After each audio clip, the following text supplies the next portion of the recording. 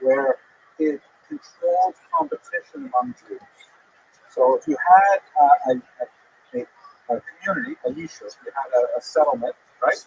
And they had a shoemaker, and his living was entirely dependent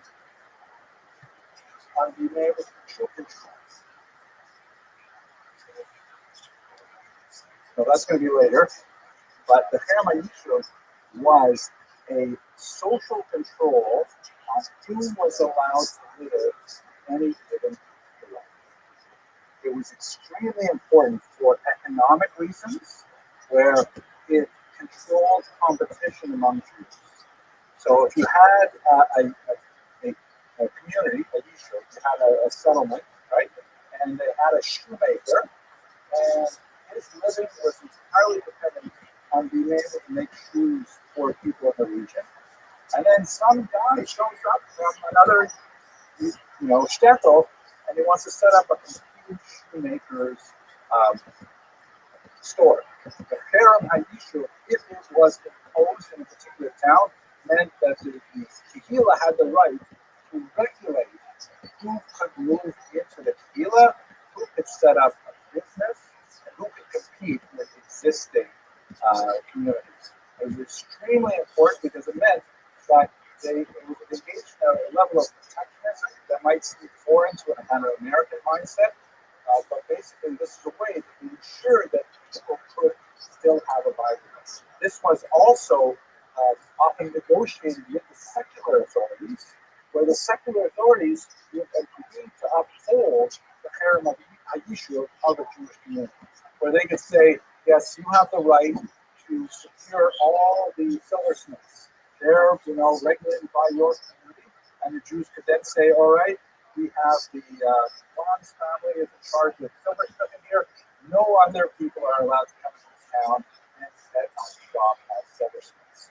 And it was hugely successful, somewhat rigid, and it maintained the coercive nature of society and the economy. But on the other hand, it meant that you could be fairly assured of your livelihood in this environment. Mr. Tillman. Yeah, absolutely. It goes back to Mars and Baba Basra of how close may competing businesses be set up with each other. If you have a Chinese restaurant on this street and another Chinese restaurant opens up 3 doors down, sorry, I got to sell it. 3 doors down, another kosher Chinese restaurant opens up. People like have it tied up and say, what's going on? This guy's going to take away our business. Let it move to another neighborhood. Let it move to a different street. It's like 3 doors down from me. Well, it depends on where you live and what if it's a kosher restaurant and they report to the Rabbi, then yeah, theoretically the Rabbi could say, hey, you really don't think it's appropriate for you to set up shop so close to each other. Again, living in a modern era after Napoleon, we lose so much of our policing authority, we lose our coercive authority, so that means that it's kind of like anybody's game. Because what would happen is if the God says, no, we don't think you should set up your Chinese restaurant here, what's the guy going to do? He might go to get another $100. Say, what do I need this body for? I'm going to go to a different body. And that's how we have, our community kind of like loses its integrity as it figures out different multiple authorities. There's downside to it. On the upside, you have coercion. So on the upside, you have consistency and holds together, but on the downside, higher prices because you only have one shoemaker, one Chinese restaurant to shop at. And this is basically the compromise they made that was really effective and kept the people going for 1,000 years. Only exception to that rule, it's also Gemara. When is there no Herem HaYishuv, no competition rules? Teaching Torah, that's right. If you have a day school set up right here, you set up another day school, another yeshiva right next to it. That's the Torah, it's open to everybody to teach Torah. Okay, let's see now. So we talked about water, right? So let's do the last part here of the impact. This is Chagall's wedding. That's not Chagall. Yeah, it's Chagall, right? So the ban is especially interesting to see over the next 20 years because the way he formulated the ban on polygamy was it was only be for 500 years, and then it was supposed to theoretically expire. So a lot of ideas. Why did we only make it pioneers, many didn't feel that he had the authority to extend the ban forever. Also, he specifically said for the lands of Ashkenaz. Right? There was not a pressing issue in Sephardic lands, especially in North African and Middle Eastern Sephardic regions, because they lived among Arabs who practiced polygamy. So it was not a crisis there. In fact, right up until the 20th century, they still had polygamy in Yemen and also among Yemenite Jews moving to Israel with multiple wives. The Rothschild in the 13th century recognized that ban, and he's the one who gives us the source of the expiry date, which is actually 1240. And from that point on, Rabbi Yosef Karo said that, well, the ban expired, but the Ramah says that we're going to keep going. Let's roll it over. And it was supposed to expire around the 20th century. There were some exceptions, by the way. Like, for example, and I'm not going to step into halakhic areas. I'm going to ask you a day share about this. And let's say there are other bans that you can't divorce a woman against her will, right? So let's say a woman decides to join ISIS or Al Qaeda, and she moves to the middle of Syria, and she doesn't want to hear from anyone. You call her up to Sarah, please come home. Stop messing around with those ISIS guys. And she says, I don't care. I'm never going to accept a gift from you because of the kind of organization I never punish you. So in that kind of bizarre situation, we have a woman who's a moredes, a rebellious woman, so to speak, there would be an exception to the ban where a man could marry a second wife, not undivorced or divorce his wife if she won't accept it, but he's allowed to marry a second wife. Similarly, if a woman has to a family or something, like this, she's supposed to be involved with, but it's not an absolute ban, because after all, it's imposed by a rishon rather than something that comes out of the Torah itself. But there are always these crazy movements, like here in 1931, where people say, hey, we don't have these bans. You really have to redo it again. We have so many single women. This shit is a crisis. Why don't we just let them marry rich men and so on? But that never went anywhere. Okay, and one last point. I do want to say, in this context, one of the really important things is that it's mentioned that God forbid, you should all get married and be happy and something that's fancy. But if God forbid divorce is the option, just keep the wife again. That's what I was. Okay. That's the end of this lecture. I want to start the second lecture. Any questions, arguments, discussions? Mr. Anderson.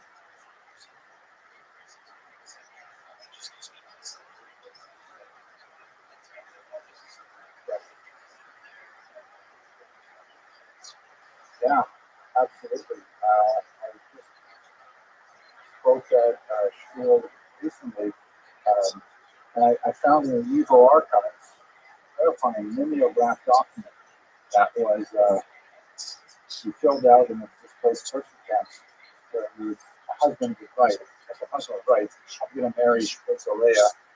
I'm actually married to Sarah, but I don't know what happened to this.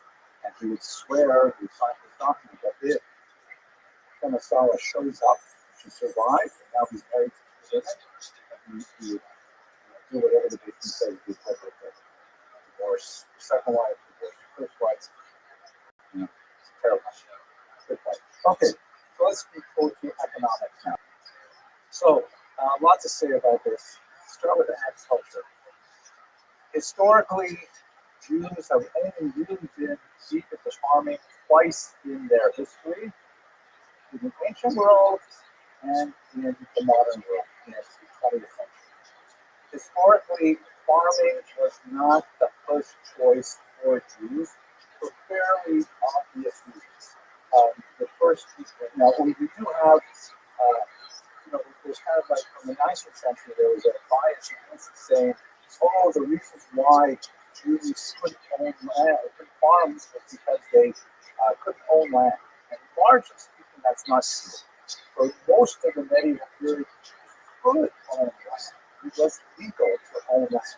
There were exceptions in places and times, but largely Jews could own land. If they could own land, Why did they not become big landowners in the Dragonstein?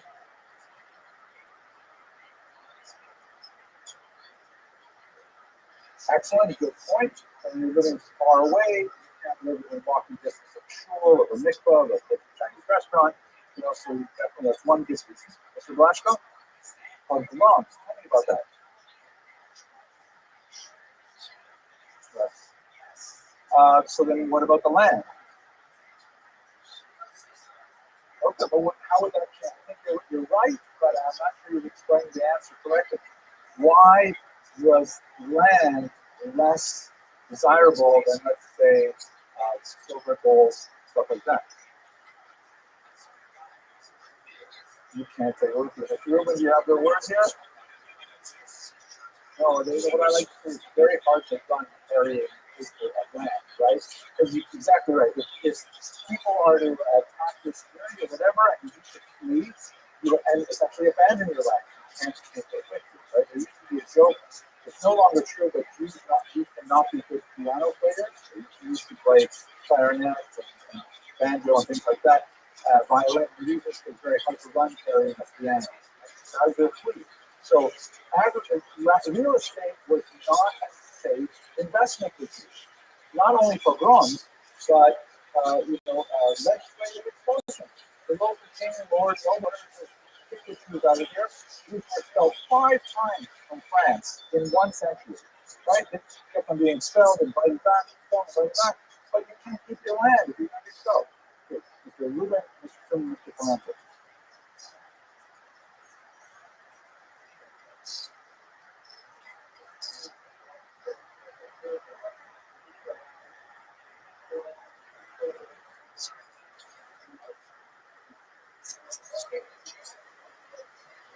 That is an excellent point. We'll see when we get to Eastern Europe, which will be in a couple of weeks, that Jews were frequently leaseholders, but it was primarily for the tax dividends of the land. The land was definitely not owned by them, it's really not farmed by them. Only in a few places, like Galicia, for example, you had Jewish farmers, but overwhelmingly, for most of the 150 talking, Jews did not prefer to own land as choice.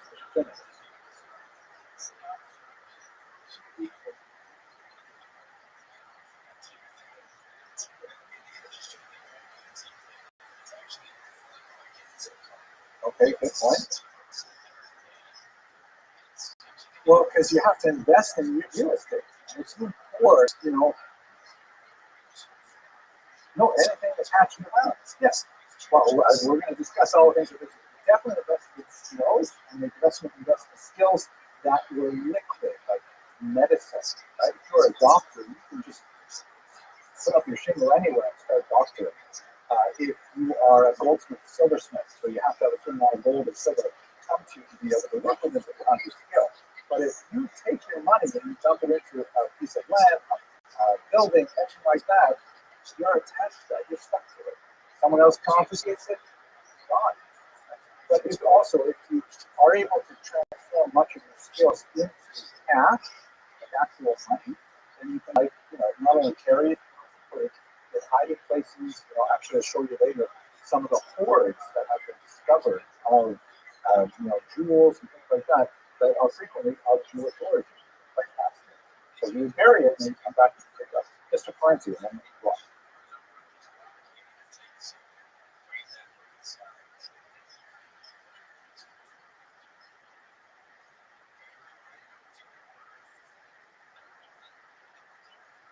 By what? Like produce? Yeah, it's not really a thing.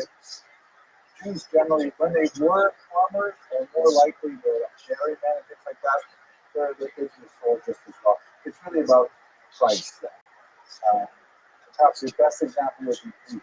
Right? Jews need to be in the meat industry to have kosher meat, but Ashkenazim, as we discussed last week, right? The week before, Ashkenazim do not eat the deep hanasher, the sciatic nerve, and that means that they're basically the back half of the cow with the filet mignon and very choice parts of the cow.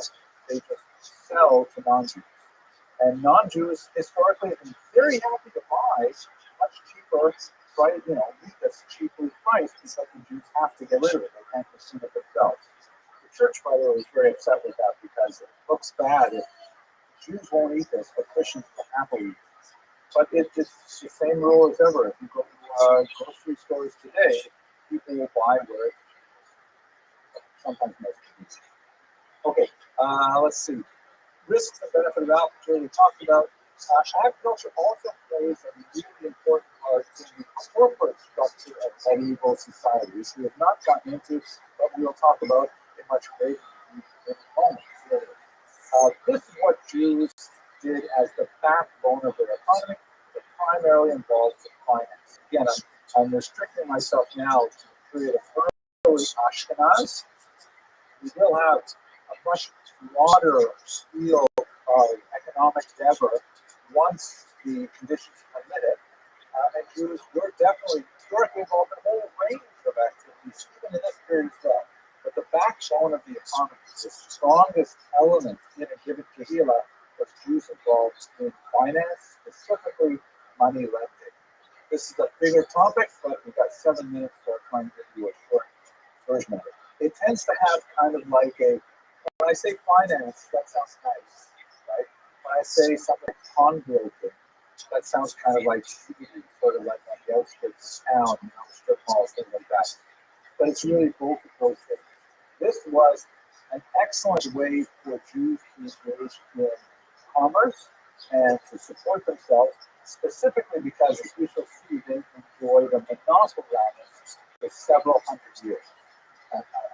Let's just look at this interesting image. This is a 16th century image by Quentin Massey, the money changer and his mates.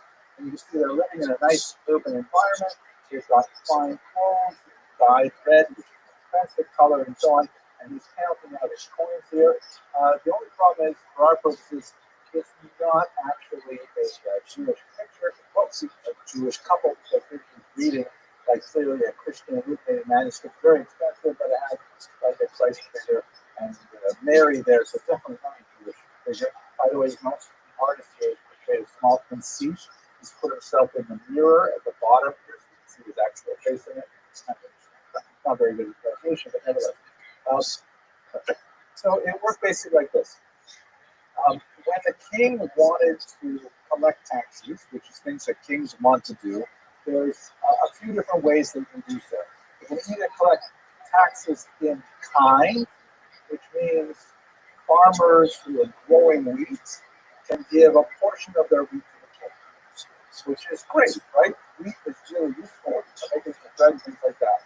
But it's difficult to transport. It has to be stored.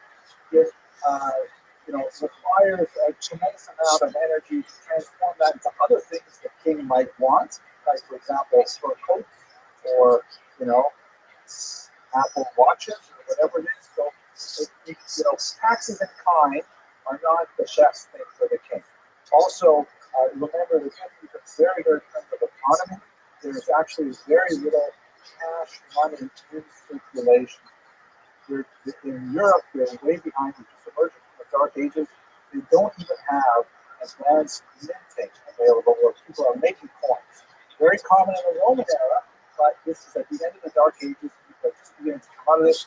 Most businesses conducted in barter. I will give you one red rabbit for those 15 tomatoes in your basket. Right? The basket's extra, things like that. The other way is corvée, which is forced labor. The king would say, look, I don't want your wheat. I have so many acres of farmland. I would rather you just come and work my fields, let's say 1 day a week. And you can force the peasants to take whatever, I've been rotating Mondays, all the people from this village have to come and work from more to the king's land that grows a wheat. And the rest of the week is work on their own stuff. So it's taxes called corvée. Yes, this is the beautiful thing we're talking about. And the third kind of taxes, the best kind of taxes, is cash over. Money, real money, holding money, for this case, gold and silver. But the thing is, that's in short supply. People don't have precious metals to use more money. Most people are still dealing at a clear level in their country. So along comes the Jews. Jews are really good at this because they are literate, right? They can read, they can make records of who borrowed money, how much did they pay back, what rate of interest are they paying. They're also related to that, they're humorous. They know how to do. They can say, yes, I will gladly lend you money to, whatever, buy a new plow. It'll cost this much money. And you will pay me back at 25-30% interest. And over time, I will tell you exactly how much you have to pay me every week until you discharge the debt. This is something that is like magic for most people at this time. They have no idea how the math works. But Jews are able to do that. And let's go ahead. Well, there is some money in circulation, right? It's really valuable. And the Jews are able to hoard it. Now, here's the key thing. The reason why Jews had a leg up in all of this is two reasons. One is because the church did not want Christians to do it. So we're going to spend a lot more time on Wednesday talking about that. So Jews were the only people in Europe who were allowed to charge money, charge interest. And secondly, the king loved this because the king could say, oh, wow, Jews, you guys, you have all this gold and silver coming through your possessions. I will tax you guys directly from cash and silver. And that way, I don't have to dispose of 10 acres worth of wheat that was harvested. I don't have to force the peasants to work my lands. I can just get cash from you. And then with that cash, I can do all kinds of things. And in return for you guys doing a great job, making money through money lending, which everybody needs in an agricultural society, everybody needs credit. Try to imagine the world today without credit cards, for example. It's like ubiquitous. He says, I will protect you. You guys are my special people, my house, if you love the house, and I will make sure that nobody molests you while you go about your business, make lots of money, which I get in tax. This was a special status called in Latin servants of the royal chamber, meaning servants of the chamber of the king. Jews, in their little process, specifically reported directly to the king. And he did not want to mess with them because the king wanted them to do a great job raising cash that they could then tax. Another way to, a metaphor used for this, is kind of like a sponge that the king could take and dip into the peasantry and soak as much as he could out of that, and then he could bring it dry for his own benefit. So it was a mutually symbiotic kind of relationship, at least vis-a-vis the king and the Jews, that actually protected them and encouraged them to do this line of work. It's also hugely important, again, we'll talk about this on Wednesday, because nobody else is allowed to do it. Christians who didn't lend money on interest, and so that meant that if he wanted to borrow money for any reason, the only person to go to was either a friend or a great industry from no interest, or more likely go to the tutor. Okay, with that, gentlemen, I'm going to close for now. We will meet again on Wednesday. Have a look on Canvas if you have a new artificial intelligence challenge that will be closing on Wednesday as well. So make sure you take some time. I hope you find it interesting. Thank you for learning. Hello, fellow students of Jewish history. I hope you enjoyed that lecture. I guess you probably did if you're still watching at this point, or maybe you just left your phone on and forgot about it and fell asleep, something like that. But I'm glad to be able to show this to you because this is just a sense of what we do here at Lander College and Turner University. But you're missing the best part.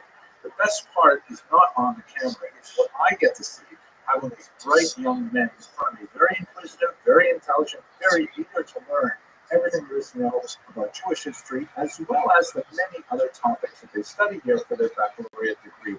We are extremely proud of our very vibrant placement course. Our students begin their day at 7:45 in the morning, and after breakfast they spend hours delving into the intricacies of Talmud under the direction of our esteemed Rosh Yeshiva, Rabbi Yonasan Sachs, and the leadership of our Menahel, Rabbi Yosef Steinstein.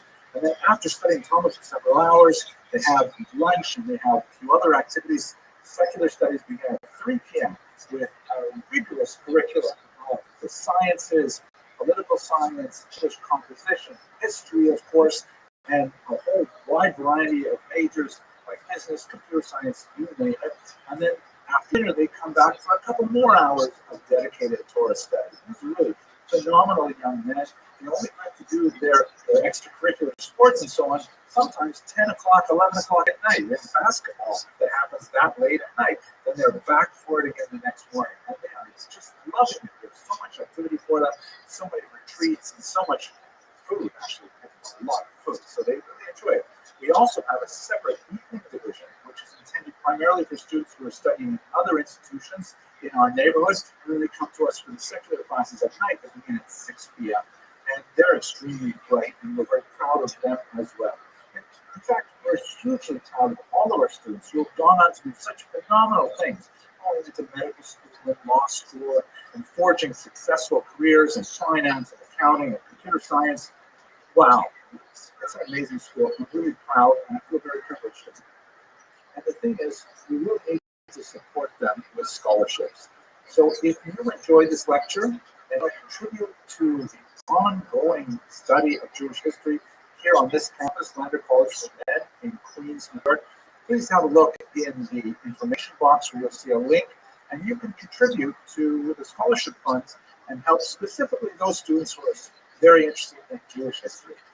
Thank you very much for watching, and I look forward to providing more of these lectures for you as well.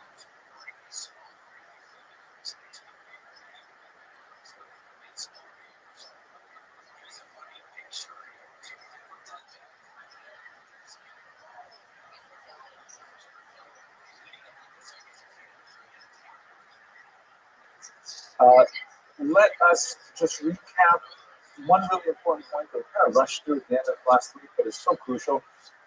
Why are we talking about Khazaria when we are talking about the origins of Ashkenazi Jewry? Why is Khazaria even relevant? Mr. Rothschild.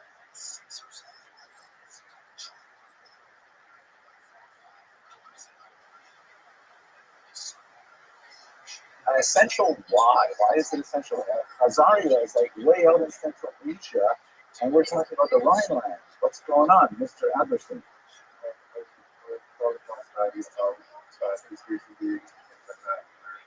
People saying that Ashkenazi doesn't sorry, like imposters, fake Jews and fake news. Very good. Mr. Rumi, did you want to add anything to that? Yeah, that's the big deal. Because if you want to say that Ashkenazi Jews in particular are not ethnically related to the Jews of the Bible, then you automatically sever the historical connection between the Old Testament Jews that evangelical Christians love so much and contemporary real-life Jews. And on the one hand, that may be that, we can treat Ashkenazi Jews at least badly today because they're not really children of Abraham, Yaakov, and Yitzchak, right? And on the other hand, much more relevant politically is since Ashkenazi Jews played such a major role in the initial years of the modern Zionist movement, late 19th, early 20th centuries. It's true there is going to be a massive influx of Sephardi and Middle Eastern Jews afterwards, but in those years it was a huge project of Ashkenazi Jews. You can say, if you want, that they're actually Khazarians and not descendants of the biblical inheritors of land, you can say no right to make any kind of a claim on the land of Israel. That is the logic behind pushing the Khazarian hypothesis as the origins of Ashkenazi Jewry. Now, once again, Mr. Francis, a way of lying, allowing some, it's just for anti-Semitism. It has actual, political implications for modern day Israel. It's huge. It's, Stefanik, representative of the UN, just recently said that Israel has a biblical right to Judea and Samaria. That should be a non-controversial statement, because if the Jews of Israel are descended from the Jews who live in Judea and Samaria based on the Bible, then whether or not you think that right is sufficient to lay claim to it doesn't really matter. We definitely have a biblical claim. If, on the other hand, you say that all Ashkenazi Jews are descended from Polynesians, then maybe you would say, well, what are you talking about? They don't have a biblical right to land in Israel, right? So that's the reason why we have to spend some time on it. Now, one thing we did not spend a lot of time on is, I just told you that there is no basis to the Khazarian hypothesis, but I didn't tell you, like, why, right? So let's just explore that briefly. How do we know that we're not descended from Khazarians? Asked the Ashkenazi Jew. Mr. Rubin.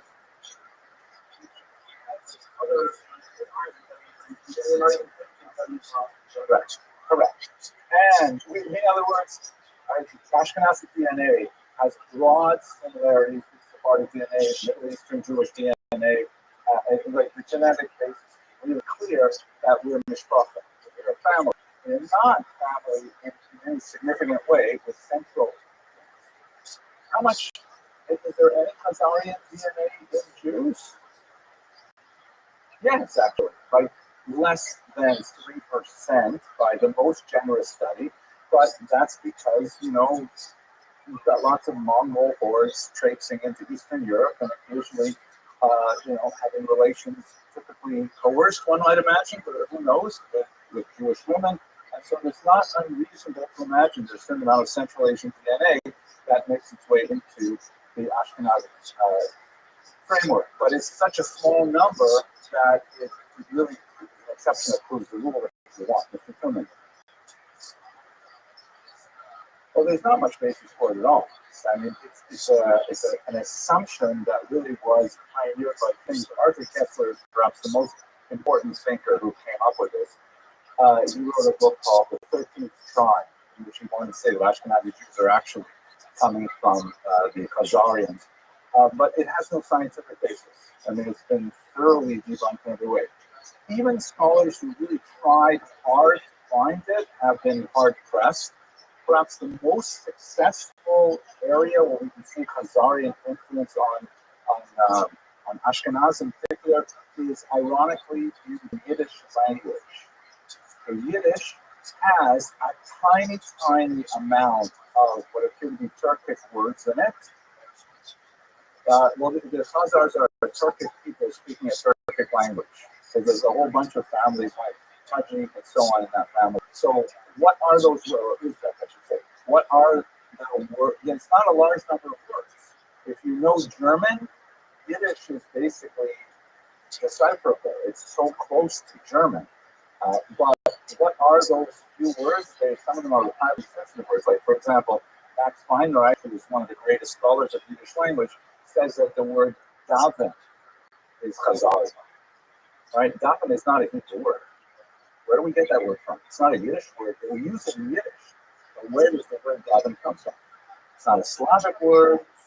It's not a French word. Where do we get this word daven? So Max Weinreich argues that this is a tiny remnant of Khazarian from Jews. And it is an important word. Daven is a significant word in our culture, but it's not enough to say that we are Khazarians. There is one scholar named Wexner who wants to argue that Yiddish is basically derived from Ashkenazic, but he's kind of like way on the fringes of the extreme, bizarre, realm of, I don't want to say it on recording. Anyways, so that's basically the story why we don't hold that. Oh, and by the way, I've given you lots of the smallest reasons why maybe we do have some Khazarian influence. The opposite side is overwhelming. We have DNA evidence. We have a massive amount of linguistic evidence, right? The Yiddish, spoken by 97% of Eastern European Jews, is overwhelmingly German.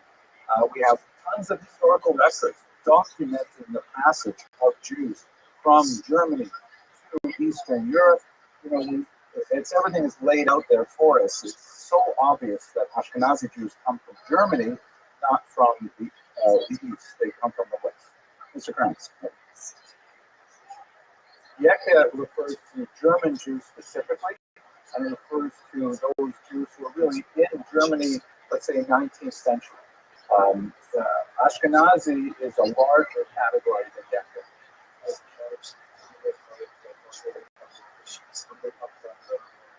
They come from Germany. They probably have the same origin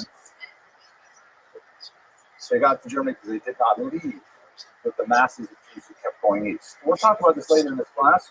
We're going to have a huge surge of Jewish migration from the Rhineland to Poland and Lithuania, 13th, 14th, 15th centuries. That establishes a great center there. In various regions, the population explodes in Eastern Europe, but there are plenty of Jews stay behind in German provinces, and they become ethnic. Okay, let's go Halabai Weiter now. And let's see, we're going to leave Khazari behind, okay? Okay, so let's look at a big question, something called historiography. Anyone want to try to define this term, historiography? Mr. Blushton. Not bad, not bad. Let's break it down. History. What is graphing? Like photography? Graph? Writing. Thank you so much. The writing of history. History is kind of a weird thing. It has elements of science, like something happened, like one of the great German philosophers of history, Daniel von Rothschild. He said that history is defined as was ist eigentlich gewesen war. And what actually happened? Just tell me what happened. That's the history, right?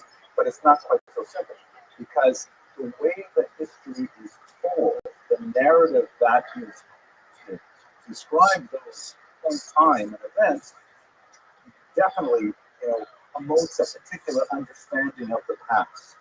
And this should be incredibly obvious to your generation. You suffer from it more than most generations because of the influence of a movement called postmodernism that essentially says things like, well, this is my truth, what is your truth? And we can both be hit by the same car, but I have my experience and you have your experience. My lived experience, your lived experience is totally different, right? That's like kind of like a 21st century way of thinking about these things. Historiography is like that too. How do we construct a story out of the events that we determine from the documents we work with primarily for history? So I'm just going to introduce you to two major historians of Eastern European Ashkenazic history. They're hugely important for us. The figure on the left is Heinrich Kretz, who was a major 19th, early 20th, actually 19th century, 18th, 17th, 19th, 1891, major German Jewish historian. He was actually, as a young man, a student of Rabbi Samson Raphael Hirsch. He studied literally in his home next to Rav Hirsch. And he came up with, he was the first great encyclopedic historian. Really, he wrote all of Jewish history. And I think it was 12 volumes in the original German. And it was like a blockbuster. It was huge. People were so excited to see this massive history of the Jews within the modern. By the way, he's like a role model for me in many ways. I myself am now writing a small encyclopedic history. It's only 3 volumes. We might expand it a little bit, but I nevertheless think a lot about the challenges of these books. And one of the arguments about Kretz's approach to Judaism, which you may find very appealing, it's kind of like the same approach taken by, for example, Rabbi Beryl Wein, who's written in the modern era also, and that's, I think, it's multiple volumes of history. It's a heroic, muscular history of the Jews that emphasizes what has been criticized as being Leidensgeschichte, meaning sad story. It's how the Jews were always persecuted, but they're so good, and we're like, never to blame for any bad things, and we make all these beautiful contributions to society, and people don't understand this, they persecute us, and so on. And it has kind of like a feel to it that you just read it, and you walk away saying, nice, what do they say? Очень счастливый, я потому что я еврей, that song? Mr. Vasilevsky? I am so delighted that I am a Jew. It's a Breslov song in Russian. Очень счастливый, я потому что я еврей. I am so happy to be a Jew. And you read these books and say, my gosh, everybody should be Jewish. Look at these people. They're amazing. They're so good. They're so blameless. They do amazing things, and people hates them and despises them and stuff like that. And that's kind of like the tone that he created in his books. It's a little bit of an exaggeration, but that's nevertheless why he was so popular with Jews and so hated by Germans. Because the Germans, especially the great historian Heinrich Rothschild, put his name down here, great senior historian of the era, he said, "What is this trek? I can't believe you're actually telling me this. Didn't you study the history documents? I did too." And I'm saying that we have Jews who are involved in speculation, we have Jews who are involved in crime, and not every time the Jews moved into a country where they treated badly and so on. And it points out lots of historical flaws in Gretz's very heroic work. And he says that it's not, you're not being fair to the German people, and you're like pumping up your own story, and it's not accurate, and not even not accurate, it is misleading. And so he came up with really the father of anti-Semitic slogans of times.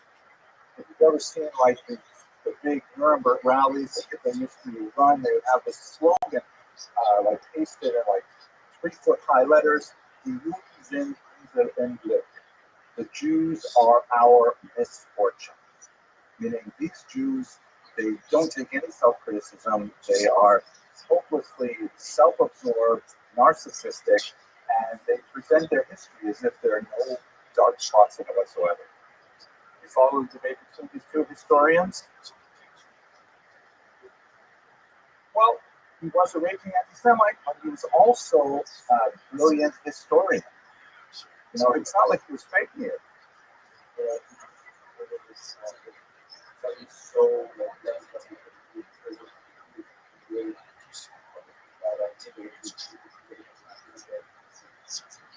I think he would have. I think that Gretz viewed his writing of a history book not as a purely academic affair, but as a culture building exercise. He was like saying, "I'm writing this book so people will read it and feel proud to be Jews," which is, you know, a perfectly admirable goal, but then is it good history? A lot of people, I actually think a lot of it is excellent history. He was really strong in certain areas and so on. But this is one of the challenges of studying Jewish history, especially if you go to like adult ed classes in synagogues and things like that. It will essentially give you a Gretz version of history that you know makes us sound like superhuman, you know, beyond belief kind of individuals. And there are areas where I think it's fair to say that. But we also have, if you open up a newspaper, we also have our share of criminals. We also have a share of darker spots, of things we're not proud of. You know, we don't necessarily want to see them, you know, publicized, but there they are. Salo Whitmer Bayer, on the other hand, also an encyclopedic historian, wrote more than one encyclopedic history of the Jews, generally speaking on particular areas, like, for example, the Jewish community or Russia and Poland. But he wrote a 18-volume social and religious history of the Jews that only stops at the year 1650. He died before he could write any more of it. It's a massive, incredibly complex, very sophisticated book based on 20 languages, incredible amount of archival research. And he said that essentially, when you look at Gretz's model of the history, it is, he also used the German term, Leidens- und Gelehrtengeschichte, which means sadness and learning history. That the Jews have periods of sadness, they're attacked in pogroms and anti-Semitism, and those things actually happen. And when we get to that section in this class, oh my gosh, gentlemen, you don't know how bad it might be. Really worse than you can probably imagine. And at the same time, Gelehrten, they're learning, they're producing.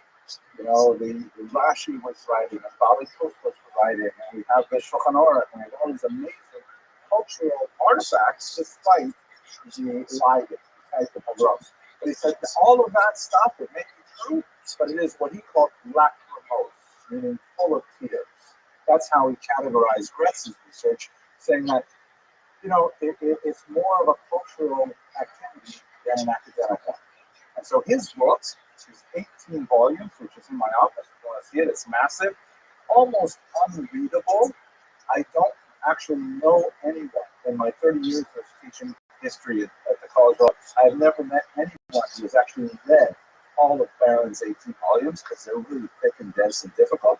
But nevertheless, he provides a different version of history, which is more academically correct, but it doesn't have the same feel to it.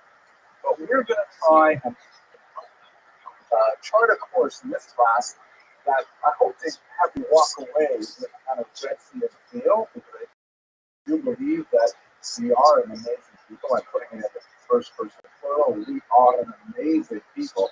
Phenomenal. But on the other hand, I'm trying to give you a little bit more of the academic spin to it, so you'll see that there are some dark moments, and there's some areas where we can engage in reasonable self-criticism too.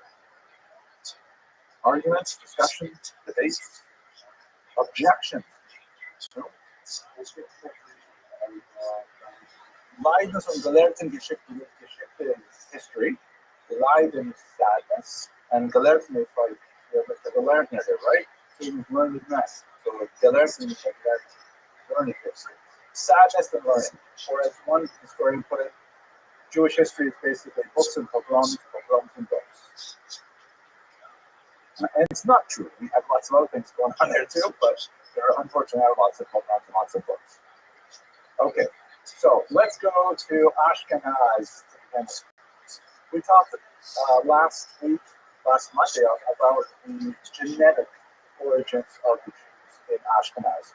Let's look at the literary record at this point. We've already had a chance to look at Bishop Rüdiger's charter. This is a really unusual phenomenon associated with medieval Europe.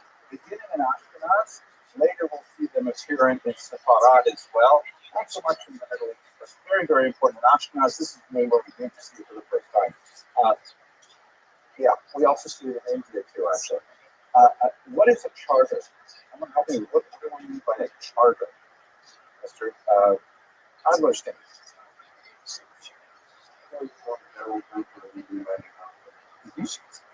Legally binding document. Excellent. Between whom? Who are the parties? In our context? Excellent. Exactly, that's right. Government at this point is a fairly mushy term. We're talking about, again, major cities in the year 900 might have 10,000 people in them. These are not really complex organizations, but the local lord, potentate, the prince, maybe the king, would be involved in creating an agreement with this significant Jewish minority. And this agreement was typically put down in words, which you should recall had this kind of magical calming effect on anybody who saw them. Because very, very few people were literate. The Jews are highly unusual in that throughout our history we have been incredibly more literate than our surrounding societies, with some exceptions. It's definitely true in Ashkenaz. Remember, Ashkenaz, they're barely even out of the pagan period. They're barely even at that area by the time you get to the year 900, where they have a literate class, a small class of people in the church, many of whom themselves are illiterate. The nobility is almost always illiterate. Charlemagne himself very likely could not read, although his son and grandson might have had some ability there. I'll show you some examples of something in that in a moment. But if you could produce a charter in writing, even if people couldn't read it for themselves, it was kind of like a magical talisman, an amulet that you could say, hey, we're allowed to be here, we're allowed to do these things, we're allowed to have monopolies because this is a charter that was written a long time ago that promised us these things.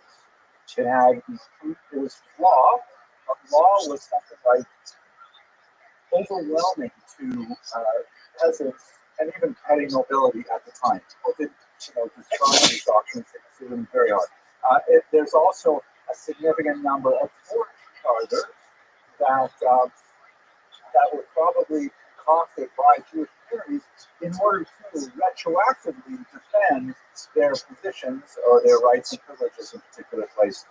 So they don't necessarily have to be 100% historically accurate to work. It's not like you have ways of verifying these documents, but just pulling these documents up simply make a difference. This, by the way, is an interesting English charter. You can see it's written here in Latin, and it has a little Hebrew codicil at the bottom. So that has some notes for Hebrew readers as to what the content is. Yes, Mr. Tuna.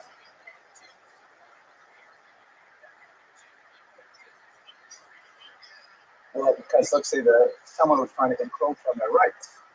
Let's say, for example, the Jews had a right to be the sole providers of alcohol, which is something that we will see very much the case in Eastern Europe. We've heard maybe the term krechma, like a little inn. Jews frequently had a monopoly on distillation and distribution of alcohol. It goes all the way up to the 20th century as well. Let's say some other person said, how come, the Jew is the only guy who can make vodka?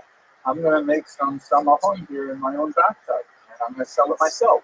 And Jews find out that he's undercutting their business, and they go to the local products and they say, hey, we have the right to be the only producers of alcohol in the neighborhood. And the court says, I don't remember saying that. I said, no, it wasn't you. It was your Zay said it to us, and they probably charted it. And even if they played it, it's like they've got the documents. So imagine. And that can be a temptation for forging these documents. So, yes, Mr. Anderson.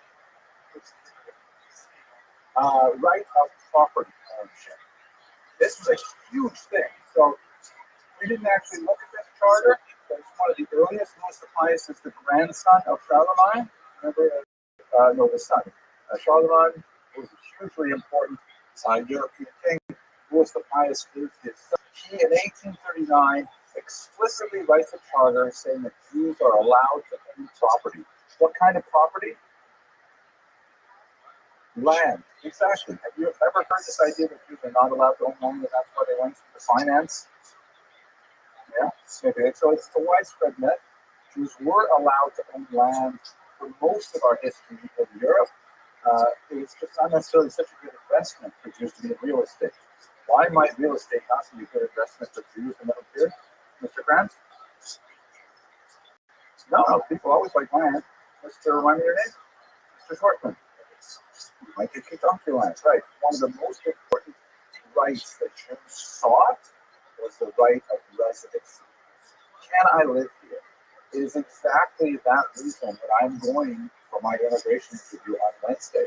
Because I don't want ever for the government to say, I'm sorry, you can't live in this country. And that's why I don't go to pro-Hamas protests or anything like that either. No, there are other reasons for that. But yes, the right of residency is something that the Jews desperately needed, and the fact that it was denied to them for much of medieval history is a large part of the story in itself. Okay. Mr. Leuthen. Literacy, well, it depends on when and where. We often don't have a good way of actually measuring it, but if, for example, you look at 1897, the Russian Empire did a major census, and that's quite late. That's already in the modern era. Jews had roughly 60% literacy that was reported. It's probably an undercount because it probably didn't consider, oh, well, of course I got Yiddish. I thought you only meant Russian, for example. But 60%, and peasants had more like 15%. So there's a big gap. Mr. Kranz, I like your appointment, but you got to raise your hand so it's in order. Go ahead, Mr. Kranz.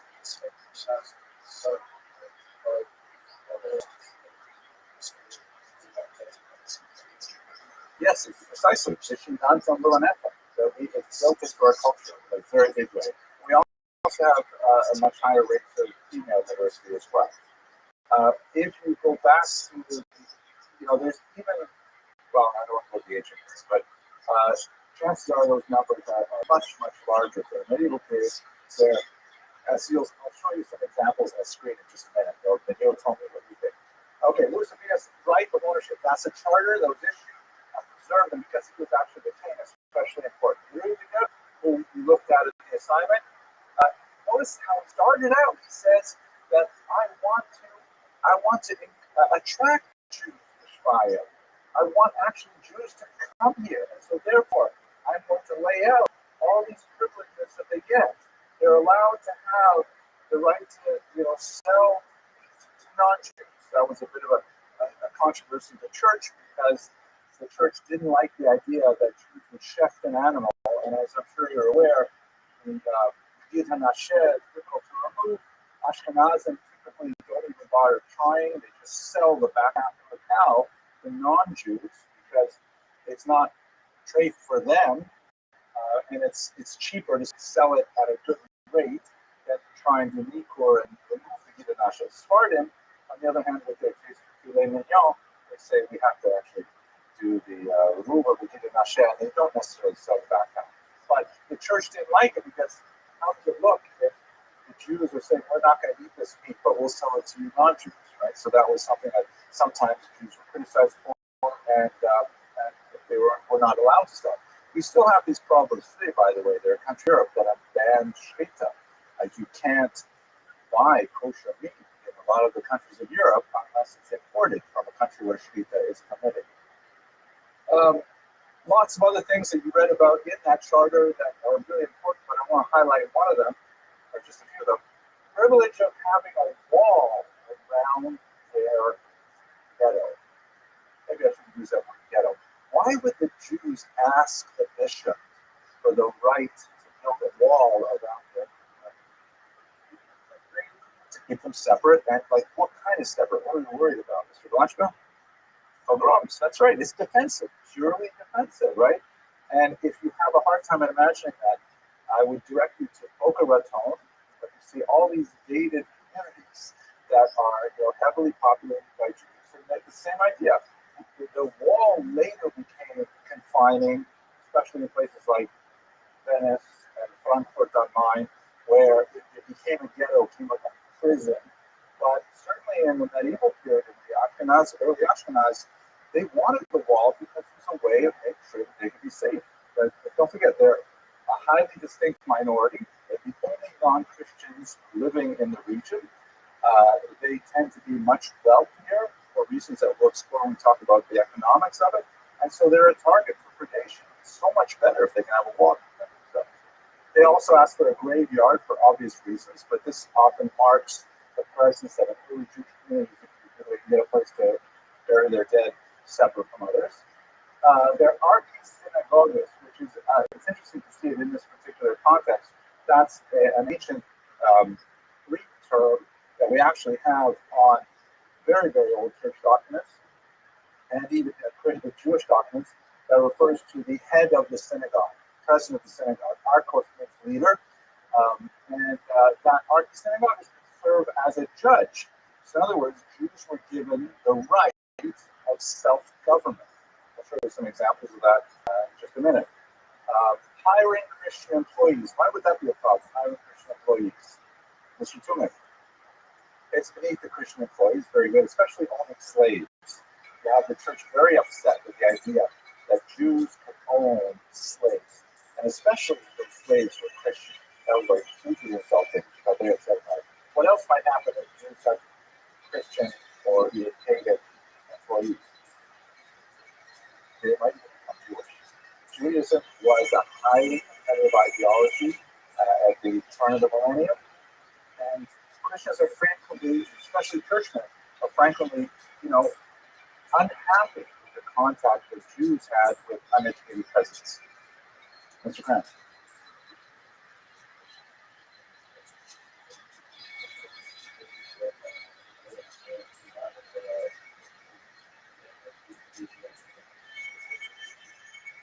I'm not saying you're wrong, but I am saying you sound like kind of threats, right? Because, well, I think just imagine yourself in those days, right? Jews today, first of all, we want like Maslow's hierarchy of needs, where the things you want. First, we want safety and security. Then we want like community. Then we want, like financial success. We want all these things, and so you will have a whole range of Jews who will be behaving at various points along Maslow's hierarchy. So there are definitely lots of Jews who want. First of all, we want not to be attacked, but there are lots of Jews who want to get rich too. And it's not bad. There's a lot of Christians want to get rich stuff. Let's sell it. Okay, so these charters are hugely important. We have quite a few of them, large and small. Now let's go to Mr. Loitz's discussion of literacy, which is so fascinating. This is another great Jewish historian. His name is Guido.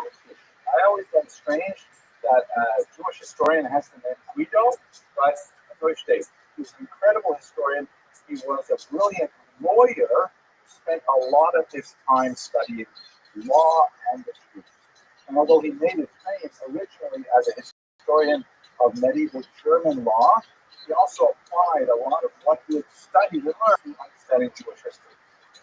There's an interesting kind of larger personal story about him in that he compiled this massive 4 volume, thick medieval volumes of German law, and the Nazis confiscated all of it. And he would eventually survive. He moved to Chicago, where he was a professor. But the building that the Nazis took all of his records to was bombed by the Allies, and all the records were lost. And Kish actually reconstructed it basically from memory. He was able to, like, with tremendous, prodigious intellectual skill, to essentially go back and rewrite this huge 4 volume work on medieval German law. Now, in particular, why this is relevant, he studied a document called the Sachsenspiegel, which is really fun to pronounce. Sachsenspiegel. That makes me happy. Sachsenspiegel. Sachsen is a place in Germany. It's a province. And Spiegel is mirror. And it is a 12th century book of the law. It's as they called it, like the Queen's Mirror. Why would you call a book of law the Queen's Mirror?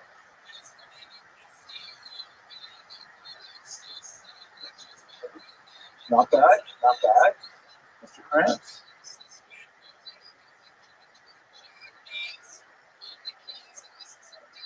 Excellent, Mr. Krantz. Mr. Fletcher, you want to answer that?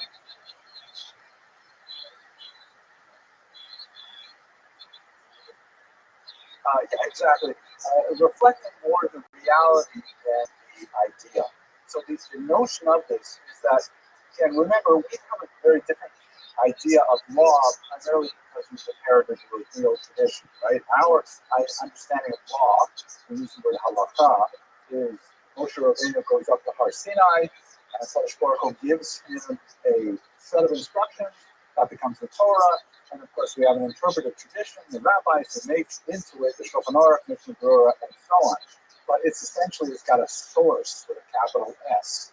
But in medieval Ashkenaz, they're not working with a source.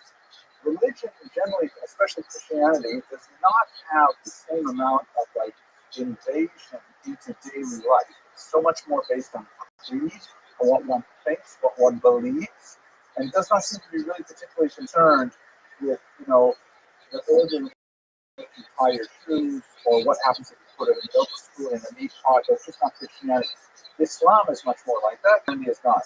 So how do you deal with when someone's ox gores somebody else's cow, and you find the carcass, dead on the road? You need to still deal with that. So without the huge tradition that the Jews have for these decisions, they essentially said, well, look, right? Go out and see what the people do. And that's the sense of the word Spiegel, mirror, is that this is essentially a recording of what has evolved as common law. What is the procedure when these kind of crimes happen? So this is an amazing 12th century document that was written to basically record how things are dealt with, how disputes are handled in the 12th century in this region called Sachsen. And it was so popular that it was repeated over and over and over again all over Germany and became essentially the core of German common law. Okay, now, why is it relevant to us? Because this is going to Mr. Leusky's observation. Most of the people who wanted to read German common law could not read the books, meaning the judges, certainly the government officials, the kings. Nobody could read the words. And so they had to provide a graphic novel version of a law code. Can you imagine that? Like those of you studying comic book version. If you're studying biology text, so many people, just give me like a picture version of it, and that would be your Sachsenspiegel. So he was great at pulling the cartoons. And here's, for example, an illustration, 900 years old, from the Sachsenspiegel. And let us interpret it, okay? Who are these people? Who's the thing? And I think it was actually a king, but you're right, royalty, right? Royalty, royal person, crown, right? Long hair, but yeah, could be. No, it's not bearded, right? But Christians are not bearded. Uh, these gestures are important. What does this gesture mean? That will be you. Yeah, I'm teaching you what you need to know. The first thing you got to do is this, right? Instruction. You often find in debates, students depicted with their fingers like this. And okay, who are these people here? Yeah, look, first of all, they're happy, right? It's kind of nice. They're smiling. Well, let's bring it down. Who's this guy here? What's he wearing? Jester, nice call, but no. Not a bishop either. Bishops have mitres. He's a member of the church. He's a member of one of the Mendicant orders, like the Dominicans or the Franciscans or whatever. He's wearing like this monk's robe, right? So an official of the church. And who's this guy here? Exactly, another Mendicant order, right? With the after haircut, right? Another friar, exactly, like Friar Tuck. Those guys. They only have teacups. This one here. This is, I think, this is a wrong figure. Like you're the guy. I have. You guys ever hear of a rapper named Easton Black? Yeah. So I'm sort of like like social media friends with him, and we have done a couple of things together. Like we had a podcast like this. But I happened to see him at the OHEL once. I was there with him. I was at the same time he was at the OHEL, and he stood beside me. We said, "Hey, let's take a picture, right?" So my son takes a picture of me and Easton Black, and Easton Black, he just puts his finger out like this, pointing at me. Felt so good. Blow that up. Anyways, so here's two Mendicant friars. Good. Who are these people? Women. Good. Why are there two women? I think they mean Genevieve Cloud. Women. Yeah, all women. You put two, a plural means all women. Right, you have it, well, but you've got three men. You got a king, you've got one type of Mendicant friar, you got another type of Mendicant friar, you have two women, which represent kind of the class, gender of women. And who's this guy? You, right, okay, not Gandalf. Yes. Okay. Boy. Yeah, so how do you know he's Jew? Beard is a good guess, but you can have other people's Jews too. The hat, right? This is a special hat called the Judenhut, or Jew hat, which was, according to the Fourth Lateran Council, a church council that convened in 1215, all Jews were required to wear a distinctive article of clothing. This document actually predates the Fourth Lateran Council, but it is from there that we get the institution of the Jewish badge. So sometimes it would be a round circle representing a coin, or it would be this kind of funny hat, but not a star. That comes later. But it's meant to label, for our purposes, this is a Jew. We'll see it over and over again in the images we look at. There is some debate as to whether or not, I see your hands up, there is some debate as to whether or not Jews actually complied, or it may be a convention of the art world at the time that when you wanted to depict the Jew, you always put something like that on him. But for our purposes, it's a law document, right? It's a legal document. It's trying to teach us something about society, and a Jew is clearly a character here. Okay, please, Mr. Kurtz and Mr. Kranz. Mr. Kurtz, Mr. Kranz, and Mr. Vasilevsky.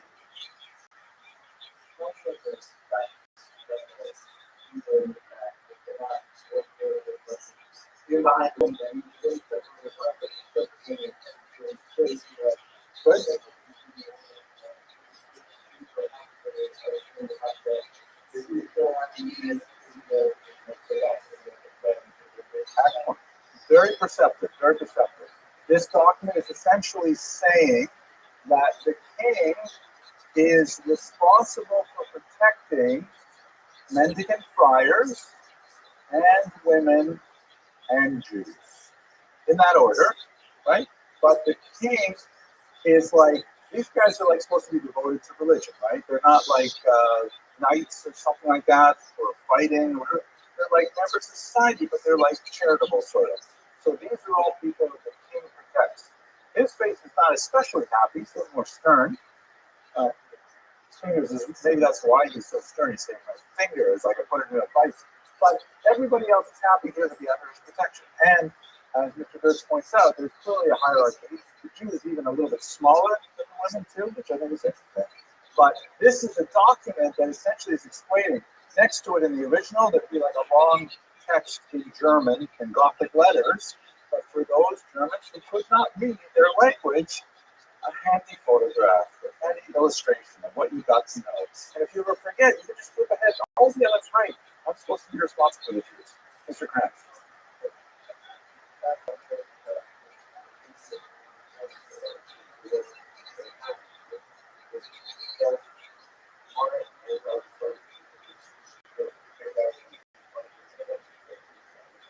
So I don't think I've read a lot about the history of Jewish costume. There's a big book by Rubens where he goes into this in some detail.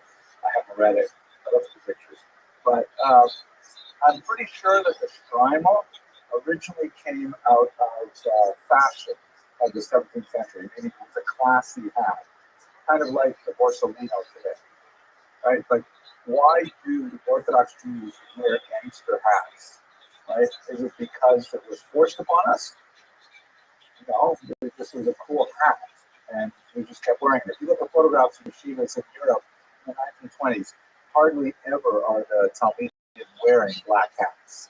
The Rabbi get the black hats, but we have like great inflation, hat inflation.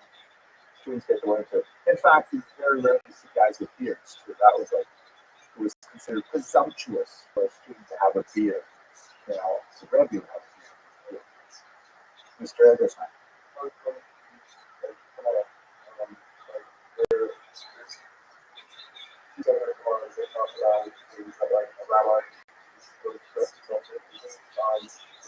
Yeah. With a beard?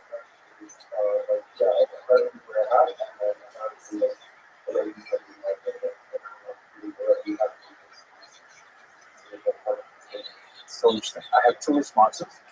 The first is it reminds me of the fact that one of the reasons that the Ramchal got into so much trouble with the Venice space did, legal situation that he got involved with.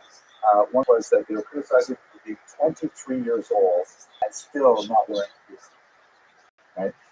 And another thing is, you remind me of my grandmother. A lot of times used to say, "Besser Rebbe on abort, the abort on a Rebbe," which I'll translate to those who are usually impaired.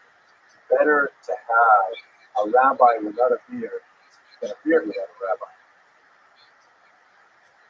Wisdom. Okay, so here, that's what the Sakshan people are saying, and it's important to understand in terms of our context. The Jews, we don't have any idea of like citizenship, right? Nobody is a citizen. Everybody is a subject. And so the Jews are actually considered subjects of the king in the 12th century. That will be degraded in many ways, but they're legitimate subjects. They're below women in their status, but they are there. They should be protected. Mr. Boykin.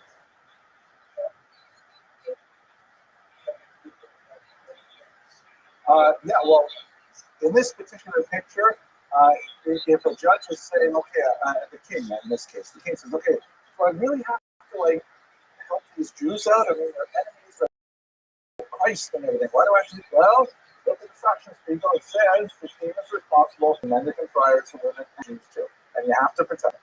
The Sakshan Spiegel is actually very pro-Jewish. This is a slice in time where you will see that Jews have a significant amount of rights and privileges, and that will be really. I'm sorry, Mr. Vasilevsky, you had your hand up earlier. What do you think? Yeah, I think so. I think so. Derogatory. We'll see even worse things. Actually, you saw it in the beginning here. This is an English tax roll. This image here. So the English tax roll, from about the same period. Okay. This guy you sort of recognize, right? This would be the devil, right? Here's another Jew wearing the uniform, right? What do you notice? This is, I think, a Jewish woman. This is supposed to be Aaron of Lincoln. What do you notice about these Jews? Big pointy noses, right? I mean, why do they have to point them that way? You know, because they want to make them look like demons and stuff.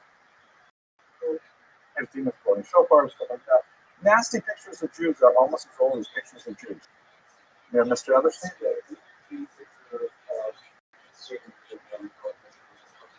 I'm not sure if that's the king. I think that might be the devil, and this is like one of his demons. I think. I mean, this is, if you want to look at it, it's a tax register roll from 12th century England. Okay, let's look at another one of these images. You guys are going to be legal experts by the end of the day. Okay, now what's going on here?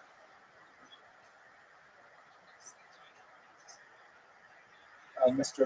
Bitts.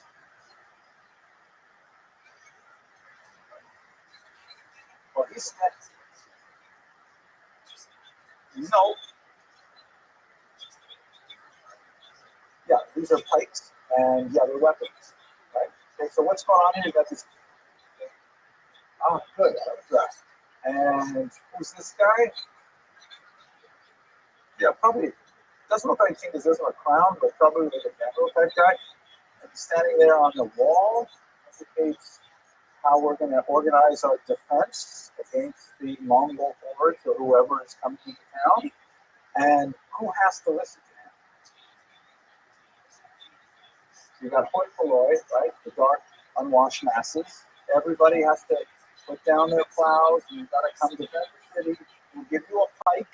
You're going to be able to poke some of our, nomadic people are coming to attack our town, but everybody's got to chip in, even the Jew.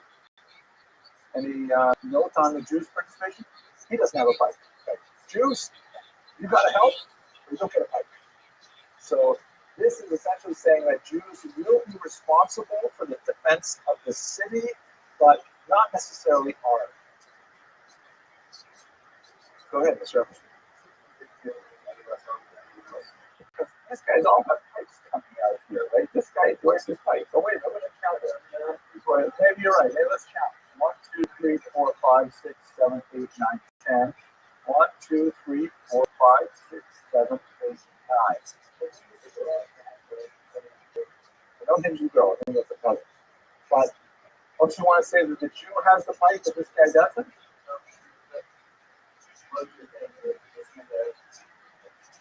Everyone sounds their own too. It looks like the pipes go in the back or something. It's a good, it's a good question. We'll have to go back and look at Guido Kish's comments on this picture. Maybe I'm reading it wrong. What for sure is involved is that the Jew is included. I don't know. But the message we got to get is that Jews have some specific responsibility. Maybe it's not the same as the peasants, but they're required. We saw that also with Rudiger's here's another one that also I find quite interesting.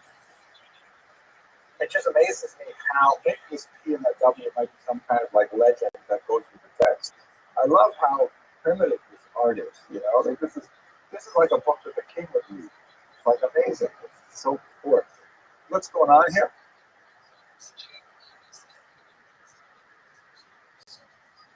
Okay, who's he? Mr. Blatchmount? Right, very good. Honestly, full haircut, right? And riding on a horse.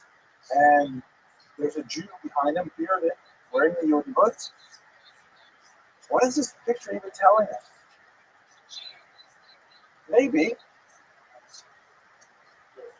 Yeah, it could be. We have to see what the context is in the other pictures. It's been a while since I looked at this.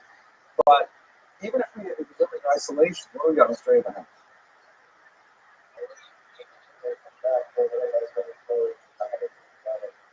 That was interesting. Yeah, possible. This looks like he's inviting people to come along. I'm not sure what to make of this gesture here. But what about? But how often do you see a Jew riding a horse? Not so often. is actually illegal in Muslim lands at this time for Jews to ride horses.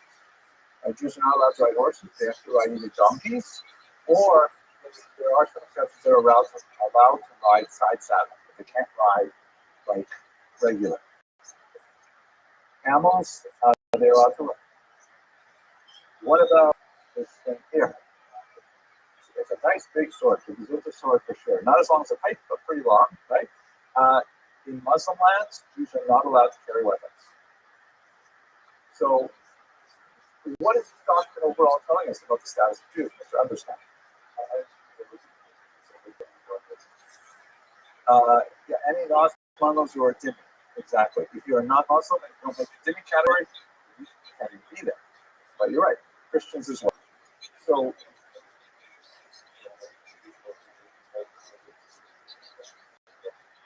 that's for sure. That's for sure. And even if you're not aware of what's going on in Muslim countries, it's showing that Jews at least have the same rights as Christian mendicants when it comes to status things like riding a horse, really expensive thing, and bearing arms.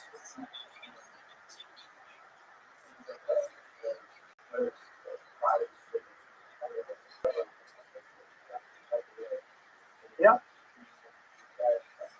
Again, given the skill of the artist, I don't know how much sense they're making that, but I do think that this is saying to the king, hey, it's okay if Jews are armed. Hey, it's okay if Jews are, on horseback. Mr. Rubin.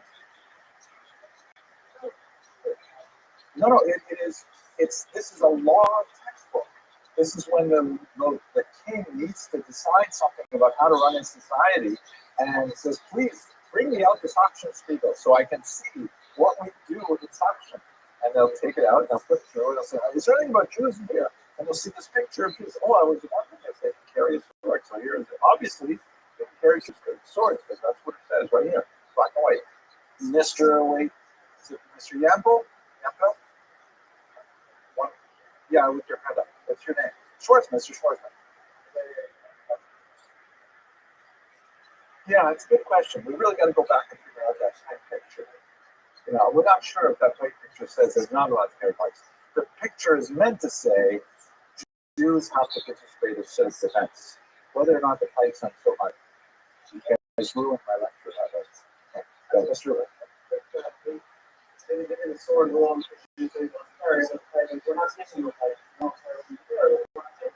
Could be.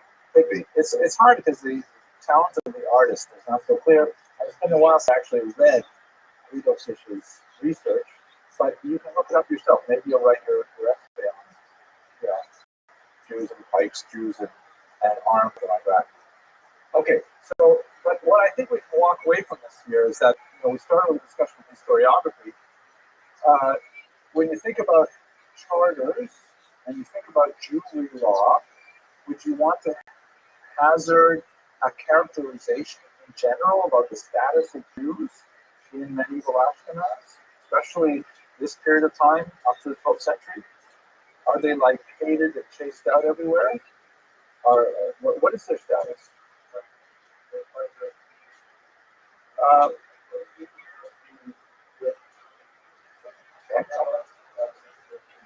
Right?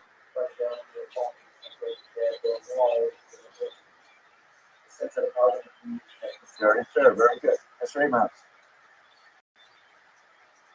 Separate but almost equal. Yeah, there are definitely areas where you might even want to say they're privileged, as we shall see later. Certain flashes we saw already. There are certain things that they can do that other people can't. They may have monopolies in certain type of trade. It's not like it's not invariably dark everywhere. Mr. Albertson. It's necessary to show service possibilities and many of the things that is not been altered. Otherwise, it wouldn't be able to service possibilities. Required use. I think that's a fair assessment. Let us also not forget that Jews are highly visible because they tend to be much more urbanized than the general population. General population is overwhelmingly rural, peasants in the land. Jews tend to live in tightly knit communities where they are walking distance to a synagogue, a mikveh, Chinese restaurant. They have to live close together, so they tend to be in towns or in mid-sized villages. So they're very visible to everybody. Is there even one more point? Question? Good question. Were Jews allowed to assimilate? Yes and no. Jews were allowed and even encouraged to assimilate. However, the only way you could do that was through baptism. There was no possibility of a secular identity really until the 18th century. Right? So we're like 800 years away before you could live a non-sectarian existence. You either had to belong to the Christian community writ large, perhaps a subset like the nobility or the peasantry, things like that, or you were a Jew. And there was no like kind of a participated both ways. Here in America, assimilation is rampant because people can simply opt out. People can simply say, "Oh, chuck it. I don't want to have anything with it. I'm just going to live my own anonymous life without any communal attachments." And the only thing is, if you get on the United Jewish Appeal mailing list, you need to get on the FBI Witness Protection Program to get away from them. But otherwise, you can live an assimilated lifestyle today. But in the medieval world, the only way to do it was to convert. And lots of Jews did. We'll look at Jews who convert to Christianity, what happened to them, and so on. Unfortunately, most of the stories that we have of Jews who convert to Christianity, they tend to become infamous for them using their new Christian positions to attack Jews. I'm sure there are way more Jews who simply married, let's say, non-Jews and then just disappear from Jewish history, but the ones that make history tend to be rather negative. Okay. In fact, it's good that you asked that, Mr. Davis, because where I'm going right now is in that context. I want to take you ahead to that moment when Jews suddenly had the opportunity to assimilate. So let's just break our mindset for a minute from 9th, 10th century Ashkenaz, and let's go all the way up to 18th century France, which of course is part of Ashkenaz. When I say Ashkenaz, and I often use the term Germany, it includes really much of northern France as well. And you have this guy here, Emperor Napoleon the Great Napoleon. We're going to come back to him later on in this course. But basically, in 1789, there's a massive break in the way Europe deals with its citizens. The French Ancien Regime, the old kingdom, falls, and you have the beginnings of a democratic country right in the center of Europe. It takes a long time for them to work out exactly how they're going to be a democracy. They go back to have, an emperor for a while, things like that. But one of the things that happens is shortly after that revolution of 1789, first Sephardic Jews and then Ashkenazic Jews are made equal to French Christians. It was a massive watershed moment in Jewish history where there were no longer the residency restrictions placed on Jews, the occupational restrictions, all kinds of anti-Semitic laws which simply disappeared overnight. And what ended up happening was Jews had kind of like all this built up, spring-loaded energy that allowed them to surge ahead in all kinds of areas of endeavor, especially in business, because, among other things, they had been literate and numerate, right? They could do math. In the decade or two after 1789, Jews all of a sudden became incredibly wealthy, incredibly powerful, and a lot of non-Jews in France were saying, "This is ridiculous. This is our country. It's true the Jews lived here for so long, but nevertheless, we can't let them get ahead of us." And they complained to Napoleon. So Napoleon said, "Well, I hear what you're saying, especially in the area of money lending, right? Because Jews were allowed to charge interest on lending money." We'll get back to that, God willing, a little bit more when we go back to Jews and the economy. They go to Napoleon, they complain. Napoleon says, "Well, let's find out once and for all, are Jews positively disposed to building our country with the rest of France, or are they our internal enemies?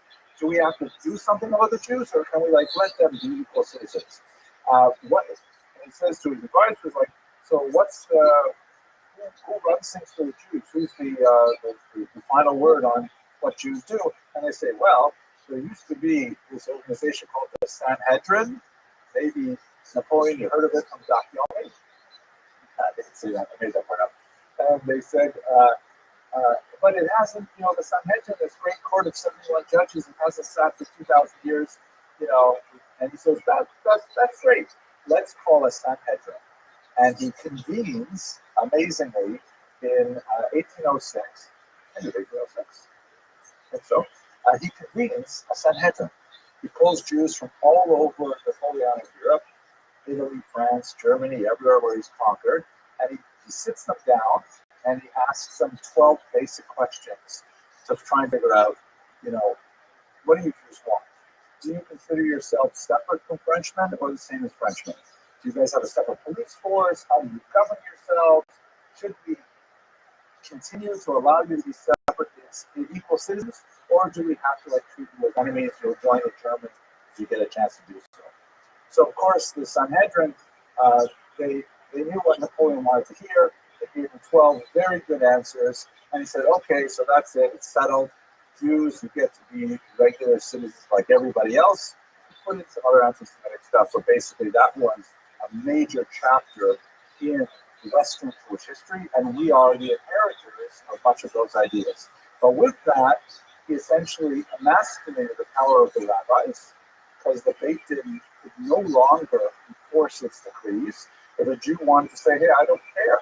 I'm separating from my wife, and I'm not giving her a get. I don't care," you can walk away, because the French government says, "We don't get involved in your internal things. You want to get divorced? That's up to you, but we don't take care of those things."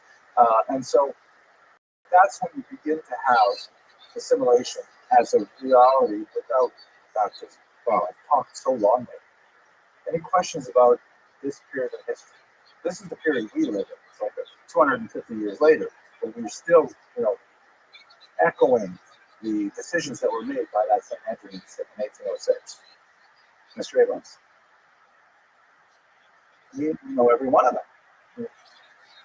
Well, the majority of them were what we would call maskilim. We'll talk about them more later on this course, but majority of them would be like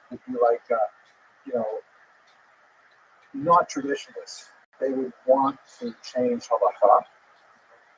It was very early yes. They were very inclined towards, well, we're prepared to do away with some of our Jewish customs in order to achieve, equal citizenship. And we'll spend more time talking about this later on. But they did have a very important rabbi, Rabbi David Sinsheim, and was the head of the Sanhedrin, very respected Jewish on the Mishnah called Yad David, still studied today. It's like 20 volumes. So they had some from his on too. And he very carefully threaded the needle between what Napoleon wanted to hear and what Jews was prepared to offer. Just to let you know how Jews felt about it, I'm going to show you one really mind-blowing artifact. The Jews were so grateful that Napoleon confirmed their citizenship that they minted a commemorative medallion to show how much they love Napoleon. Just look at this. It's like hard to believe they actually did this. But on this side, you can see Napoleon, Emperor Emperor of the King, right? Okay, very nice bust. And on the other side, what is going on here? This is a Grand Sanhedrin as the years when it sat. What is going on here? Who's this guy? That's Napoleon, right? Who's this guy? Yeah. Oh, shit, okay. No. That's crazy. And here, and what's he giving? Look at it. Yikes. And what does that mean? Portraying that. Yeah. That's like a wild artifact, right? And it's saying, Napoleon, truthfully, Napoleon, you are to us like Hashem, Mahabdil, Elek, Altek, Abdallas. You're like Hashem, giving the luchos to a grateful, genuflected Moshe Rabbeinu. This was not like, this did not get an article must come. I'll tell you that. It was the police, but it was. Well, I have a feeling that they definitely want the police here. He was, an incredible narcissist and he loved these kind of things. Yeah, I would say that most world leaders are, actually, in my humble opinion. But But I'm going up to Constitution Interview on Wednesday, so I don't want to mess that up. So, but it's also indicative of the slavish attitude a lot of us took to say we'll do anything to get our equal rights. Yes, the Hasidim, especially Chabad, were very much against this. They called, Napoleon means Bonaparte means Chelek Tov, and there were Jews who were saying he's the Chelek Tov, he's like Mashiach, he's the good fortune. And Chabad was saying, are you crazy? He's like the opposite of that. Anyways, this is the last article. We'll stop with it.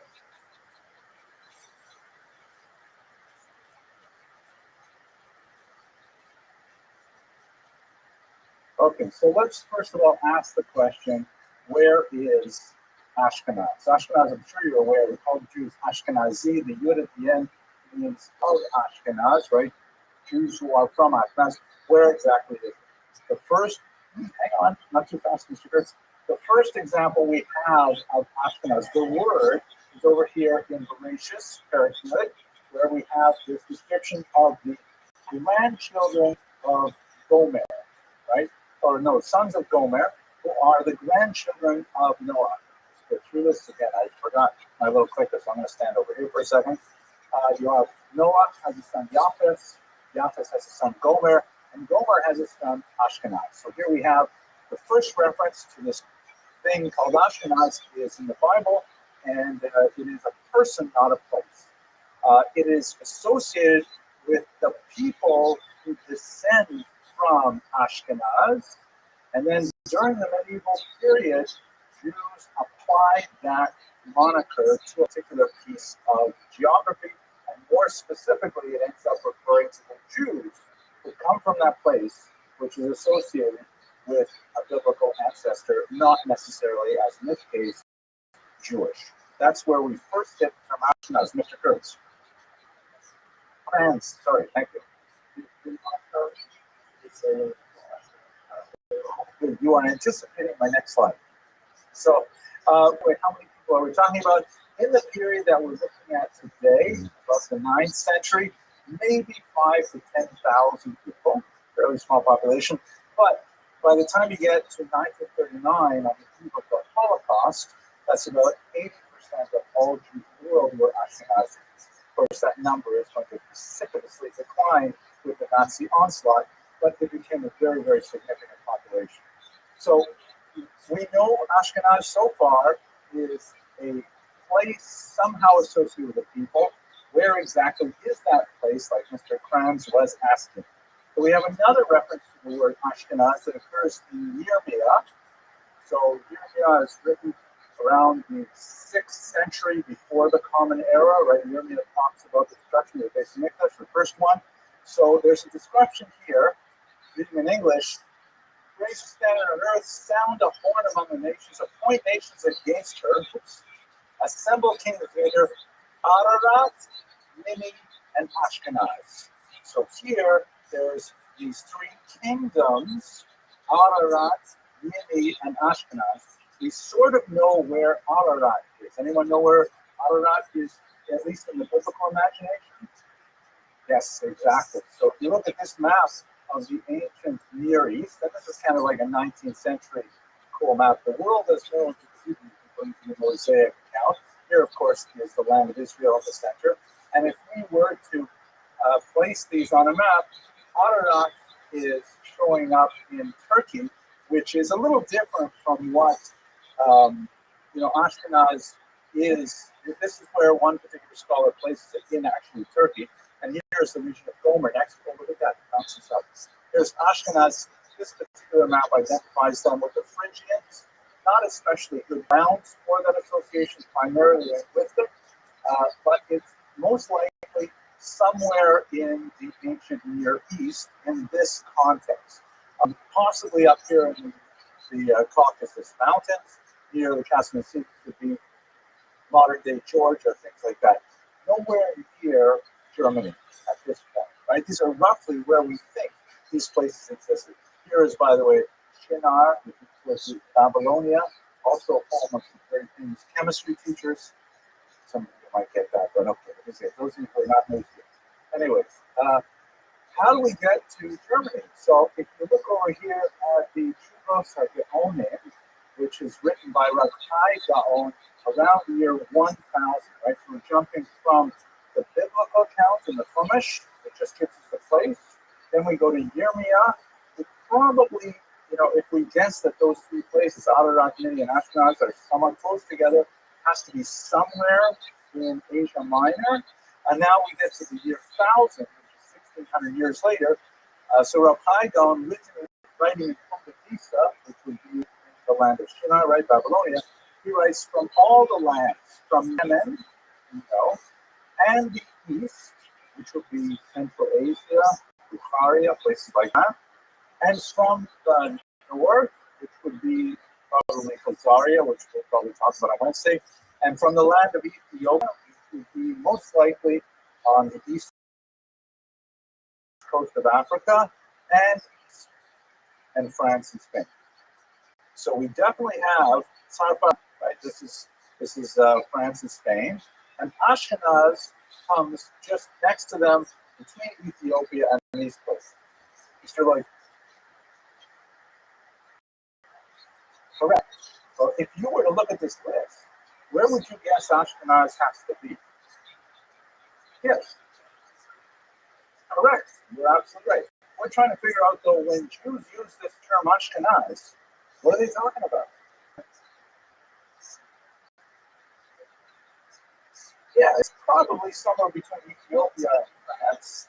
And likely, you could imagine Italy is between Ethiopia and France, also Egypt, but we're getting closer to Europe, right?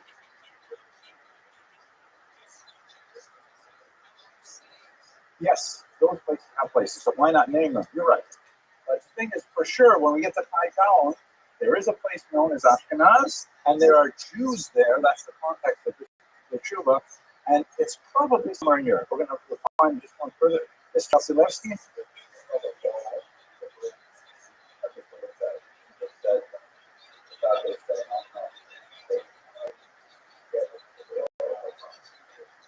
You think so, right? Yeah, especially if you look at the vowels. Kush, good Ashkenaz, good Sarfas, good Ashkenaz.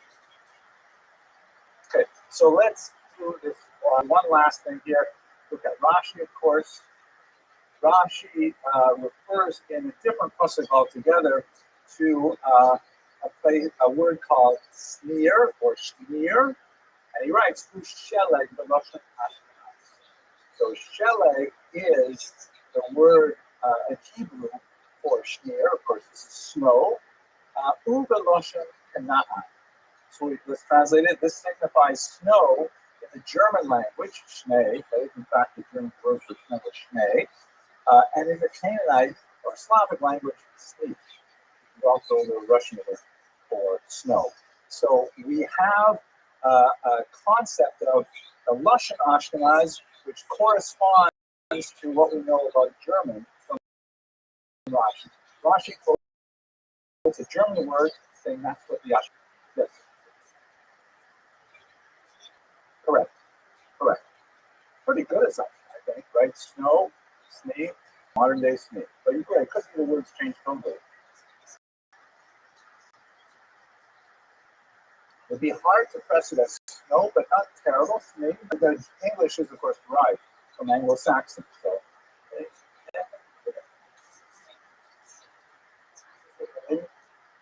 yes, correct. It narrows it down to Anglo-Saxon regions, at least, or at least Saxon language. So we're getting closer at it. But by the way, guys, the number of the word Ashkenaz shows up before Rashi is like infinitesimally small. A dozen maximum, right? It's like they may throw out the word Ashkenaz with no context whatsoever. But when you drill down, it seems we're getting to Germany. And I'm going to show you a map that hopefully will settle this linguistic discussion. This is, for sure, by the time you get into the Valley Coast, this is Jewish geography. We've got a region here which is kind of cut off, Sfarad, which is identified with Spain. That goes to a pasuk of Habakkuk, which was identified with Spain, possibly incorrectly, but nevertheless it was well accepted. Provincia, which is a region of southern France that is really very different culturally than Sarfat. France proper. And then you have Ashkenaz, which is associated with the Rhineland in particular, northern Germany in particular, places like Köln, the early settlement, Frankfurt, you can't see it here, but Speyer, Worms, and Mainz are smaller towns where Jews live. And then it's an unusual place over here in Eastern Europe, Knaan. They called it Knaan because this was one of the major slave markets of the world at the time, and Knani were associated with slaves.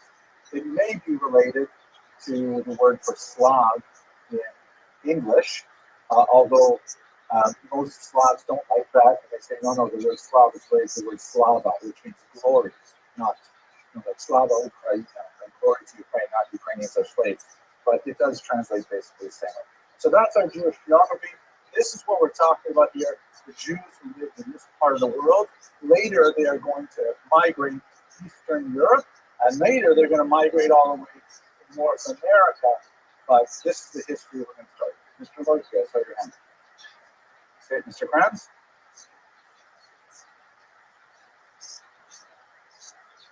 Yeah, Schnee. Yes. And Yiddish is basically German with flat. That was a joke, guys. Flat with that. Thank you.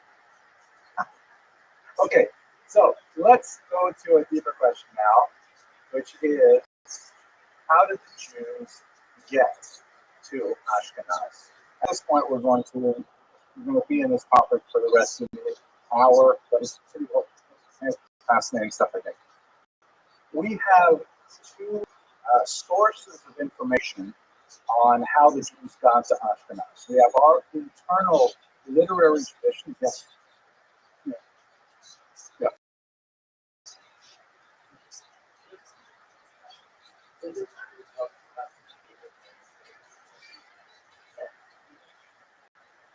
I don't like the word sect of Judaism. That's kind of, I don't think a lot of Jews would say, and that sounds like a little bit too harsh a boundary.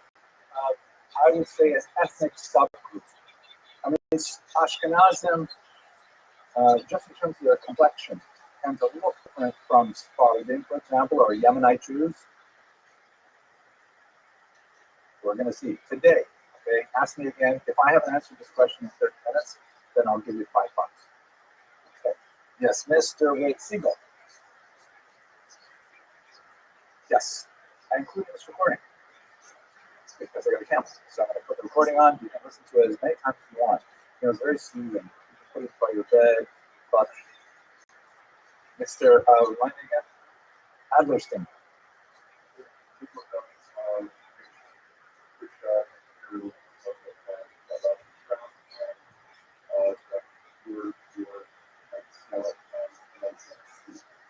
Neat, perfect. Thank you so much. Vielen Dank.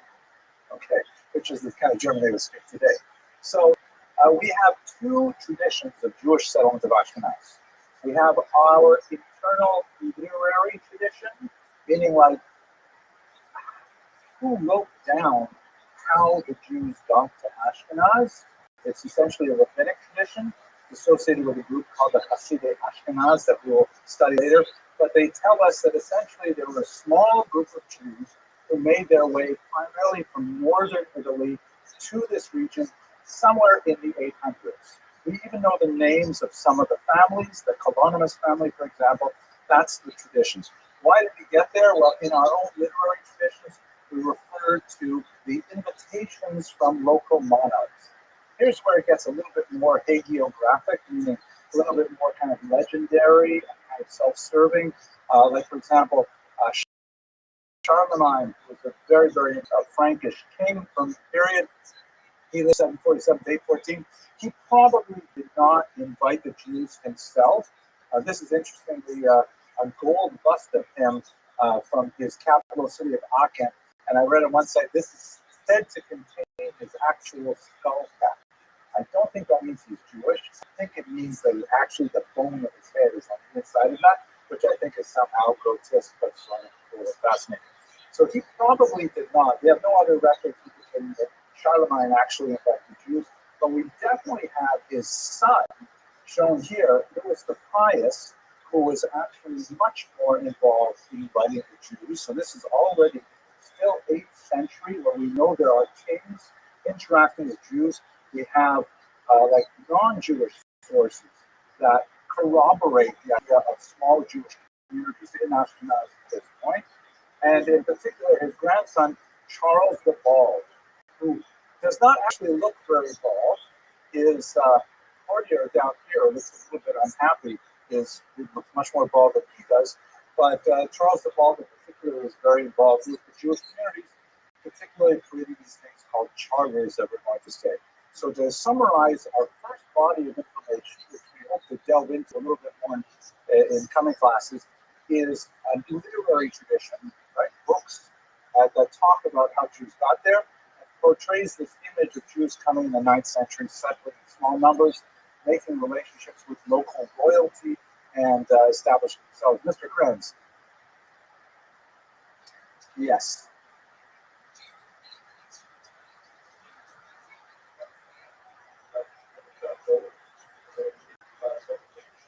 Yes. There's this interesting story of the 3 boats that were released by Vespasian in, well, there's 2 actually rudderless boat stories. One of them goes all the way back to Vespasian. The other one is a boat that was captured by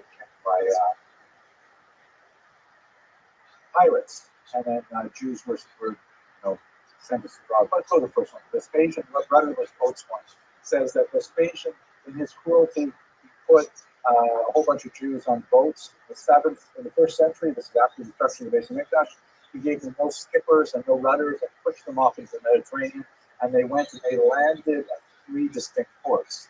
At Lyon, in France, at Arles, also in France, and strangely enough, in Bordeaux, although to get to Bordeaux, there's no access from the Mediterranean. They would have had to go out to the Atlantic and come all the way around.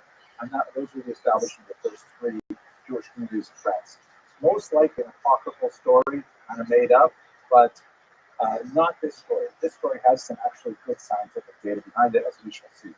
What's going on with this period of these 3 kings in particular?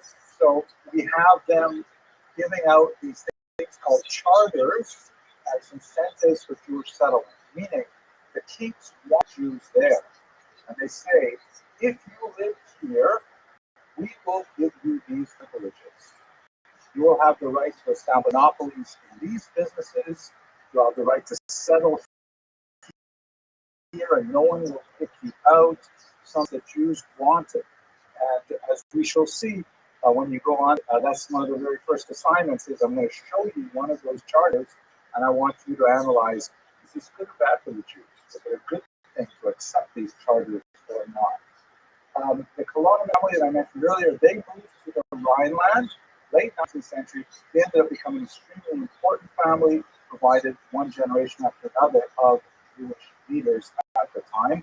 This is all part of the literary tradition. What about the genetic record? What can we say about Jewish genetic record? Here we're getting to me saving $5, because I'm going to tell you the story of how they're somewhat different. I want to explain to you something called the founder event and the bottleneck that created Ashkenazi as a distinct ethnic subunit within the Jewish people. I want to take you to a place called Erfurt, which is right here in central Germany, where in the 14th century, a small Jewish community had a cemetery, and the municipality in the 21st century, our century, asked for permission to dig up the cemetery because they were doing some renovations to the city center. Jews typically live in city centers, and go to any great city in Europe. The Jewish quarter is almost always right there downtown, usually right next to the river. The Jews were early settlers and very much involved in trade. Here is, of course, the cemetery laid out. And here is actually some of the bones which were exhumed at the time. Now, they asked for permission from the virtually non-existent Jewish community, who also relayed the question to Israeli authorities as to the appropriateness of this. In the end, they received a psak that it could be done, and a whole bunch of Jewish geneticists said, we're not going to get too many opportunities like this. We want permission to analyze the bones of these 14th century Jews, right? The including among the many experts they asked were the great Rabbi Dr. Steinberg, who wrote the massive 3-volume encyclopedia of Jewish medical ethics. And he ruled that under these circumstances, where the bones would be reinterred in another Jewish cemetery, they couldn't do anything to the bones themselves, but they could study the teeth that had been dislodged from the jawbones. So in other words, they made a massive deep dive genetic study into the teeth. Just out of curiosity, why would you think the teeth are okay when the bones are not? Yeah, but finger bones can also be dislocated and so on. I'm sorry? Yeah, they're not so permanent. We don't like, if you use the tooth, you don't bury it, right? On the other hand, if a limb is amputated, we do tend to say that you bury it. It's kind of weird use of your teeth, but, you know. I'm sorry. So yeah, the teeth are distinct. They're not part of the body. People don't have the same fasciitis with their teeth. They discovered some amazing things about their diet, and they also, of course, did the genetic analysis. And what did that genetic analysis say? It said something which we already knew from another bizarre genetic experiment that was conducted in the early 21st century in England. This is the Castle Point Shopping Centre in the English city of Norwich, which was the site of a terrible pogrom in the 12th century associated with the Crusades. When they were digging the foundation for this beautiful shopping centre, they discovered a well, and at the bottom of the well, discovered about 24 skeletons, men, women, and children, all piled up in a mess, thrown into the well. Clearly, many of them died, immediately fired, thrown into the well, or as a result of the fall, and so on. In fact, some of those bones, which was taken back for scientific analysis, they could actually calculate from the DNA what they must have looked like. There are 2 reconstructions of an adult and a child at the bottom of the Norwich well. They also determined their eye color and, in fact, the incidence of red hair among them, which was something for which Ashkenazi Jews were specifically well known. So we knew a lot about these. Then what they did was they said, okay, well, who are these people? They looked at like 23andMe type data, and they found that, oh my gosh, they're overwhelmingly Ashkenazi Jews who were thrown into this well in the context of a pogrom, and they immediately handed the bones over to the Jewish community who reburied them in the Jewish community. But we see that there were Jews living in Norwich, Ashkenazi Jews living in Norwich in the 12th century. Mr. Sullivan, Adlerstein.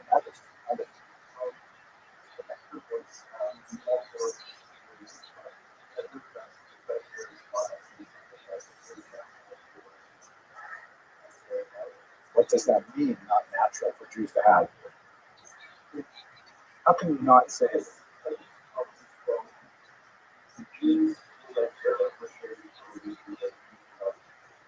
Okay, but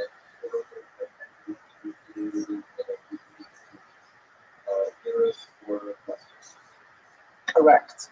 But so you're saying 2 different things. The second thing is essentially true, that there are lots of Jews that have genetic characteristics which are not commensurate with Near Eastern origins.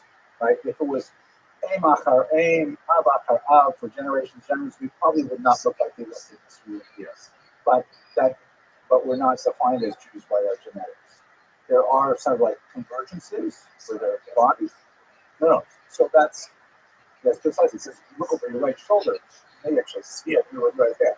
So that's the point. That what gets us, this really speaks to the question. Is it true? One thing we can say for sure: a Jewish not a genetic concept. We have a wide variety of genetic complexions. Yes, Mr. Siegel.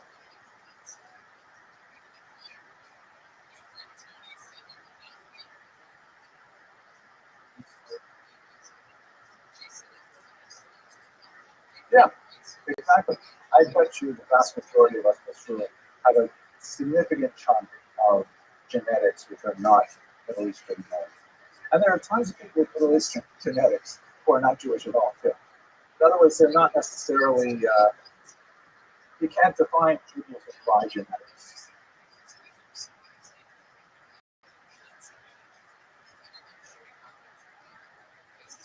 I can't put a number on that, but I would probably suggest, well, Ashkenazi Jewish, right? We shall see. Let me answer that question. If you want to just say Jewish, and you want to say like Middle Eastern, I think that would be fairly rare. But when I'll get to your question in a second about Ashkenazi Jews as a whole, and we'll get to the bottom of that. So let's see. We've got now two data sets, right? We have the Norwich massacre, and we have the Erfurt cemetery, where we actually have medieval bones, not too long after Jews apparently, according to literary tradition, settled in the region of Ashkenaz. What can we learn from these things? So there's a lot of cool stuff, but this is the most important. Okay, so this is how it appears from the genetic record Jews ended up in Ashkenaz. So here's a chart here, going from bottom to top in time, right? This is long ago, this is the present day, and this kind of like bottleneck shape is the genetic mixing of Jews. What do we have here? If we start out with Jews in ancient Israel at the bottom, and we put modern Ashkenazi Jews today, and most of you in this room, 7 out of 10 Jews in America are of Ashkenazi descent. So you have in the ancient period, you have lots of examples of non-Jews joining the Jewish people. Just for one example, Ruth, who was a Moabite woman, of course, described in the Bible. Antipater, who was the father of King Herod. They joined the Jewish people. They attached themselves to the Jewish people with conversion, without conversion, with consensus, sometimes violently. We have non-Jews who get into the gene pool of the Jewish people, and they are absorbed, one way or the other. Helena of Adiabene, another great example. We read about her in Masechta Sota in particular. Queen Hilmi, she comes to us as Malka Hilmi from Adiabene, which would be today's Syria. And then we have another major event with the destruction of the Second Temple in the 1st century, where we have somewhere in the neighborhood of 100,000 Jews who are shipped off to Rome as slaves in the 1st and the 2nd century. It's a massive number of people attested not only in internal Jewish sources, but also, for example, in Josephus, who was writing for a Roman audience, a huge number of Jews shipped off to Italy. When those 200,000 Jews, not 200, but 100,000 Jews are living in Italy now for generations, they're mixing with South Italians, again, not necessarily willingly. In a different context, I would show you some of the archaeology of we have, for example, a gravestone of a Jewish woman who was taken captive and was forcibly married to a Roman soldier, and he fell in love with her, and she died. He actually put up a beautiful tombstone in memory of her that we have today, dating from the 1st century in Italy. So we know that Jews are involved in the gene pool. They're also marrying with North Italians, which have a slightly different genetic mix. And then at some time around 800, you have what's called the founder event. This is the founder event of Ashkenazi Jewry. A certain number of Jews, particularly from northern Italy, make their way up to northern Europe. Remember that one of the cool things about genetics is that not only can you calculate forward as to what kind of disease the person might have, hair, eyes, complexion, things like that. You can also calculate backward. You can figure out when did this come into this person's system? How many generations back does it go? That's why some amazing studies have been done on Kohanim that indicate that most Kohanim have a chromosome on as a feature on their Y chromosome, which is consistent with the idea of a single male ancestor lived about 3,000 years ago, which was like mind-blowing. That doesn't mean that every person who calls himself a Kohen is in fact a kosher Kohen, but genetically, most people who call themselves Kohen can say, I have the same great, who knows how many babies back as someone else, which is consistent, of course, with the biblical account. So what happens in the year 800? Yes, please. I've forgotten your name already. Give it to me again. One more time. Tumen. How can I forget that?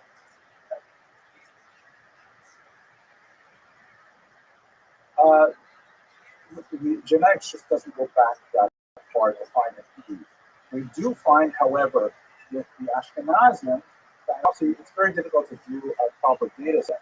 But when you study Ashkenazim, there is among the Levites, in particular, Rabbi, that 46% of people who are Ashkenazi and Levium come from 4 women. I think they're called Sarah, Rebecca, Rachel, and Leah. But no, 4 women who lived around the year 800 in northern Italy. Non-Jewish women, right? Italian women are the mothers of half of people who call themselves women. So, well, it's through the father, right? A lady can marry a Eurist, right? So if a woman converts, then she becomes Jewish. Yes, if she converts. And what is then, into a massive question, which is not for us today, but what is conversion? Right? We have a basic idea of for a woman who's mikvah and Kabbalah mitzvahs. So what if her daughter goes to the mikvah and is mikvah o mitzvahs, even if her mother wasn't properly converted? There's some really interesting truths on this from Rabbi Moshe. Not my area. I don't want to get in trouble with the rabbinic side of the college and ask about that though. But what exactly is conversion? What we do know is genetically, half of Ashkenazi Levium are descended from 4 Italian women. Okay, so anyways, what happens here? We get the Erfurt and Norwich remains, and amazingly, they are remarkably consistent with each other and with modern Ashkenazi Jews. In the study of the Erfurt Jews in particular, the researchers, which were extensions of Hebrew University, were blown away by how incredibly similar on a genetic level modern Ashkenazi Jews are to Jews who lived in Erfurt 7 ago. How did that happen, that Ashkenazi Jews are so similar after 700 years? Constant endogamy, constant intermarriage, over and over again. This tiny thing, that's the bottleneck, right? The founder event is when you have a tiny group of Jews who move here, maybe 200 people, very small amount, and they're always cousins marrying cousins over and over again. That's why we have a lot of inherited diseases. Lactose intolerance is associated with Ashkenazi Jews. Tay-Sachs is a great example. My own parents are actually, I think, third cousins with each other, and they were married in the 20th century. It's just that's how Ashkenazi Jews essentially came to be formed based on the genetic record. Okay. That's the bottleneck. Which is a good reason for marrying an Ethiopian Jew or a Yemenite Jew or something like that. But any arguments, questions, discussions about this?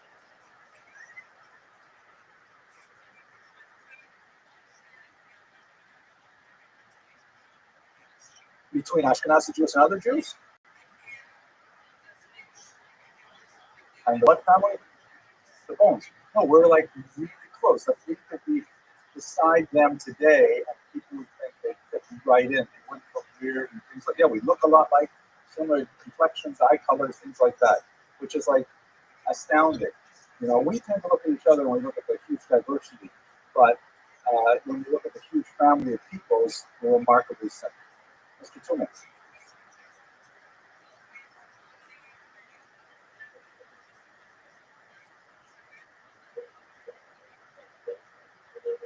Right, we had a bottleneck based on a very small origin founder event, and then constant endogamy over the last 700 years. I give you the citation for the study of the great detail. Mr. Adlerstein. Yeah, I think that Ashkenazi are sort of it's the Ashkenazi I consider as It sounds not unreasonable. I don't know the science well enough to affirm or deny, but it's consistent with what I've read too. Mr. Vasilevsky.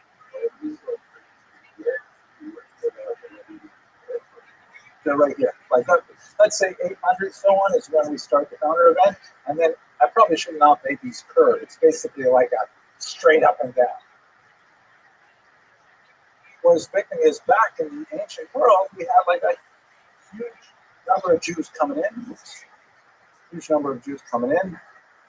I don't know how to do that. And then at a certain point, like other Jewish populations, not necessarily going to Italy, would have moved to continental Africa and mixed with. Oh, let me just show you the next slide. This will be even better. So here is the next slide. This is the best map we have of how the Ashkenazim came to be genetically. This is, by the way, the study that identifies the Levites as having those 4 mothers. And it looks like this. Jews are originating in the Middle East, and there's huge dispersion of them in the 1st century. A certain number of them will make their way across the coast of North Africa, and eventually you'll have a major civilization developing in Spain, somewhat earlier, by the way, than the Rhineland. You begin to see archaeological evidence from Jews in Spain in the 1st century, and we have good external records of them in the 6th century, and by the time you get to the 8th century, you know a lot more about Jews living here. So they predated Ashkenazi Jews by 200 years. Big civilization happened here. Much smaller civilization emerging out of the Jewish migrants who were taken off to Rome and then eventually migrated up to the Rhineland here in Germany. And then later in the 17th century, which we'll cover in a few weeks, they began to push east towards Poland, Lithuania, Russia, and so on. But the word Ashkenaz does not mean Poland, Russia, Ukraine. It's for people who trace their origins back to the Rhineland in particular. And then, of course, you have the mixing of Ashkenaz and Sephardim after, especially 1492, the expulsion of the Jews from Spain. That's basically the genetic. Now, here's a question which you might be wondering about. The DNA of those Erfurt Jews show that 15 to 45% of their DNA is consistent with Middle Eastern DNA, but 45 to 70% is Italian. Yeah, intermarriage, conversion, rape, all kinds of things, but this means that Ashkenazi Jews are more or less half Italian. We have a huge infusion of Italian DNA in our complexion. And, if you look at Italians, we sort of look like Italians too, right? Some of us are a little darker, some of us are a little lighter, but we look more like Italians than we do like, let's say, Palestinians or Syrians or Iraqis. So that's the Ashkenazi genetic story. Now, what is also important to note about all of this is that the literary record that we described at the beginning, the idea that, what we have from the autonomous family and so on, moving there and establishing relationships with kings, things like that, is broadly comparable to what we have from the genetic record. They confirm each other and seem to be a pretty reasonable story of how the Jews got there and also roughly when they got there as well. Okay. Questions, arguments? Yes, Mr. Leakey. Well, again, when you look Erfurt, they had about 20 different people to look at. Not a massive chunk.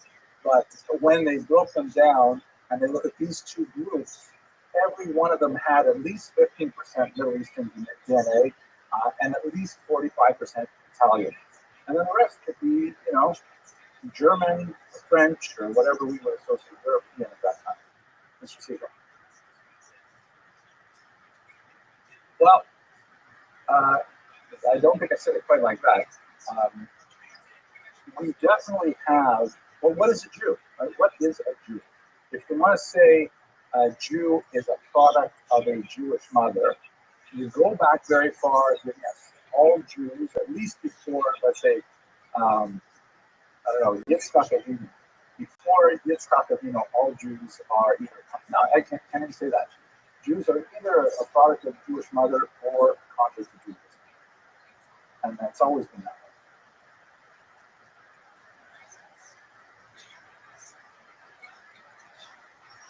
Well, as far as we can tell, goes back to the fourth century, fourth millennium before the Common Era. It goes way, way back to like Tarshish gold times. But it gets very hazy there because we don't even know what to do with it. We don't have like big samples of other people. It's like this huge amount of people moving around in different parts of the world. So it's not an easy history to write based on genetics.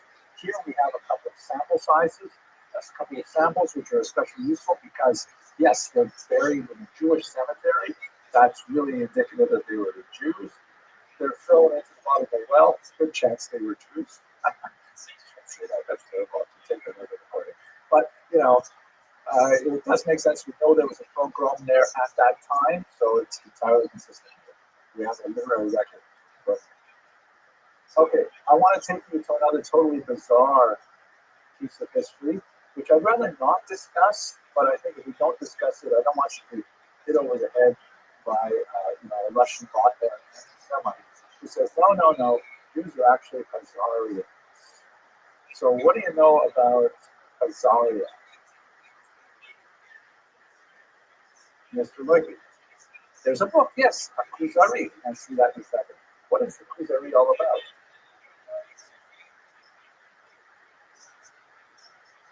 Yeah, it came from this region in Central Asia. Let me just close this little bit. That's not helping. Okay, we're going to lose this for a little while. Yeah, I'll have to get maintenance to figure that out. The story of the Khuzari, which is a book written by Yehuda Halevi in the 13th century, describing events in the 8th century, was that there was a particular king named Ulan who was looking at the world becoming monotheistic around him, Christianity, two different kinds, Orthodox and Catholic, and Islam, and so on, and he decides to hold a debate between the leaders or at least representatives of these faiths, and he's going to choose a religion for himself. And according to the Khuzari, when he hears all of the arguments, he says, well, you know what, I think I'd like to become Jewish. And he converts to Judaism. I'll give you a little bit of the history of what we know happened and a lot about what we don't know happened.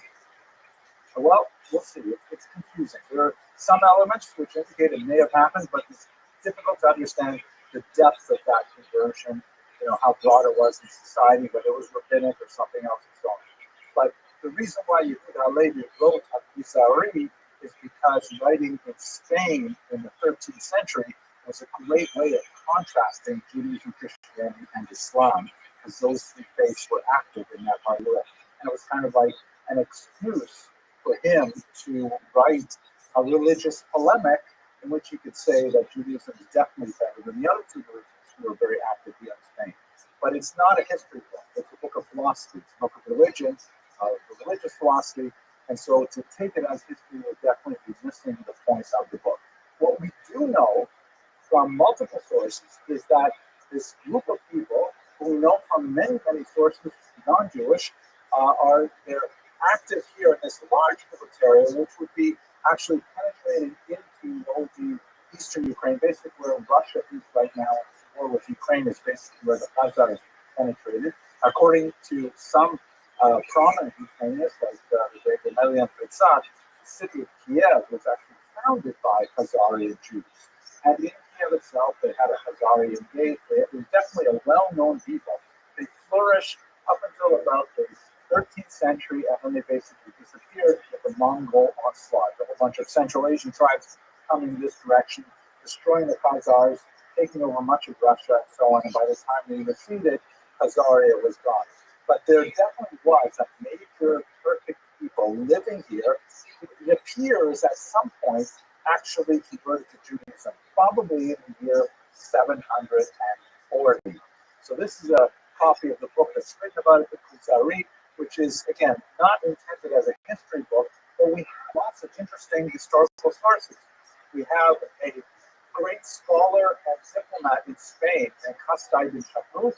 I don't think none of you were in my Sephardic Jewish class, right? No, I don't think so. So he was a great Spanish Jewish figure, and he was really curious about what happened in Khazaria. He had heard about it 300 years after, 200 years after it happened. So we actually sent emissaries out to say, can anyone please get to Khazaria and tell me if they're actually Jewish there?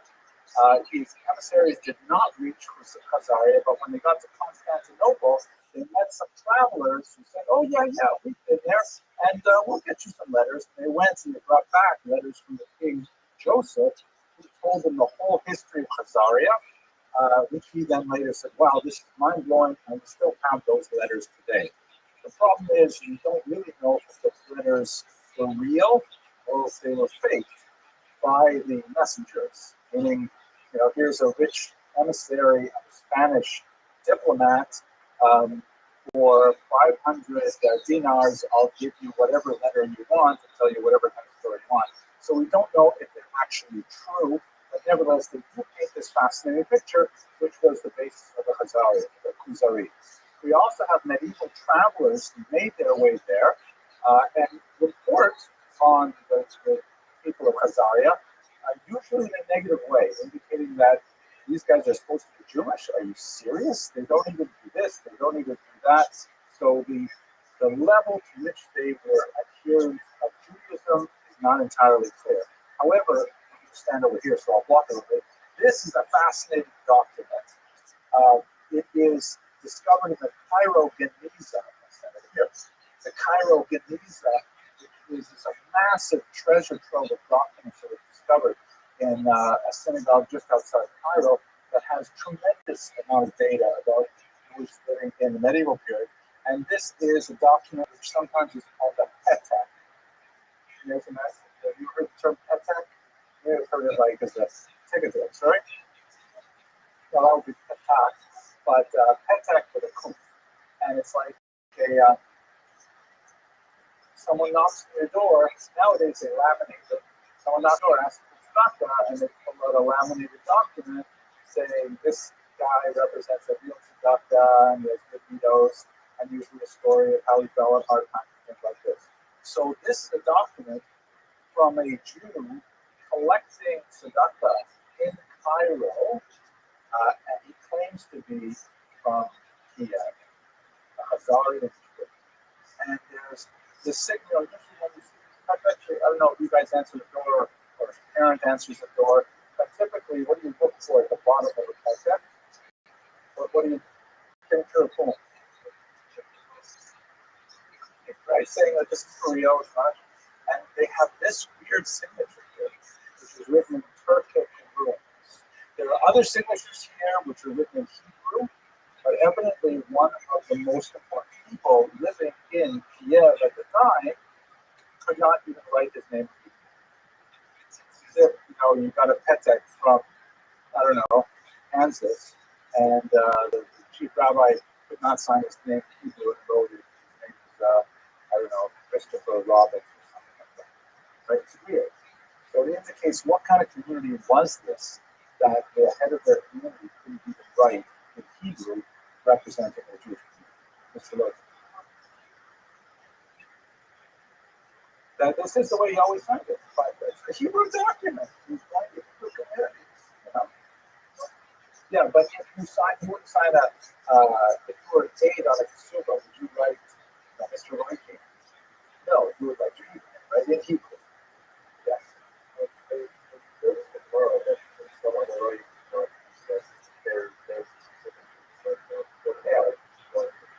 Triangles and stuff like that. Yeah. But this is actually letters. They I see it so down with those screws. Yeah, so you're so down with how screws. This I think means he's in the range. There's not like people. But maybe this is like we're so close to Cubs kind of shoot there. We shouldn't have done the Huskies. No, it's an error. It's definitely, it says we have read it. And then there's a signature here. So it says exactly, because he's an important case, president of the Jewish community. As a president of the Jewish community, you can't sign his name in Hebrew. You wonder what's going on there, and it tells you something about the nature of the Jews. We also have Arab historians who write about the Khazars, and they have no problem saying, yeah, there's these Central Asia, they don't necessarily know ramifications of how Jewish is Jewish, but they're perfectly willing to accept this notion that there was this Jewish community. And then we have this amazingly strange document called the Chronicle of Bygone Years. It's a Russian document, is the original title of it. And what it refers to is how the great Prince Volodymyr converted to Christianity in Kiev back in the year 988. And amazingly, the Russians have, I should really say the Ukrainians, but it's happening in Kiev, although the Russians claim this is very true. The people of Kiev and the Rus claim the same story as the Khuzari. There's Prince Volodymyr, who was like a pagan. They were worshiping essentially trees and thunder and rivers, things like that.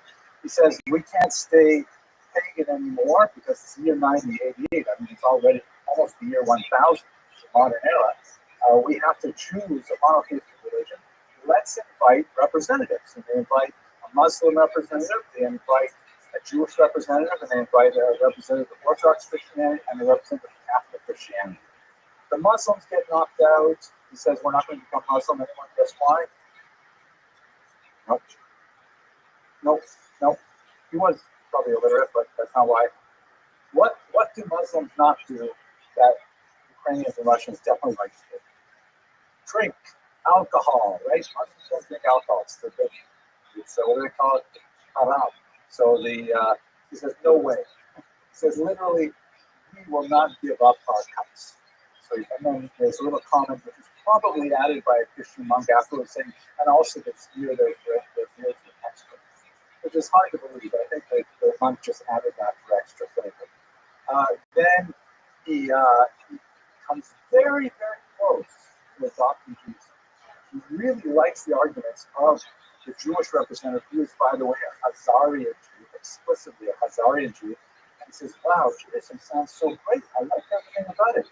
So they say, where's your kingdom? Where's your homeland? And they say, oh, unfortunately, we have been exiled from our homeland for our many sins. And he says, well, you know what? If it weren't for that, I would definitely become Jewish. Can you imagine if Kiev and Russia became Jewish? That whole part of the world was Jewish, and that close. And then he goes back and forth between the Catholics and the Orthodox, and he ends up going to the Orthodox Christians, and that's how Kiev became Orthodox Christian in the year 988. But it's identical to the story of the Khuzari, although with a very different outcome, obviously. Okay. They have some really interesting artifacts there, like some gravestones that seem to have really clear Jewish signs, but there's quite a bit of debate over how authentically Jewish that is. We don't exactly know what happened because they have not left behind many sources. My senior colleague, Rothschild, has written quite a bit on the Khazars. He believes it's entirely made up. He calls it a splendid story. And he asks three basic questions. He asks, why you did. In the first place, he thinks it's entirely made up. I disagree. I personally think it probably did happen, maybe not to the same degree that, for example, the Khazars seem to take it. Definitely a big question is how Jewish were they? All the evidence indicates they were not especially Jewish, especially not rabbinic. And even though they're very close to the Gaonim and places like Babylon, you don't have a lot of correspondence between, let's say, Baghdad and Khazaria, probably because maybe they had Karaite greetings, something like that. And three, what ended up happening to them? What happened to those Khazaris? How come they disappeared? So here's the argument, which is why we started this discussion and where we're going to conclude it.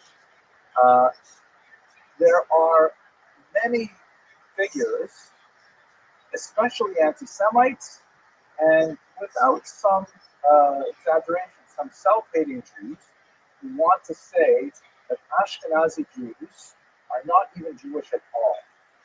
That Ashkenazi Jews are actually descendants of these Khazars. That these Khazars sort of jumped in and adopted the Jewish identity. If you remember the map, it's true that Ashkenazi Jews definitely go back to Germany, But the great bulk of where Ashkenazi Jews lived by the time you get to the 20th century is in Eastern Europe. Some scholars, and pseudo scholars, a lot of pseudo scholars will say Ashkenazi Jews are simply an invented people. Shlomo Sand was one of the darling historians of the anti-Semitic world, writes this book, The Invention of the Jewish People, indicating that Ashkenazi Jews have no connection to the biblical past. Without setting any offense.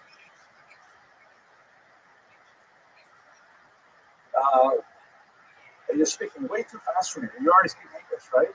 It's how difficult. Oh, the history of the Black Hebrew Israelites. Yeah, definitely. This is like a doctrine that the real Jews, they come from Ethiopia, or maybe the Sephardic Jews, but it's really the Ashkenazi Jews are these evil mud people who have nothing to do with Judaism whatsoever.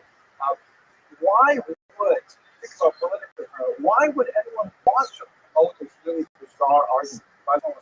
He says, I wish to resign and cease considering myself a Jew. Why would people want to say Ashkenazim are real Jews?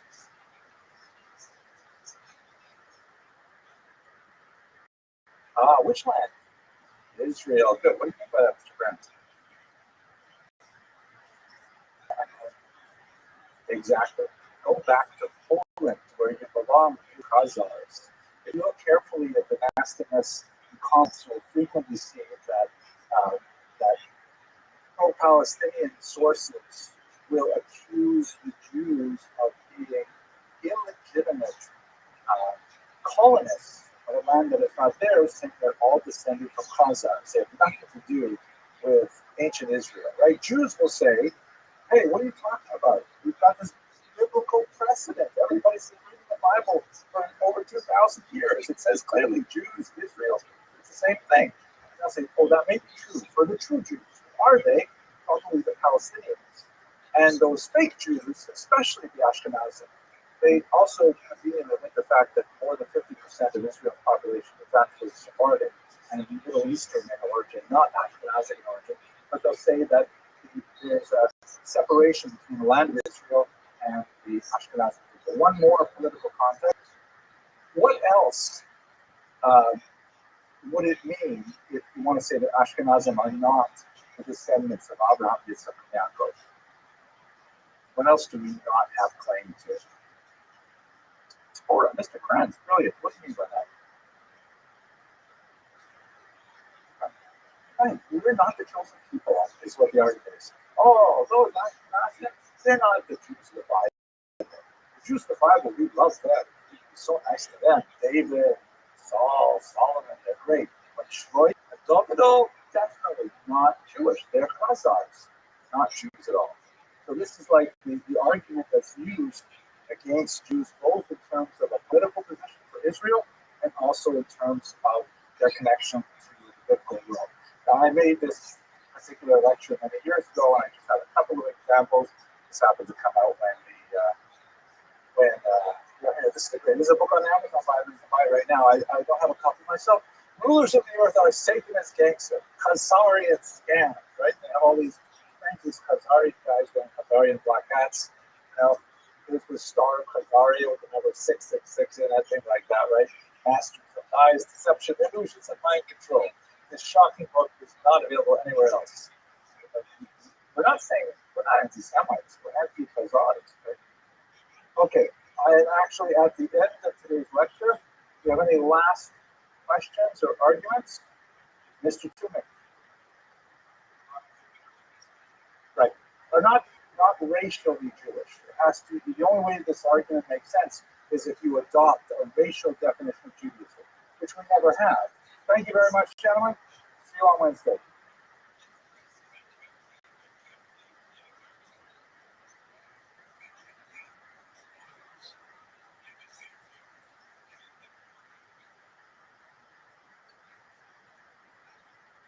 Hello, fellow students of Jewish history. I just wanted to give you a brief update on my experiences in my most recent trip to Israel. I just got back yesterday, and tell you a little bit about what's happening on the channel, and answer one question in particular, and then a call to action. So I just got back yesterday, as I mentioned, and it's always such a phenomenal experience to go to my Israel. I was there in my capacity as the Dean of Rabbi College for Men, meeting with new and prospective students who will be coming to us, God willing, in the fall. These are primarily students from America and Canada. We also get quite a few students from the UK and elsewhere who have gone to Israel post high school to study full time in yeshiva, and they are really amazing students. I mean, these are students who are totally focused and motivated and ready to commit to a very rigorous program of study when they come to us at Rabbi College for Men. I was especially pleased to spend a little bit of time in much smaller groups, having dinner with some of them. And I feel really great about the future of the Jewish people with students like these that we'll be having on our campus. I also had the opportunity, of course, to enjoy some of the great historical elements of the land of Israel. I loved especially my return visit to the Jewish Museum where I got to see the Tel Dynasty. This is, of course, a remarkable find that has a reference to the house of David, Beit David, written in Paleo Hebrew. I also really enjoyed seeing the Orthodox inscription we talked about in this channel before. This is a stone that was discovered in a well that dates from somewhere between 100 BCE to 100 CE, and it was found in Jerusalem, and it is the world's oldest extant synagogue plaque, in which it records in Greek that an individual named Theodotus donated money to the renovation of the synagogue and all kinds of things like that. And this is a very, very old tradition that is maintained lovingly in synagogues all over the world today. It continuously amazes me how vibrant Israel is.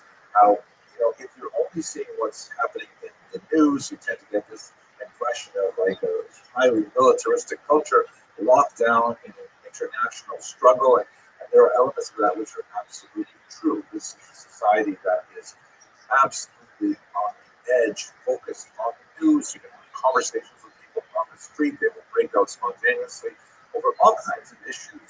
There are protests against the government, protests for the government. There are all kinds of things that are happening, but everyone is united around this central idea of bringing home the hostages. I brought home, for example, the Jerusalem Post that had the entire cover in orange like this on the day of the funeral of Shiri Bibas and her two sons, who were sadly murdered in captivity by the Hamas captors. An absolutely horrific event that galvanized the entire nation, with tens of thousands of people lining the streets to watch the funeral cortege go by.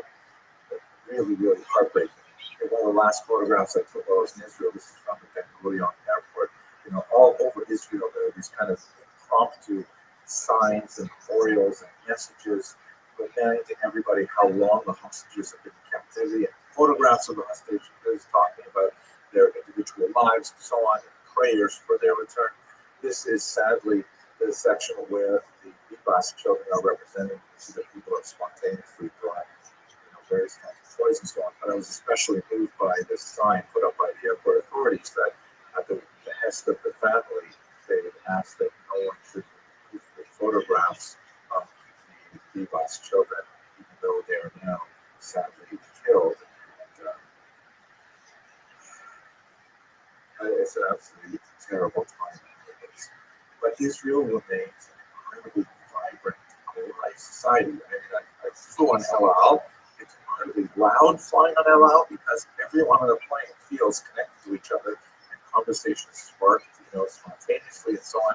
Here's an amazing thing of flying out of Newark. A couple of people on the flight have a guitar and a saxophone, and they got up. They just started playing spontaneously. Four people were leaving for Israel.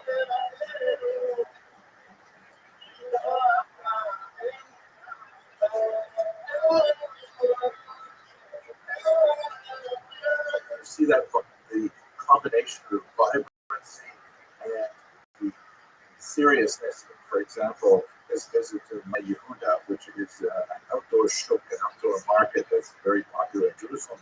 Incredible displays of spices, breads, and we bought for our grandchildren a whole pile of candies. But even in the candy store, that even in the midst of all of this vibrancy and this vivacity and all of this joie de vivre, this simchat satayim, this joy in life, You also see reminders of how fragile it all is. This is a plaque that's posted where we picked up some of these candies.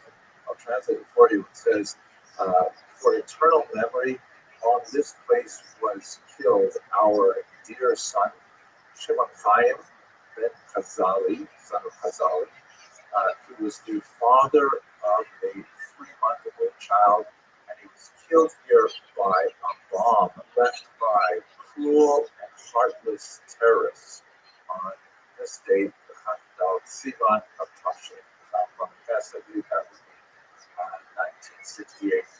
May God avenge his blood. Terrifying kind of reminders of how Israel lives in a state of vigilance for terrorist acts. Nevertheless, Israel Chayil, Jewish people live, Jewish people deserve. Just had to share that with you. Now, in terms of public information, I want to let you know that I am giving some public lectures this coming Monday and the following Monday. These are going to be on my campus in Queens.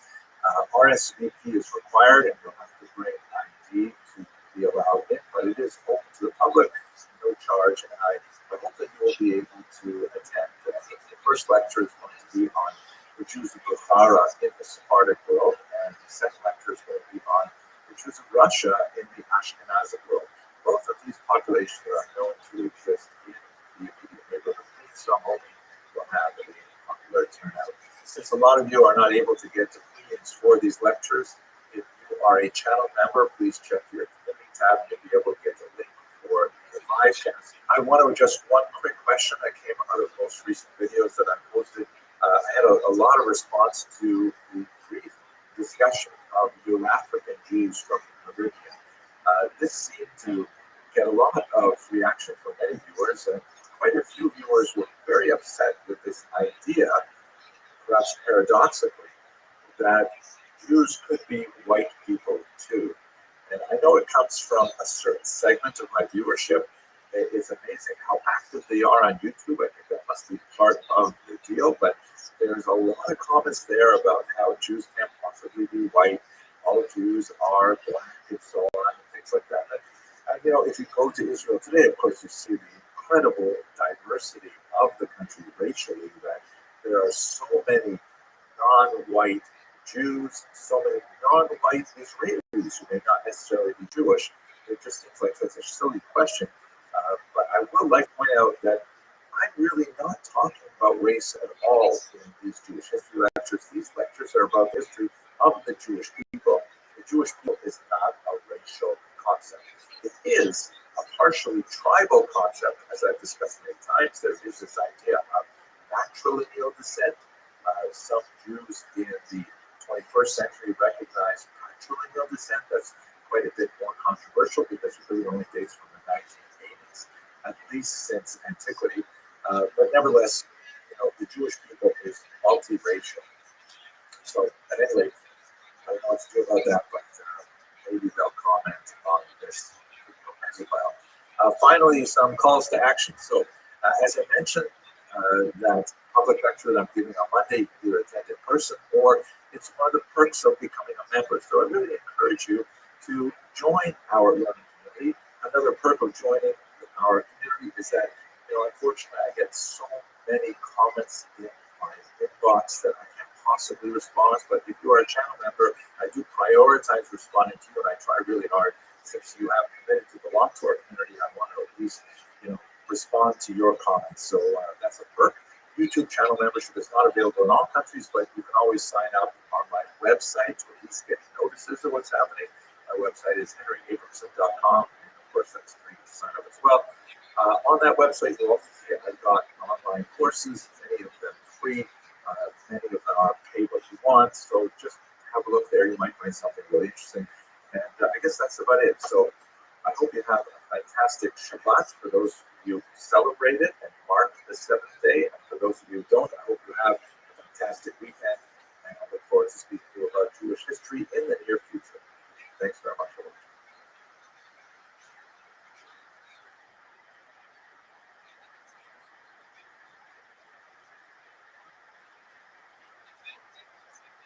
Hello, fellow students of Jewish history. I hope you who are all doing well.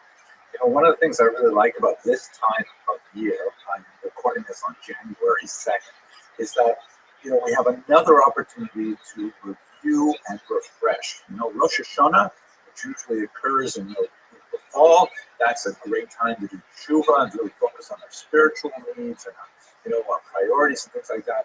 This time of year, it's another new year. Of course, it's the secular new year, but it's a way, and I find it a useful tool to kind of go back and figure out, what am I doing and what can I do differently? So one of my big priorities for change this year is I'm going to appreciate you much more than I have in the past. I'm speaking to you as YouTube members of this channel. I'm really grateful to see that, since we started the membership program, it's grown really nicely and lots of people are participating. And I have to say, the kind of comments and the kind of messages that I receive from members tend to be on a qualitatively different level. So I want to give back. I want to try and invest more in membership this year. I want to find a balance, and I've been struggling with this for many years, to try and find a balance between those students who are really invested in learning Jewish history, and I have to prioritize, obviously, the undergraduate students that I work with during the day, but I also have so many students online, and I want to relate to you as well, but I simply can't deal with the masses, so I'm going to focus specifically on those of you who have made the commitment to become members. That's really the best I can do to try and maintain that relationship and still maintain my sanity. So this is what I'm planning to do for 2025. First of all, I am going to prioritize responding to your member comments on the YouTube channel. So I'm going to try to respond to yours with greater alacrity and sophistication than I have in the past. Secondly, sometimes you ask really hard questions that are way too hard for a short comment in the comment box there. But what I can do is I can sort of defer those questions for a hopefully weekly email like this one, where I can discuss them and talk about them with you. I have a few other ideas, especially for researchers and colleagues of more active participation, live participation, but that's what I'm going to start with for now. I'd like to ask you all to please consider subscribing to my website. It's free, of course, and the advantage of subscribing to the website is that you can see lots of the other things that I am doing that don't fit very well on YouTube. For example, one of my major projects since 2019 has been the writing of a multi-volume history of the Jewish people. Together, with a lot of comments that I received from many of you, I have completed volume 1, which is right now with the publisher, Koren Publishers in Jerusalem, and they're working primarily on the images and on the maps. The maps are a big deal. It takes a long time to do those maps. And I'm writing volume 2 right now. So on my website, I'm going to post with a password the second chapter, which is just completed. Hopefully, I'll finish it today or tomorrow. And I'd like to allow members to have a chance to review that first draft of Volume 2, Chapter 2. All of Volume 1 and Chapter 1 of Volume 2 is already online. And hear your comments and hear your suggestions, because that really helps me improve the trajectory of the work as a whole. I'm hoping to have all of this work done by the summer. That's my publisher due date at any rate. So this is something that I can offer to you through my website. Right now, I'm thinking I'm only going to offer it to researchers and colleagues, because it's a big deal to share a manuscript and to think about reading all the comments I get back, but let me try that for now. So please do consider subscribing to my website. There's lots of other cool things that are there. It's henryabramson.com. Finally, I just want to say thank you so much for all of your support since we started this channel. It's really been a wonderful experience for me. I hope you've gained some benefit from it as well. And I look forward to learning with you in the future. I hope you enjoy many, many blessings in 2025 and beyond. Thank you very much for watching.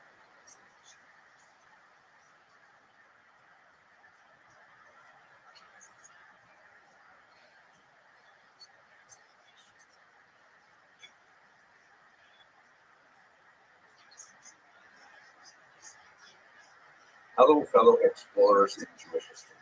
I'm really enjoying the research I'm undertaking to promote the Goshen River cruise exploration of Antarctica in 2026.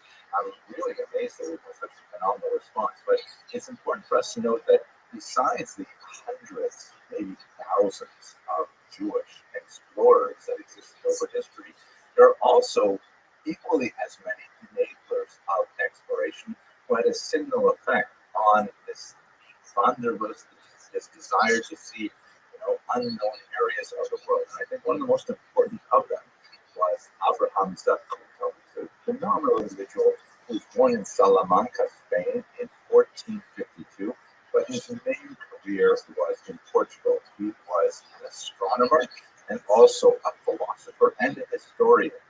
Let's focus, however, on his work in supporting exploration. One of the most important things that he did was he wrote a book called Hachibur Hagadol, which is essentially a kind of Chibur means literally a collection or a book, a great book. He completed it in 1478, and basically it's 65 detailed astronomical tables that tells you exactly where the various planets are going to be at various times, various dates, and things like that. This proved to be extremely important for navigation at the time.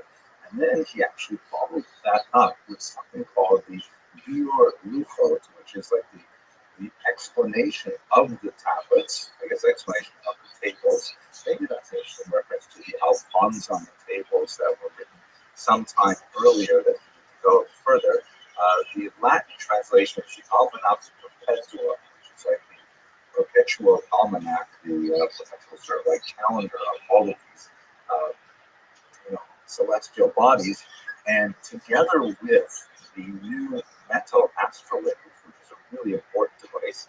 Many of the astrolabes that come from this period actually have lettering in Hebrew because so many Jews were, working in navigation of time. This allowed ships to have a much more accurate sense of their position wherever they were sailing. This is especially important when they're sailing around the equator, and they can't rely on the North Star as it goes below the horizon. So this was an incredible leap forward, so much so that in 1497, Vasco da Gama, who was, of course, one of the greatest Portuguese explorers, he already used Zacuto's work on his way to India, and became very important after. It's also a fascinating story that, based on these tables, Christopher Columbus was able to actually predict a solar eclipse, and in a conflict with the indigenous peoples that he encountered on his way, this actually saved his life at one point. So who knows, another Jewish individual to claim for Western civilization, right? He also did many other things in his life. He unfortunately, despite the fact that he was the astronomer to the royal house, he was nevertheless expelled from Portugal in 1497 because he refused to convert to Christianity. This was a terrible story at the time. He ended up, spending his life in the Eastern Mediterranean. And while he was in his exile, he also wrote a very important book called Sefer Yucatan, which is essentially his historical account of the world.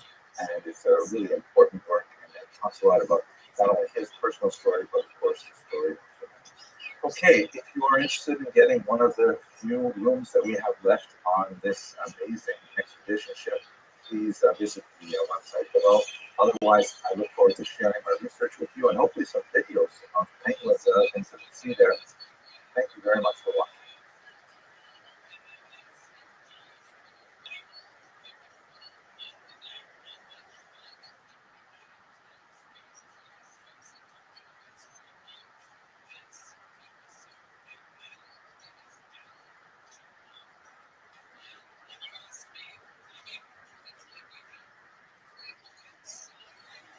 Hello, fellow students of Jewish history. So, moving along in our series looking at famous Jewish explorers, I have to talk about someone that I really didn't know about until I came across his name quite recently, Ibrahim Ibn Yaakov. He's a remarkable 10th century traveler.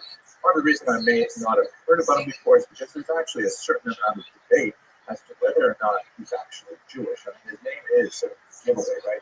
Ibrahim Ibn Yaakov, Abraham, the son of Jacob. And that sounds very Jewish. Like, if your name is Sam Goldstein and you're not Jewish, maybe you should consider becoming Jewish because it's a really Jewish sounding name. But most of the scholars that I really respect have come to the conclusion that definitely this is a Jewish traveler, among many reasons, because he reports in the 10th century on Jewish communities to a degree that he just seemed out of place if he weren't out of the fact that he himself was Jewish. So anyway, let's talk about Ibrahim ibn Yaakov. He left behind writings that have not been preserved under his own name, but they have been preserved as quotations or paraphrases in several really important medieval Arab geographers. Why was there so much Arab interest in world travel? Well, remember that in the 10th century, when he was active, the Arab world were actually at the peak of scientific knowledge of the Western world at the time, but they had very, very little knowledge about lands outside Dar-ul-Islam, the region of Islam. Very, very hazy ideas about even Rome, and certainly about things like Eastern Europe, where Ibrahim Yaakov really was prominent in his travels. And Jews actually had an advantage, especially after the establishment of the Carolinian Empire, where there was kind of like a sort of an iron wall, an iron curtain that descended between Christian lands and Muslim lands. And it was very difficult for Christians to travel into Muslim lands and vice versa. But Jews who were, equally poorly regarded by both Jews and Muslims, but nevertheless protected by Christians under the Doctrine and Witness and by Muslims under the Fatwa Umar, they did have a certain amount of travel. And if you combine that with the fact that they were engaged in international commerce through connections with other Jewish communities behind or on either sides of this Iron Curtain, it was actually quite a prominent time for Jews to travel. We spoke about the Radhanites and others. So Ibrahim ibn Yaakov would be about 100 years later than that. Why exactly did he travel? We actually don't know. The references that we have to his work in Arab geographers never asked the question why he actually traveled. Some historians have assumed that he did so for some kind of trade, perhaps the slave trade, but there's no evidence to suggest that. Salo Baron, the genius of 20th century scholars, supposed that perhaps he was the envoy of Hasdai bin Shakrut, very important Jewish figure in 10th century Spain, but it doesn't fit with the dates, because the earliest possible date is 966 for Ibrahim ibn Yaakov's travels, and that would be too late for Hasdai bin Shakrut's major diplomatic efforts. The Al-Ashtor, who wrote quite a bit on Ibrahim ibn Yaakov, says that he must have been a diplomatic envoy, perhaps on a scientific mission, of the Soli Caliph al-Hakam, who was like a really curious intellectual supporter of the art kind figure, so much so that he actually commissioned a history of the Franks, and this would have been entirely in keeping with what he was doing. That makes the most sense, I think. Now, the route is somewhat in doubt. We know several of the places that he visited, but we don't know exactly how he got from A to B. He is called in one of the sources Tortosi, meaning he comes from the city of Tortosa. He may also come from Cordoba in southern Spain. We know that he went to places like Rouen in France. He went to Magdeburg, where he actually met the Holy Roman Emperor Otto I. Fascinating. He went to Mainz, Fulda, and Prague. And actually, one of the most fascinating things about his trip is that he is actually the first person to mention in extant writings not only the city of Prague, but even the entire kingdom of Poland. So we're talking about the 10th century. It's really quite old, and he's the first person to tell the rest of the educated world, in this case the Islamic world, hey, there's a whole country here called Poland.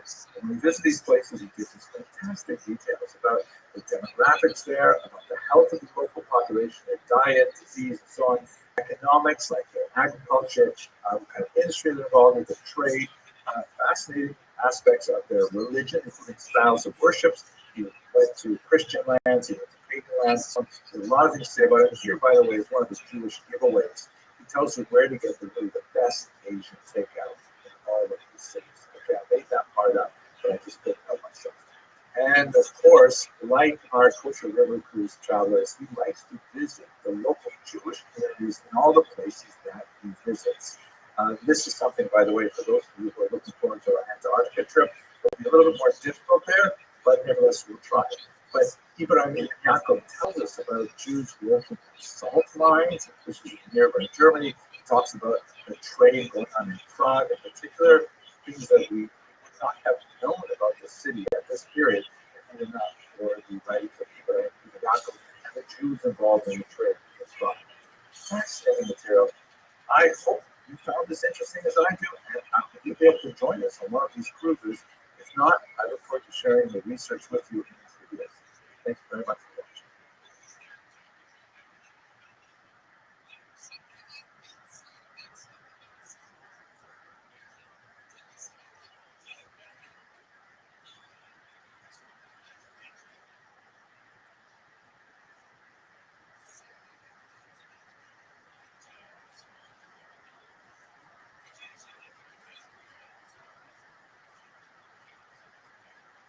Hello, fellow students of Jewish history. So I'm working on a project right now on Jewish travelers in history, and it made me think, why do Jews travel? Or maybe we could refine that question, because travel, in the sense we think of it today, is really a modern phenomenon. Why would Jews ever have traveled before the existence of kosher river cruises?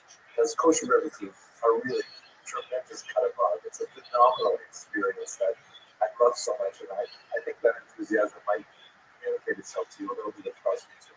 But the question is serious. Why would Jews have traveled, especially before the modern era when travel is so much easier, so much more convenient, and so on? So I came up with 5 basic reasons why Jews would have traveled historically, and I think they're kind of useful to frame the historical data as a whole. So let's go through. First, Jews traveled not by choice, that is, specifically they were expelled. Jews are not the only people in history, of course, who have been expelled, but they are rather unique in that Jews have survived multiple expulsions through millennia. And the questions for why they were expelled in various times and places is quite complex and fascinating, and we've talked about it in future videos. But the concept of expulsion is really burned deep in the Jewish psyche. The Babylonian expulsion memorialized this really arresting 19th century by Benjamin on important Jews in exile. Closely related to expulsion is the concept of coerced migration, which would be something like the Maimonides family experienced in the 12th century when the new Islamic regime of the Almohads really placed tremendous pressure on Jewish families, and they eventually left southern Spain, made their way across North Africa, and landed in Egypt. But if we take away the whole category of expulsion as travel, why else would Jews travel? So I think the second most significant example of the reason for travel would be economic opportunity. Jews, of course, got very deeply involved in international commerce in the medieval period. We have the remarkable Radhanites, who may have actually emerged from southern France, Jewish traders that were known, particularly in the Arab world, among Arab writings, as being people who were able to speak many languages and travel all over the world and engage in trade. And I think you'd also add to these economic migrants. My own grandparents who fled from Lithuania. I used the word fled there as indicative of the fact that there was definitely a pull towards North America, in my family's case, Canada, because of the great opportunities there, but also the increasingly hostile environment of the late 19th century, early 20th century Tsarist Empire that made them want to leave as well. So expulsion is one category, economic opportunity migration another category. Now we get to things which are perhaps more quintessentially Jewish than the first 2 categories, because the first 2 categories, of course, apply to virtually every people we know. Pilgrimage. I think we could probably say that Jews invented the very idea of pilgrimage. If you look at the Bible, you have the Shalosh Regalim, the 3 pilgrimage holidays, Passover, Shavuot, and Sukkot, which require Jews to travel centrally into Jerusalem from ancient times. But even once the Jews were sent out to the widespread diaspora, especially after the Roman diaspora, the very first example of pilgrim literature that we have is from the so-called Bordeaux Pilgrim. It was written about the year 333, which for a long time people assumed refers to a Christian pilgrim because there are some references to Christianity in there. But there's some interesting theories that suggest, you know what, that Bordeaux pilgrim may actually have been Jewish. We talked about that in another video, so let's skip that. But we have so many examples of Jews kind of like reacting to the centripetal force of being attracted into Jerusalem. Rabbia Bartanura, and so many others descriptions of their travels. Fourthly, a little bit related to pilgrimage, what I would like to call religious missions.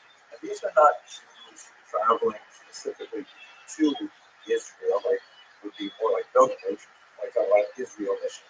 I'm thinking about Jews who specifically travel either from Israel around the diaspora for a religious purpose, such as, for example, the great Rabbi Yosef David Azubai, the Chudah, who left behind a remarkable travelogue of his experiences collecting money for charitable causes in Israel in the 18th century. But you also have some religious missions, which are somewhat kind of like sketchy, like David Rabbi, with his Messianic mission. So many other examples of that, of, like Jews traveling to other Jewish communities to try and, raise up Jewish support for X, Y, or Z cause. And now we get finally to the fifth cause, which I think is the most modern, although it has very, very old roots. I'm speaking about the motive of this beautiful German word, Wanderlust. Wanderlust basically means the urge to wander, the urge to travel, the urge to experience new things simply for the sake of experiencing new things. Now, again, the cost of travel has dropped precipitously in the last couple of centuries, and the possibility of Jews organizing for kosher travel is something that's only happened really in the 20th century, really the second half of the 20th century. Now we're beginning to see the incredible potential for this Wanderlust in organizations like Kosher River Cruises. I mean, we're going to Antarctica, right? Like, what's Jewish in Antarctica? It's true that it's closer to traditional Asian food, but seriously, examples of Wanderlust would have to include people like Benjamin Tudela, the great 12th century explorer who wandered around the Jewish world and collected lots of information on Jewish communities all over the world, and even people of the 21st century with scientists like the great astronaut Ilan Ramon, who unfortunately was killed in the Columbia disaster of 2003. But nevertheless, is just indicative of this wanderlust, this desire to see the world just for the sake of seeing what there is and appreciating the tremendous variety of the wonderful universe that we live in. I don't know if that's quintessentially Jewish, but I do think it really resonates with so many things in my personal Jewish identity, and maybe in yours too. Okay, I hope you enjoyed thinking about these 5 reasons for Jewish travel, and I hope you have a good day.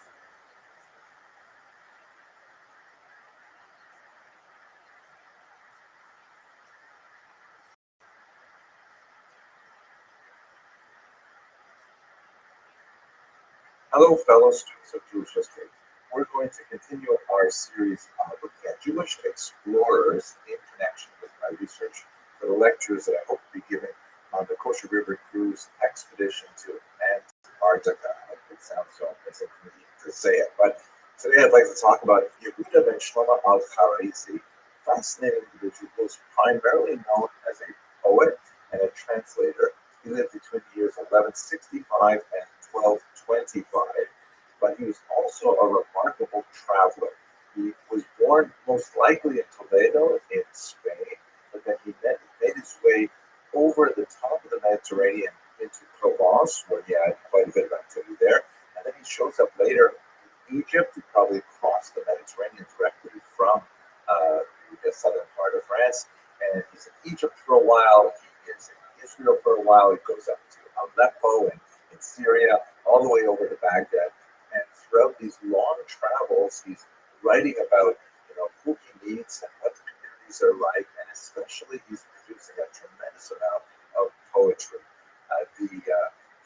His work has phenomenal lyric value, phenomenal literary value, and incredible historical value as well. I want to focus in on a couple of things. First of all, I should mention we don't know exactly why he was traveling. Like, what motivated him to do this? Maybe he had just wanderlust. He just wanted to see exciting places, which is, I think, something we can all identify with.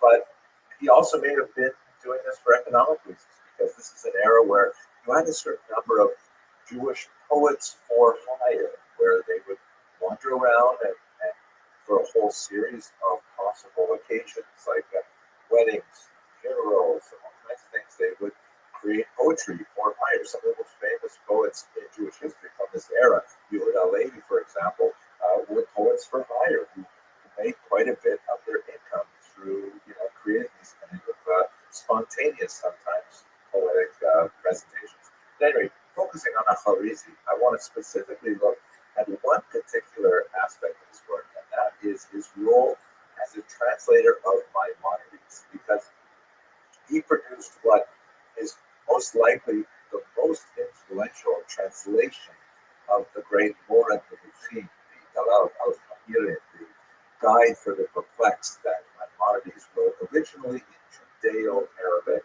meaning it is basically in Arabic, written with Hebrew characters, and a lot of quotations directly from Hebrew, from Tanakh, and rabbinic sources, and so on. And at the end of his life, Maimonides had worked with one particular translator from the Ibn Tibbon family. This is a family of translators that lived in southern France, and the father, the elder Ibn Tibbon, had a particular method of translation that, and using that, he rendered a lot of really famous Judeo-Arabic works into Hebrew and made them really quite famous. And so he started working, Maimonides started working with his son on this translation of the Moran Nevuchim.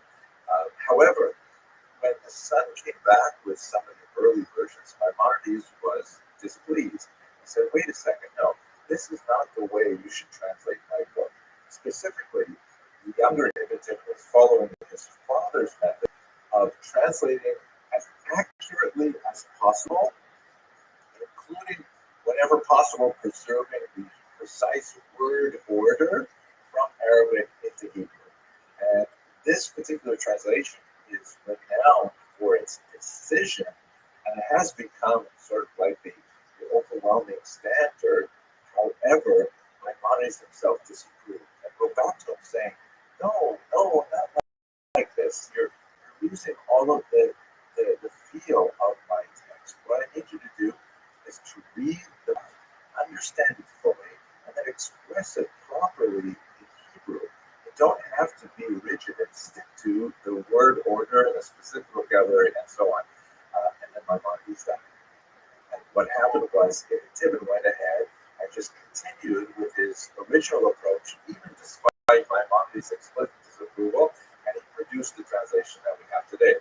Now, our protagonist, Yehuda ben Shlomo al-Kharizi, said, "Wow, no, this is so awful. Losing all of the time and taste of Guide to the Perplexed, which has some pretty pungent places in it." And so he says, "I'm going to do it the way Maimonides said."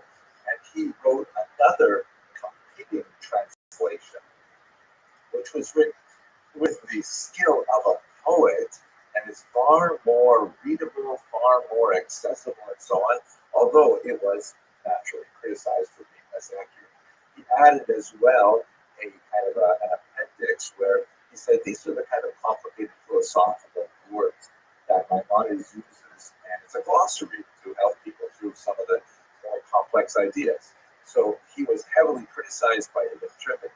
They had like kind of a literary war for a while, but Ibn Tibbon did pick up his idea of adding a glossary to the idea. Let's add that too.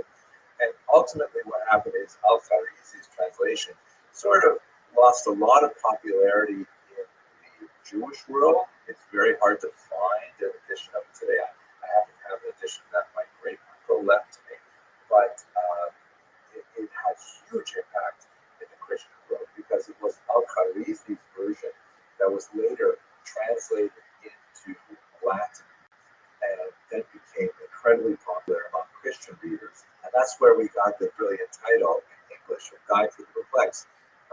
It's rendered in Latin as Doctor Perplexorum, the doctor, the teacher of the perplexed. So that's, now I I have not even touched some of the most famous works of Al-Khwarizmi. He wrote the Takamoni, he wrote some amazing poems and some fantastic things.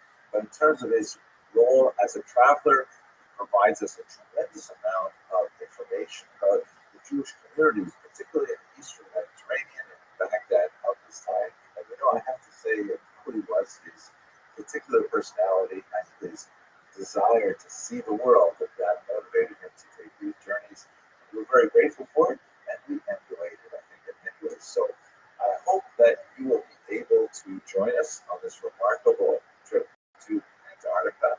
And if not, I look forward to certainly sharing my research with you on this channel. Thank you very much for watching.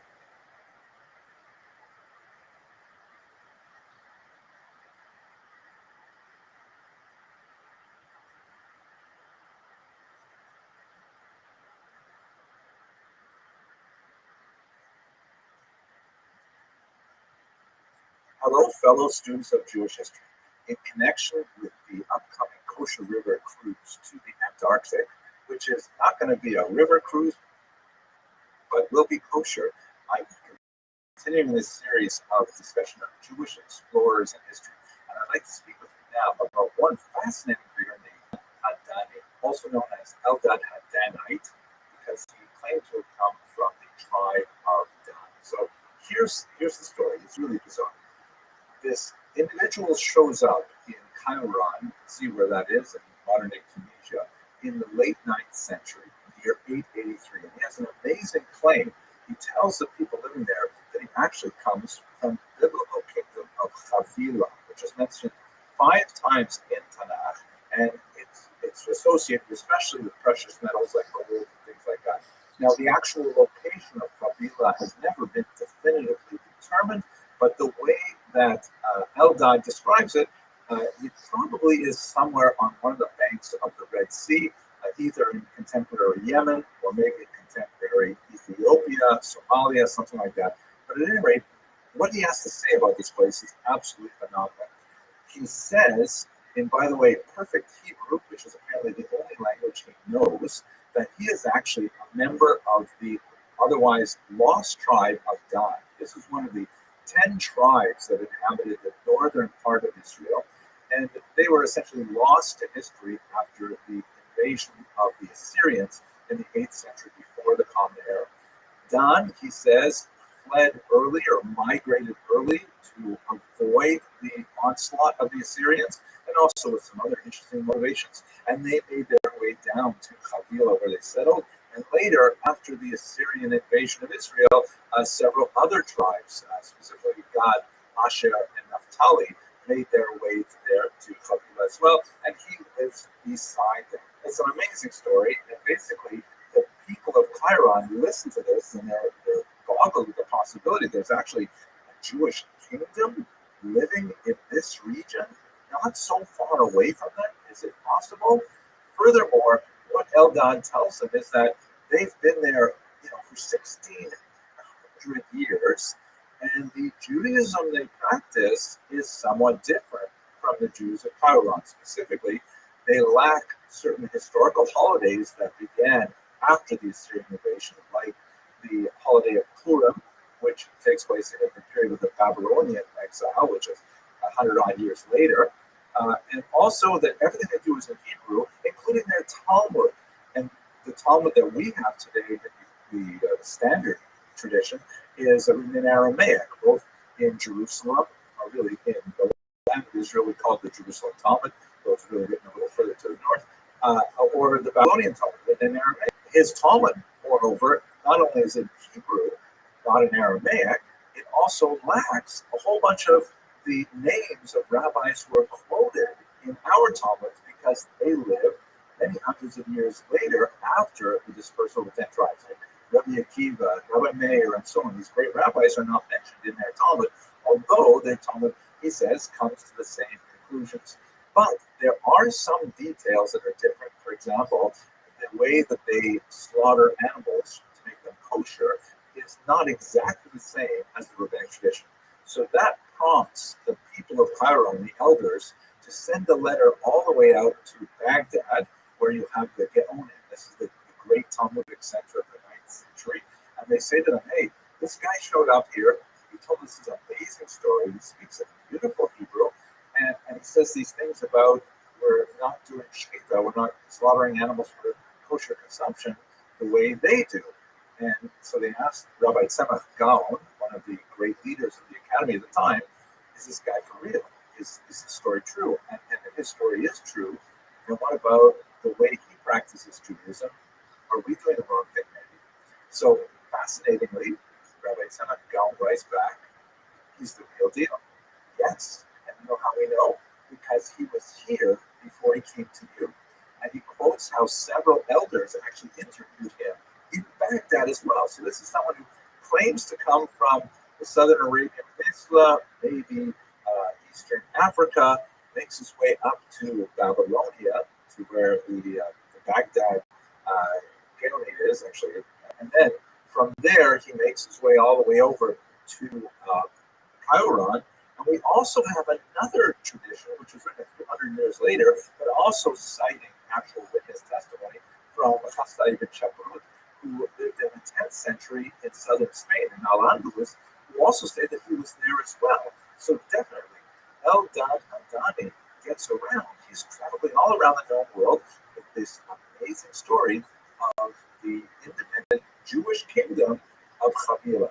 His story as a whole, by the way, is absolutely fascinating. It talks about how he and a colleague were shipwrecked and then they were seized by cannibals who ate his friend, and he talks all how he escaped and how really fascinating how the Jewish community is organized in Chavila. They're very military. They defend their territory.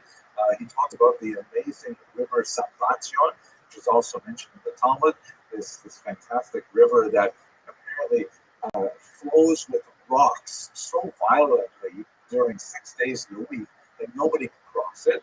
But on the Sabbath, it amazingly rests. And theoretically, it could be crossed at that point, but the people who live beyond the river Sabbatyon are very religious Levites, and they do not want to cross and violate the Sabbath, so they stay in their area, trapped as it were by this remarkable river. So, wow, what an incredible story. Now, we have all kinds of difficulties trying to parse this story.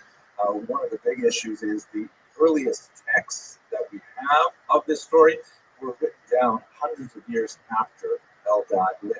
We do know from the multiple documents from both Tzemach Gaon, the Jews of Chiron, and Rothschild ibn Shaprut, that he was a real person and he did come with some kind of story, but we don't know how much of it was actually what Eldad was saying and how much of it was embellishments by later readers and copyists who just wanted to add to the amazing qualities of the story. But that begs one more question, like, okay, so there was an Eldad who claimed to be a Danite coming from a Jewish kingdom. Was he really the real deal?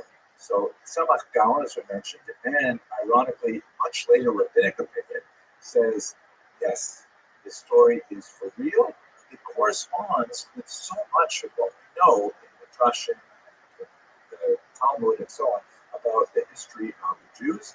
And so his story, it checks out. You know, we interviewed him, we had all these facts, we were able to confirm them with other documents. So yeah, evidently there is some kind of thing happening there that's a Jewish kingdom.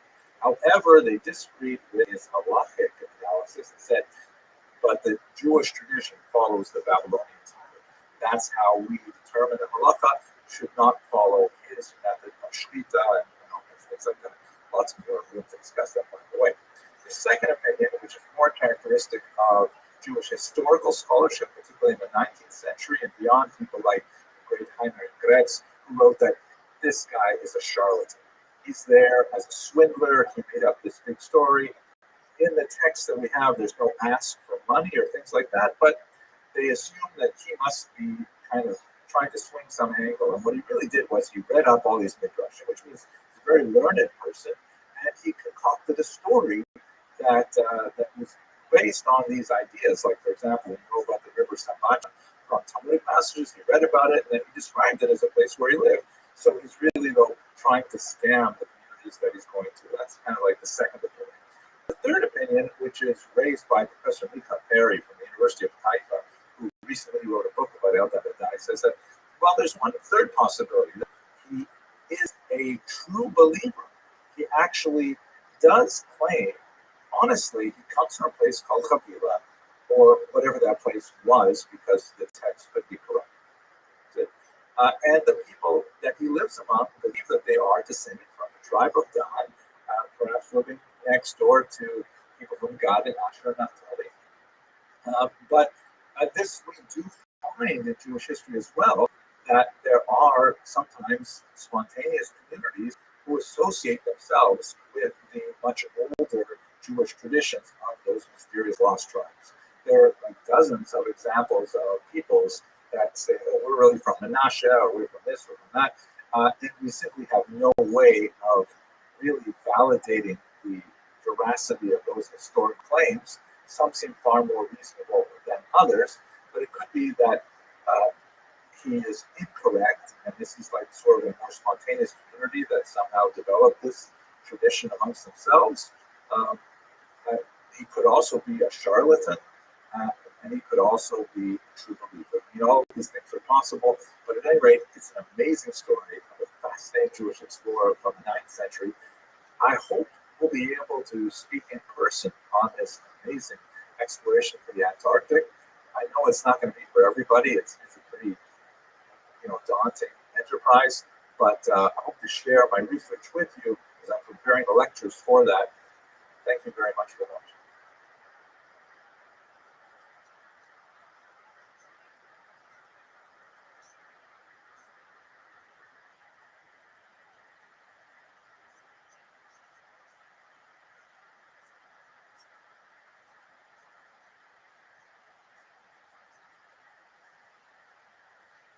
Hello, fellow students of Jewish history.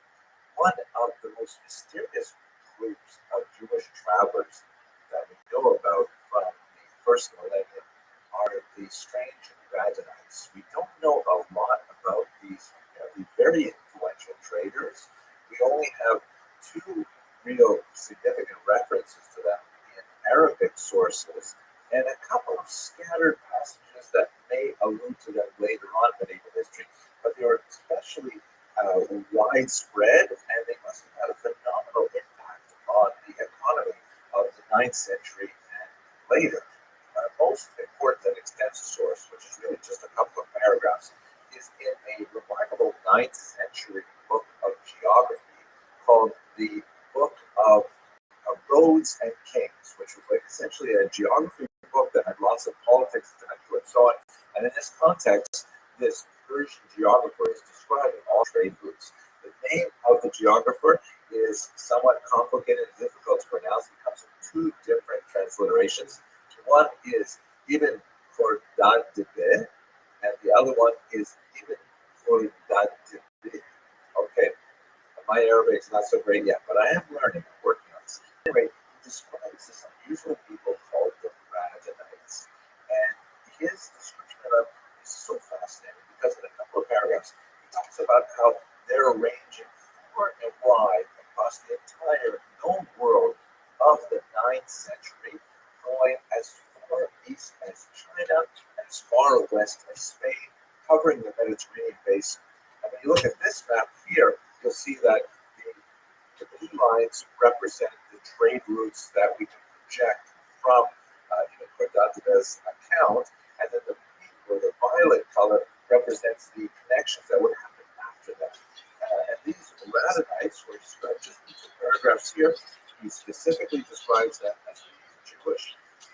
They are polyglots. They know at least half a dozen languages, and they are involved in virtually every type of import and export that's going on in the 9th century.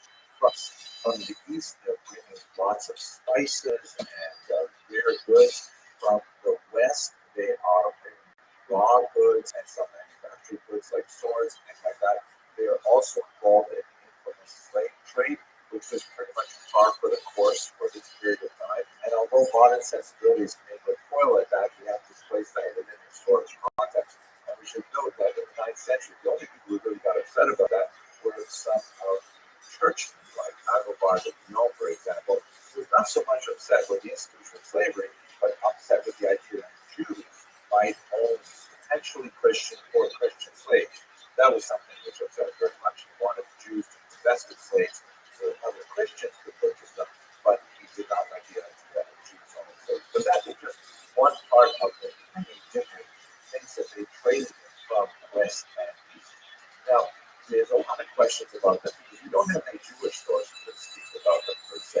There are some that may allude to them and some that might infer their presence, but we really don't know about them. We assume that the term Radhanite is perhaps a family name related to the place where they come from, and there are several major theories about that. One is that they come from the Radan region of southern Iraq. This would be the most theory. Another that is popularized by the great scholar Cecil Roth is that it actually comes from the word Rodolphus, which is the Latin name for the Rhone River, which is in the south of France, meaning they're based in around the city of Arles in the northern part of the Mediterranean. Both areas make sense. I tend to lean personally, not that I'm an expert, but I tend to lean towards the Rhone location because so much of the activity is really centered there, or even than you would have in southern Iraq, when you look at the entire mountain. At any rate, they are extremely influential for the trade of the period. There are some interesting discussions of the impact of their decline, which occurred a couple centuries later, on the entire consumption of spices, for example, in Europe. It seems like much of their business was essentially gobbled up by the rise of merchant rivals like in Venice and places like that. And you might want to wonder, why would Jewish merchants be so successful in this environment? There are a few things that would lend themselves to the success of Jewish merchants, specifically the increasing tensions in the 9th century that would eventually explode in the 11th century with the Crusades between Muslim and Christian clans. Jews enjoyed a level of tolerance in both Muslim and Christian lands, which may not have been extended to Christians in Muslim lands and vice versa. Not that they were equal citizens. Under the Christian lands, they were protected under something called Doctrine of Witness. Under Muslim land, they were protected under something called the Pact of Umar, which again did not give them full equal rights, as it were, of Muslim subjects and Christian subjects in their respective lands. That nevertheless meant that the law prohibited them from being openly molested, or that could sometimes happen against the law. And of course, it's known to happen with some frequency with pogroms and things like that. Nevertheless, Jews who undertook to make these journeys could count on small pockets of communities all over the region where they would encounter friendly faces, co-religionists, find ways to make connections for war trade and so on. So they had some sort of built-in advantages because of the diaspora, ironically. Also, let us not forget that Jews, although they traditionally are polyglots, able to converse in many different languages, they do share a common language of Hebrew. And so you could have Jews come from Christian lands entering into Muslim lands, and although the vernacular might be, let's say, Frankish or Arabic, they would still be able to converse in the common language of Hebrew. So there's some advantages that would have lent themselves to making the Radhanites successful. So although really everything we know about the Radhanites is basically in one principal account, a second account that occurred later is probably derivative of the first account, and maybe some allusions to them, the question that maybe it reached as far east as China, and that some of the documents that may have been deposited along the Silk Road may have belonged to Radhanites, but all of that is primarily conjecture at this point. There nevertheless is a fascination for the Radhanites among conspiracy theorists. And if you bounce around the web, either in Arabic or in American English, you will find some really bizarre things. Sometimes the term Radhanite, for example, is used as kind of like a cover term for Jew. Like, people will go on and on about those Radhanite Babylonians who are involved in controlling the media and the economy and things like that. And that's just to use the Latin term, totally Meshuggah. But at any rate, it is fascinating to see these Radhanites who are traveling far and wide, highly influential at this this period of time. But anyway, really fascinating group. We only know a few things about them, and much of the rest is conjecture, but still amazing to see them described as such worldwide travelers. And in this context, putting in a plug here, we are getting ready for that amazing trip to Antarctica. That is going to be a phenomenal voyage exploration. I can't wait to go on it. Thank you very much for watching. I look forward to speaking again about more explorers in Jewish history.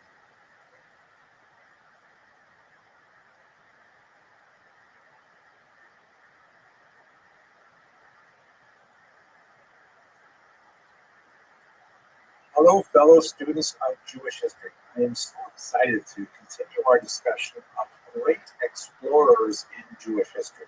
And someone I'd like to look at today is really more of a type than a specific individual. I'm thinking about Rabbi, who represents a group of explorers called the Nechute. This term Nechute is Aramaic. It is the translation of the Hebrew term Yoredim, or those who go down.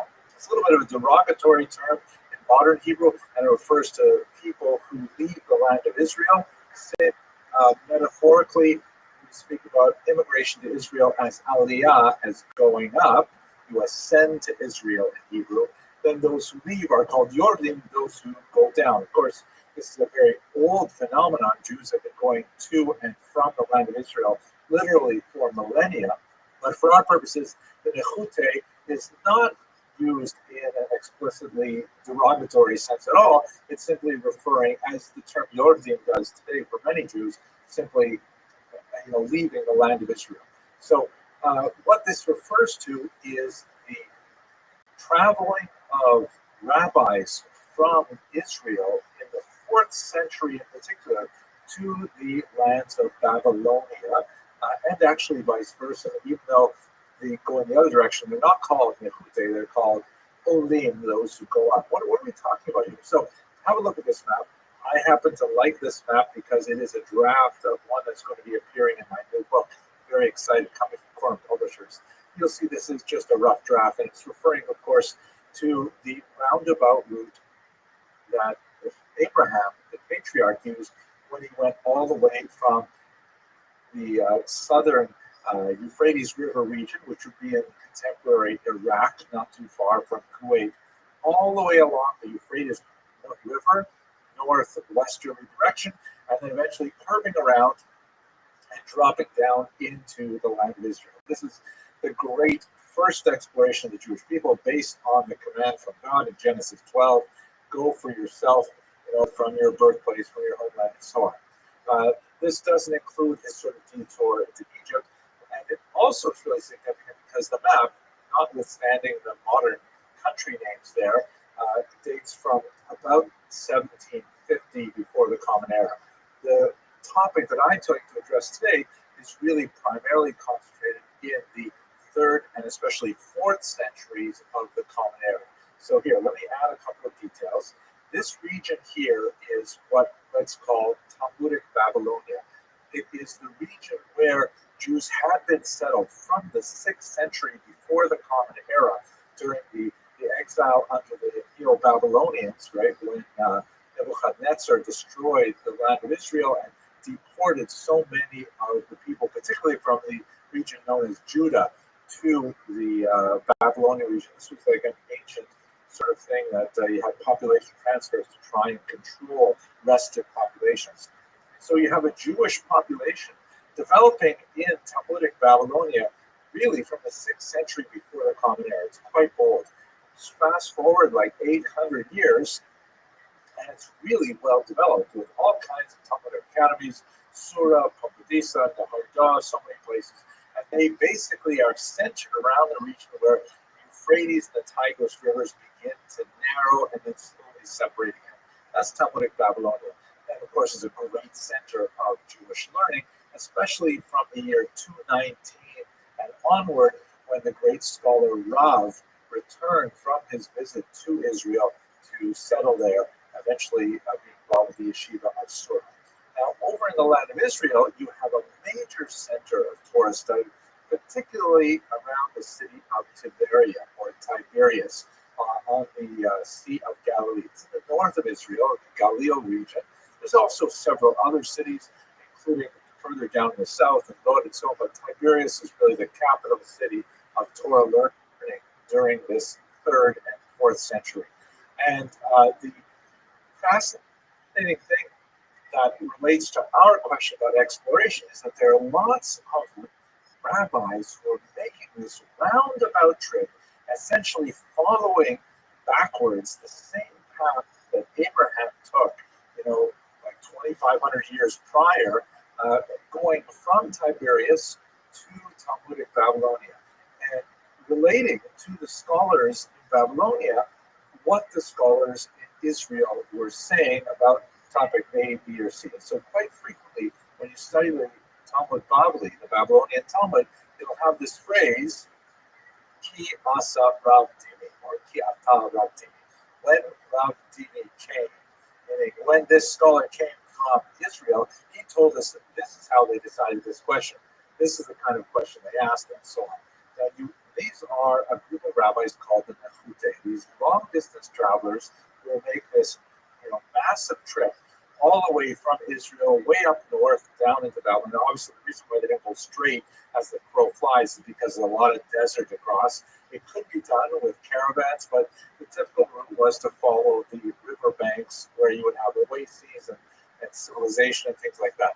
So the Nechute, those who go down, are those rabbis who are bringing Torah from Israel to Babylonia, and the other way as well, bringing that Torah back to Israel, cross-fertilizing the two major centers of Torah scholarship at the time, and ultimately resulting in the production of two major Talmuds, the so-called Jerusalem Talmud. That in itself is a little bit of a misnomer. It wasn't actually written in Jerusalem. It was really written primarily in Tiberias. However, it's also known as the Palestinian Talmud, but that's also something problematic of a term. So people still call it the Jerusalem Talmud. And of course, the great, much larger Babylonian Talmud. Okay, that's just a quick look at some of these intrepid rabbinic explorers from the 3rd and 4th century. Rav Dimi is one of about a dozen of them who's made this trip, but he's undoubtedly the most famous. Okay, thank you very much for watching.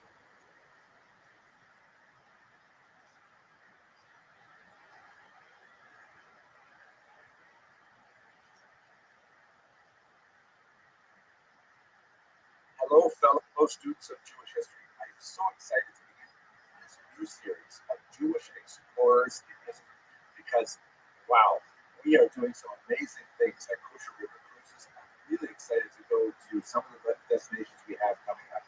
We have, of course, planned a lot of our European locations in the Caribbean and so on, but in the next couple of years, we're planning Japan, and get this, Antarctica. Wow, so now there are not that many Jews in Antarctica. There have been some. Some people would say that because there are a lot of penguins there, and in slightly derogatory Hebrew slang, penguin is another word for ultra-Orthodox Jews. But otherwise, it's a pretty remote location. And so what we're going to be doing for this series is looking at Jewish explorers through history, which is just amazing. So today I'd like to talk about Benjamin Tudela, but let's just begin with a little bit of background on the idea of Jewish exploration. One might say that exploration is right at the very heart of the Jewish experience. In fact, way back in the distant past, somewhere around 1750, before the Common Era, we have the first command of God to Abraham, the ancestor of the Jewish people, when he says to him, Lech lecha me'artzecha, leave your land, your birthplace, homeland, and go to the land where I will tell you. And if you can see from this map here, it's quite a trek, or as we would say in ancient Hebrew, a shlep. I'm just joking, that's not ancient Hebrew. But it's quite a trek. Have a look at this Google map. He went all the way from southern Iraq, presumably by camel caravan or walking, I'm sure, all the way up to what would be Syria, and then makes the curve around south into the land of Israel, as it would be known later. At the time, it was probably called Hammurabi. But not all of these commands to travel were so benign. We have, of course, throughout Jewish history, numerous expulsions, including the Great Expulsion from Spain in 1492, and Also, we have many voluntary migrations, such as those of my own grandparents who left Lithuania and traveled to Canada at the turn of the 20th century. So, taken all together, when you combine the kind of adventurous explorations of individual Jewish explorers, when you look at the forced migrations of Jewish refugees, and when you look at the expulsions, of course, you see a tremendous amount of Jews traveling all over the world. It stands to reason that as a culture, we would develop a love for kosher river cruising. Okay, so let's talk today about one of the most famous of the medieval explorers. And in fact, if you I didn't try it, but if you Google famous Jewish explorer, you would probably get Benjamin of Tudela. He published a really fascinating itinerary of his travels in the 12th century, and he described his journey from about the year 1159 to around the year 1173. This is a century before Marco Polo, and it was an incredibly popular book. It was translated to many European languages. There were not that many people who were traveling such distances and bringing back that information to Europe. It doesn't exactly say why he was traveling. There's a lot of references to coral, which might suggest that he was involved in the gem trade. That was definitely something that we've seen with the Ramanites, for example. Many earlier Jewish merchants were involved in various types of trade, and perhaps he was engaged in that. But, while he's traveling, he definitely had an eye out for Jewish communities. He tells us every stop along the way the size of the Jewish people that he met. He talks about their economic basis. He talks about their intellectual population, about various, errant sects of Judaism and so on. The Samaritans, really, really fascinating historical information. It's a trove of data for historians, especially of the 12th century. Here's a map where you can see where Benjamin Tudela traveled. You can see he started out in Tudela, which is in northeastern Spain, and then he made his way to the Mediterranean, traveled around the coast through Provence. Really fascinating material on many of those towns there. Tells us a lot about that great era of creativity in the 12th century. And then he made his way down the Italian peninsula, the Greek peninsula, and then eventually all the way out to Turkey and his final destination, the land of Israel. Now, while he was in these regions, he also collected reports on places that he never visited. Sometimes it's not clear if he was there personally or not, but most likely not. And he shares with us what he heard about far-off Jewish communities as well. Really quite amazing and fascinating.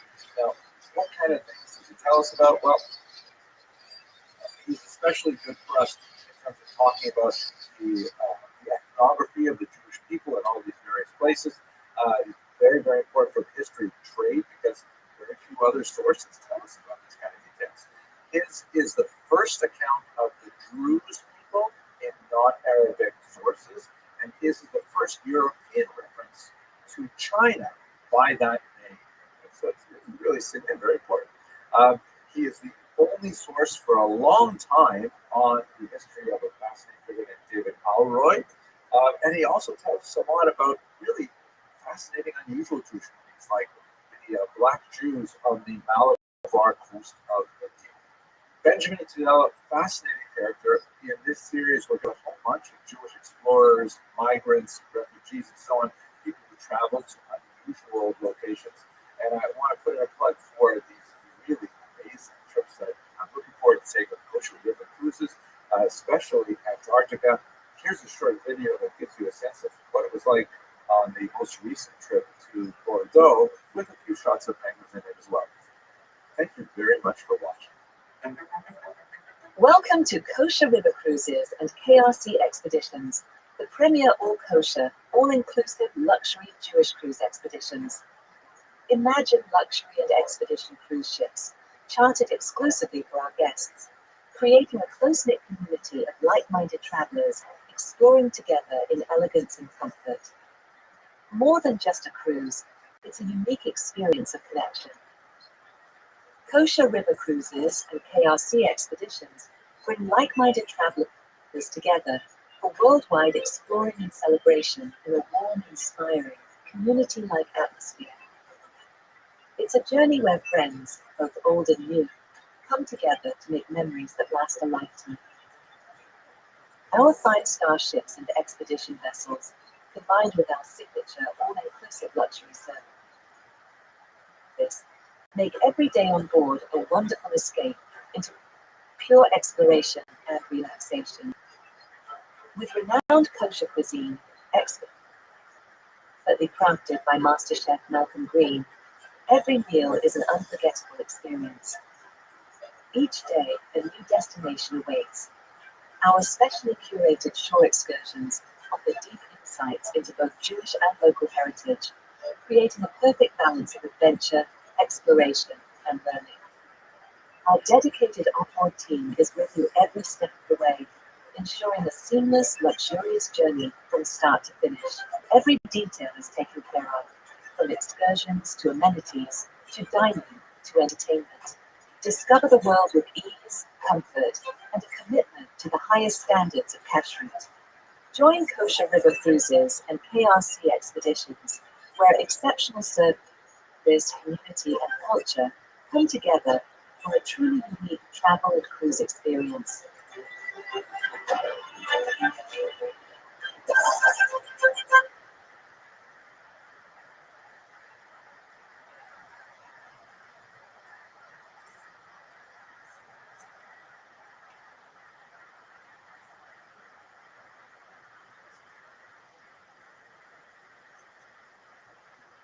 Now, if we step back a little bit to understand the economic background of this migration, besides the political and religious background that we began with, the beginning, position, and so on, searching for places where they could freely practice Judaism, first as crypto Jews, sometimes even in a Portuguese environment like Brazil, and then later openly as Jews. This was against the backdrop of a much larger economic phenomenon known as the triangular trade. Basically, the way it looked, and this is somewhat of an oversimplification, but nevertheless captures the larger picture. You have manufactured goods coming out of the great colonial empires of Europe, in particular Portugal, England, and Netherlands, and they're bringing their manufactured goods down to Africa. They are then trading them for slaves, and these enslaved peoples are then shipped across the Atlantic Ocean through the notorious and terrific Middle Passage, where they are then deposited in South America and the Caribbean, and to a certain degree in the 13 colonies. I don't especially like this map because it tends to imply they're going straight to the 13 colonies, but in reality, many of them are being dropped off in places like Curacao and then being resold There she is. to the Americas. Hello. How are you? How are you? I'm well, thank you. How was your day?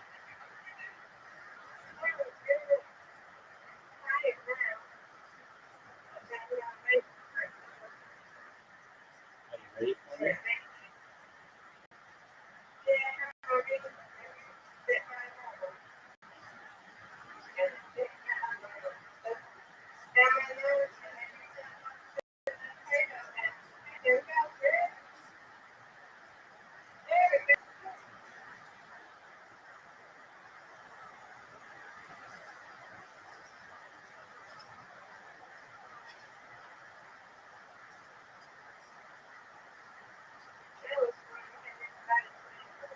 Yes, you are.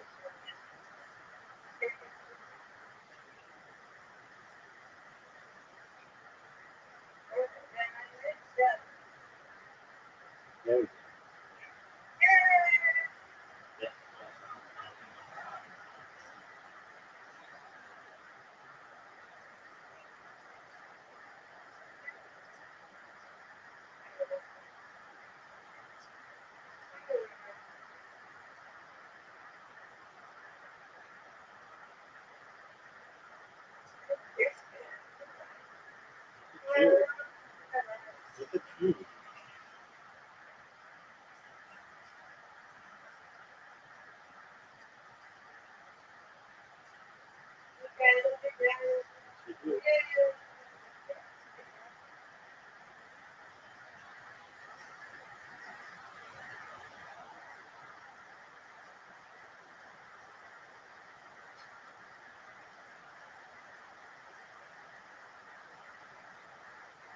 Get it.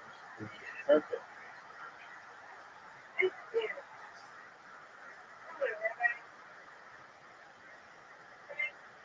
This is a tough one.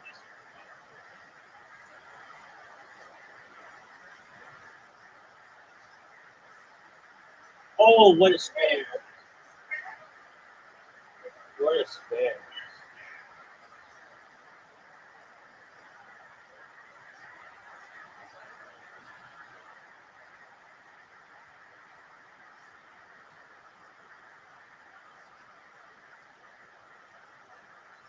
Oh, you should have had that.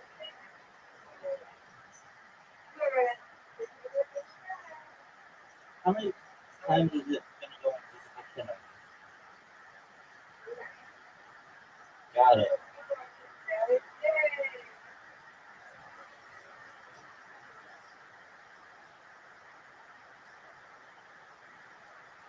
Oh, that's perfect. Oh, first strike. That was amazing, Mr. Aquarius. That was amazing. That was amazing. All right, get this ball. All right, that,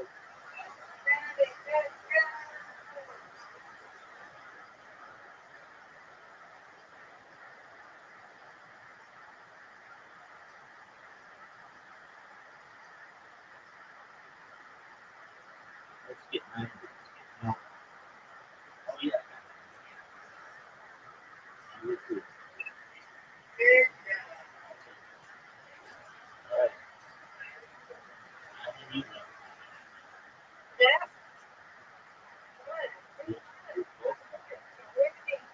Good girl.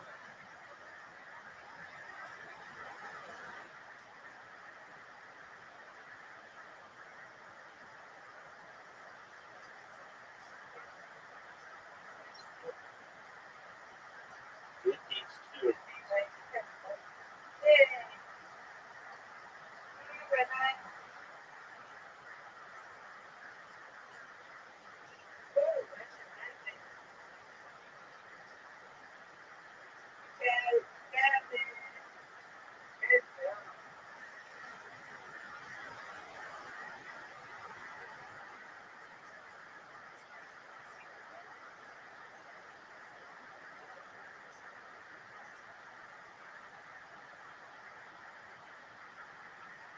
Get it.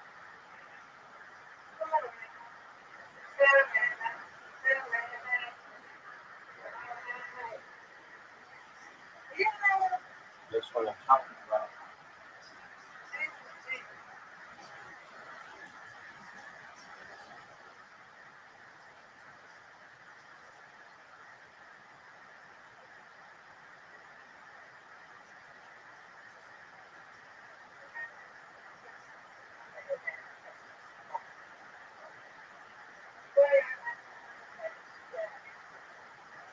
That's what.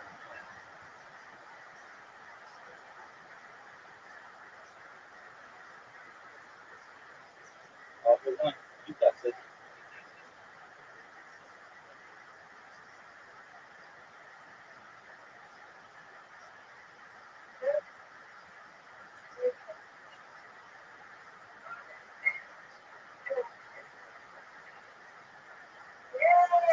Yeah.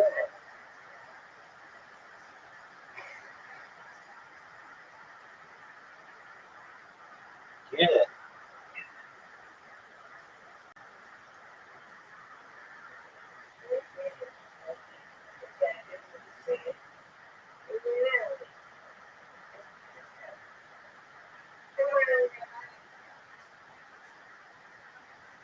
Get it. No way. No way. I'm going for a record. Oh no. One. Oh, that is the record. That's the record. 123. 123 is the all-time record, Miss Aquarius. 123 is the all-time record. I win, you win.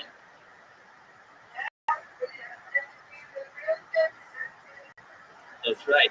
1, 2, 3, see all 10 records, 7.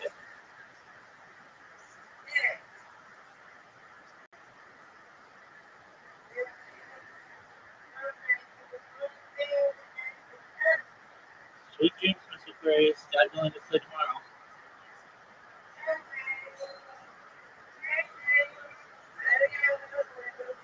Very well. Take care. Bye-bye.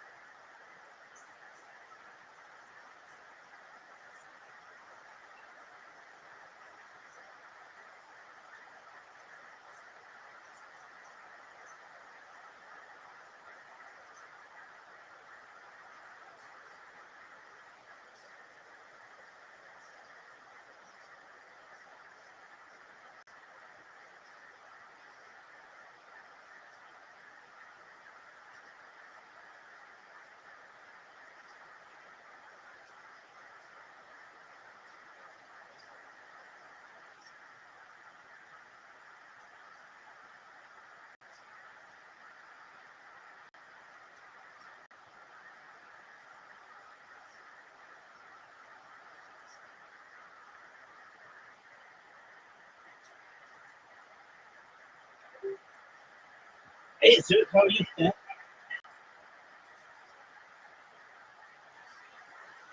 Zoot, how are you?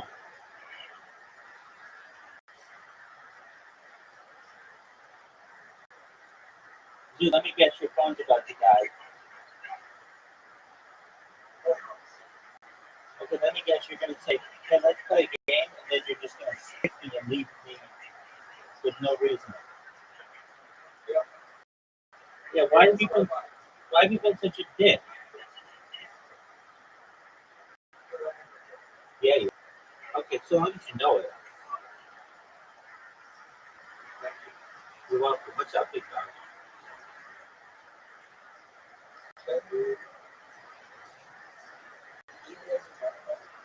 Uh, no,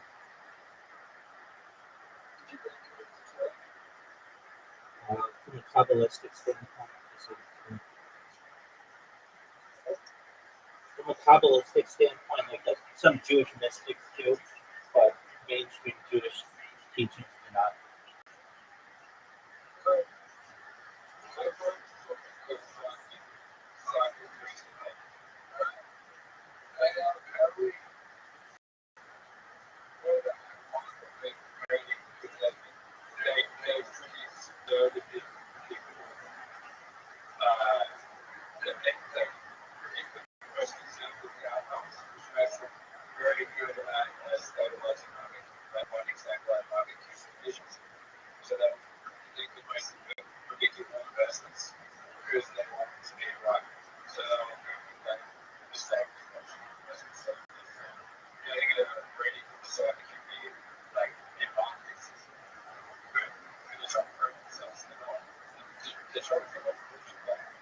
Hey, you ready for one? You ready for a prediction?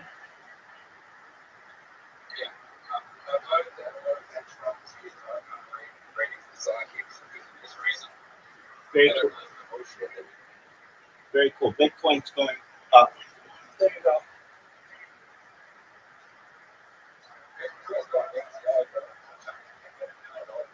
Word, dog.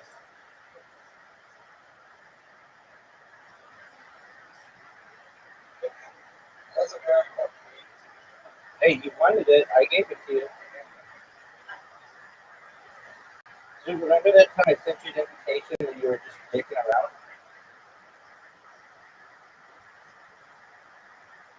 Dude, I just.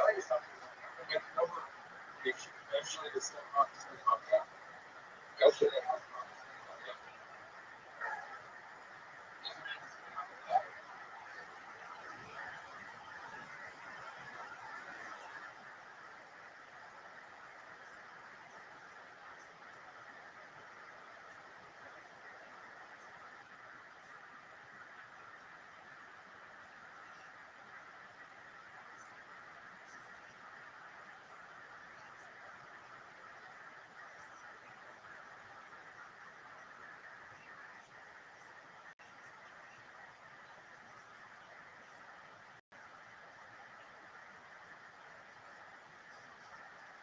Dude, did you know that you're not vulnerable to none?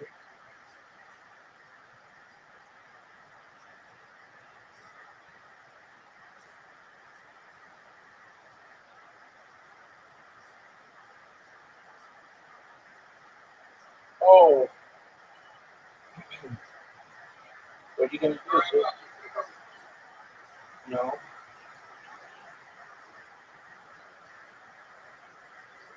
I think you do. I think you do some stupid things, but I don't think you're stupid. We all do stupid things. Fat Girl Investment Company.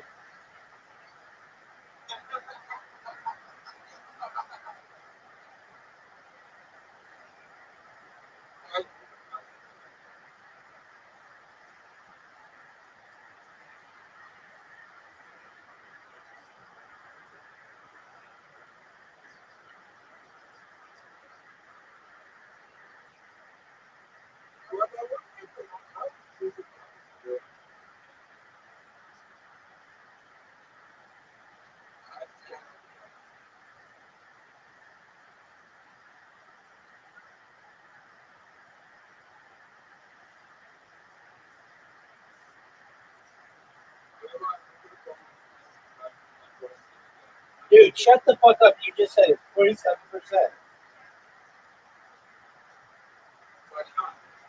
Okay, that's a lot. I made it 2 hours, next 2 hours. Why don't you get a power bank?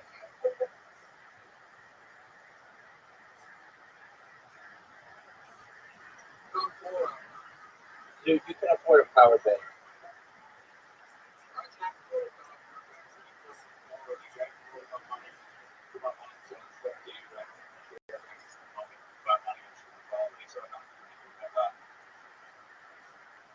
Well, you have like $10 for a power bank.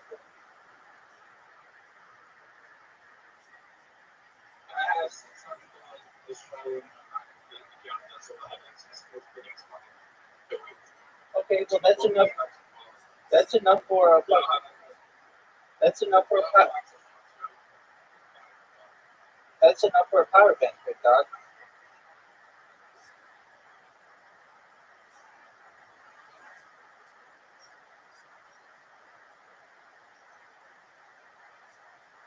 Oh, what a shot!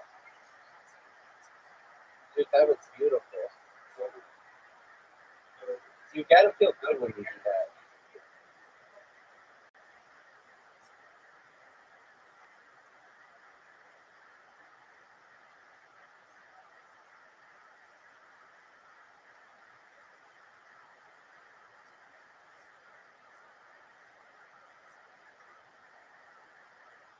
That's not what you want to do.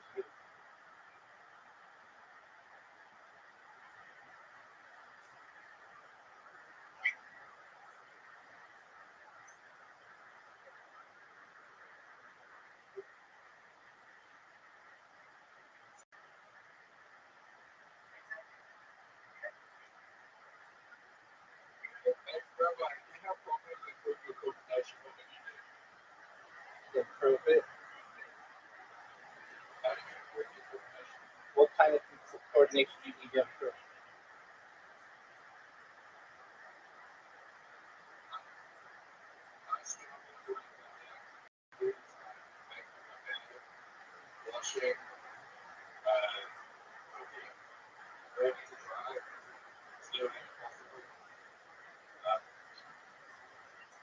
Okay. Yeah. So, did you say nicotine helps with that stuff?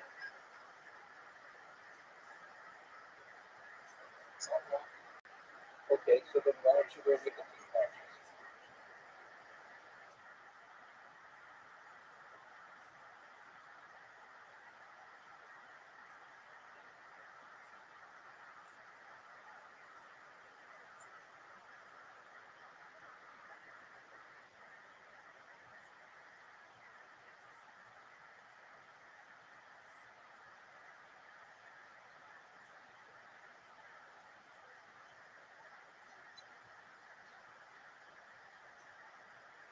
So you just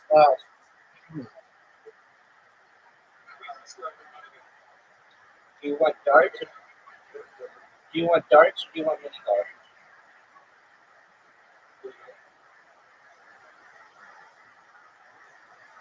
Do you think you're gonna win?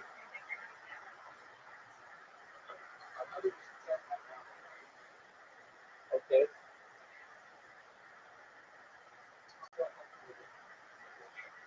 Well, yeah. Well, why don't you use patches? Why don't you use patches? Why don't you use patches?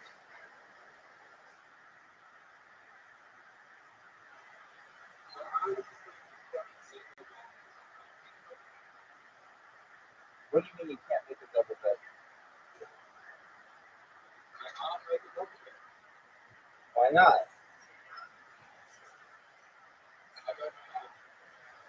Why don't you learn?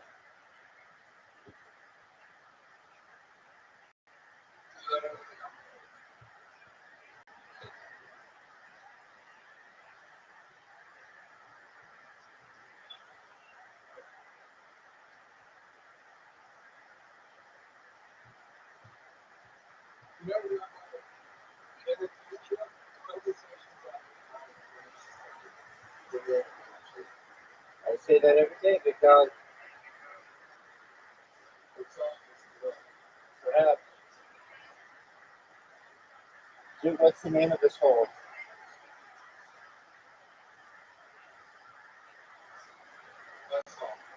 Word, dog.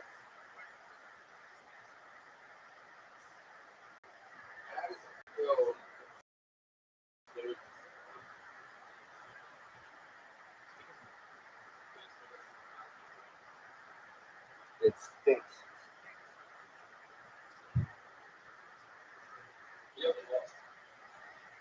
I know.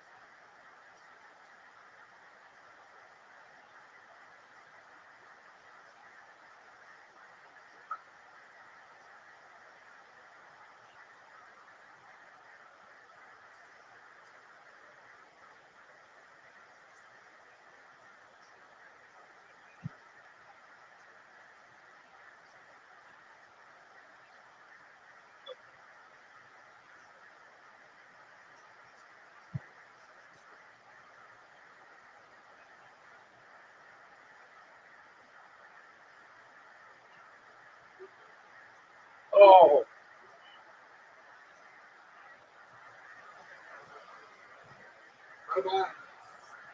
yo, Pimp.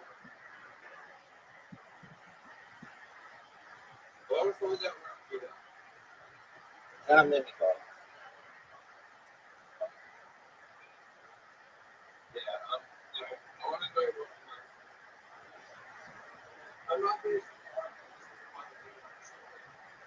You're not a savant.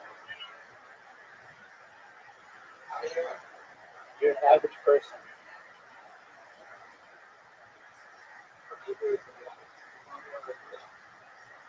Okay, you're a savant at self-analysis. Where you just review what you do. You're obsessed with it.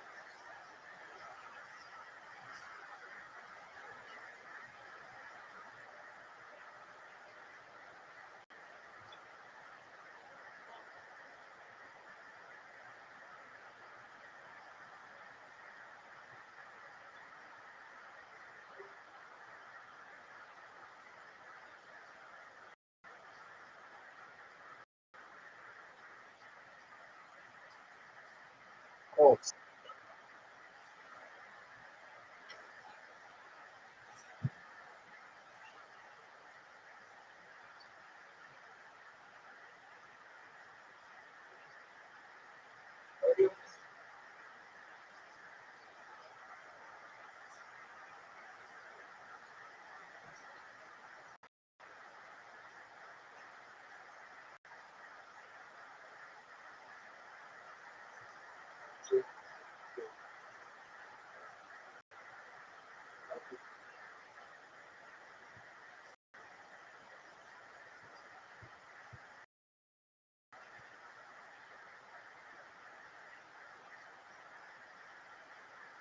oh, what a shot.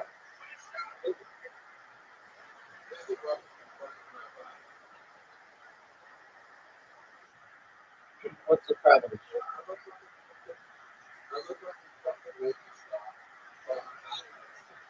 You don't look like a movie star. I did. Better look in the mirror. If you look like a movie star, you'd have so many chicks right now.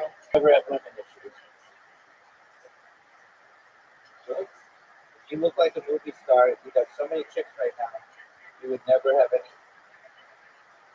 women issues.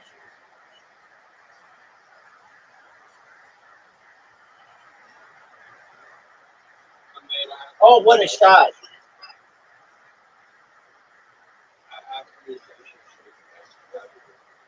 You could literally be on mute And if you were super good looking, chicks would want to be.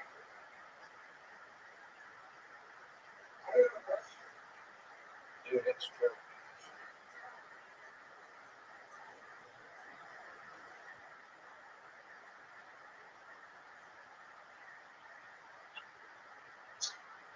Dude, are you ready for Mancala?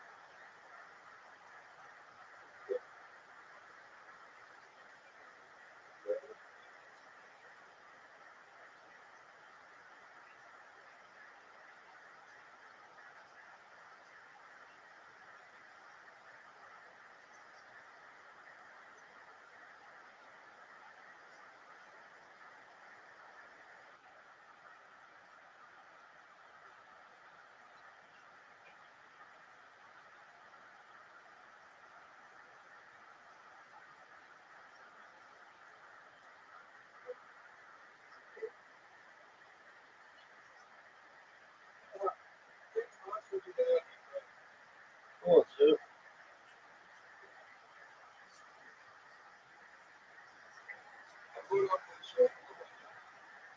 Okay.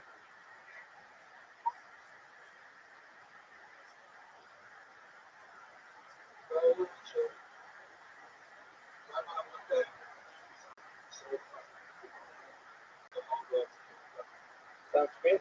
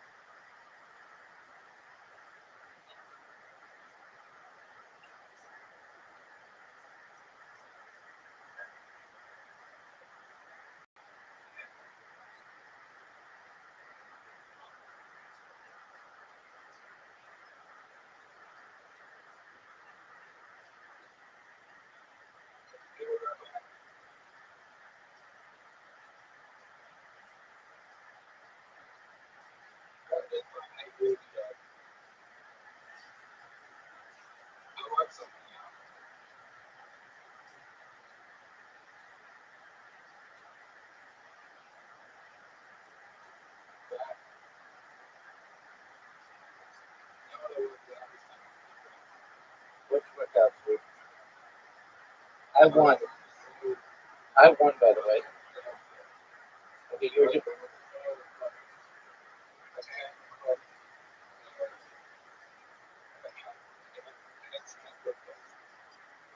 Okay.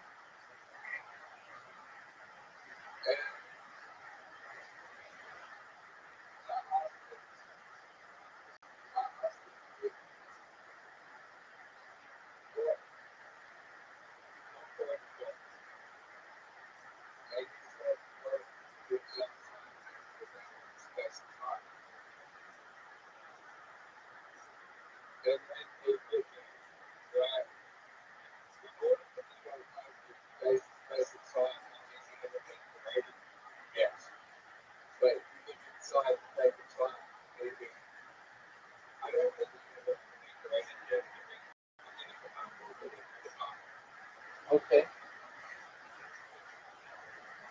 That's a nice story.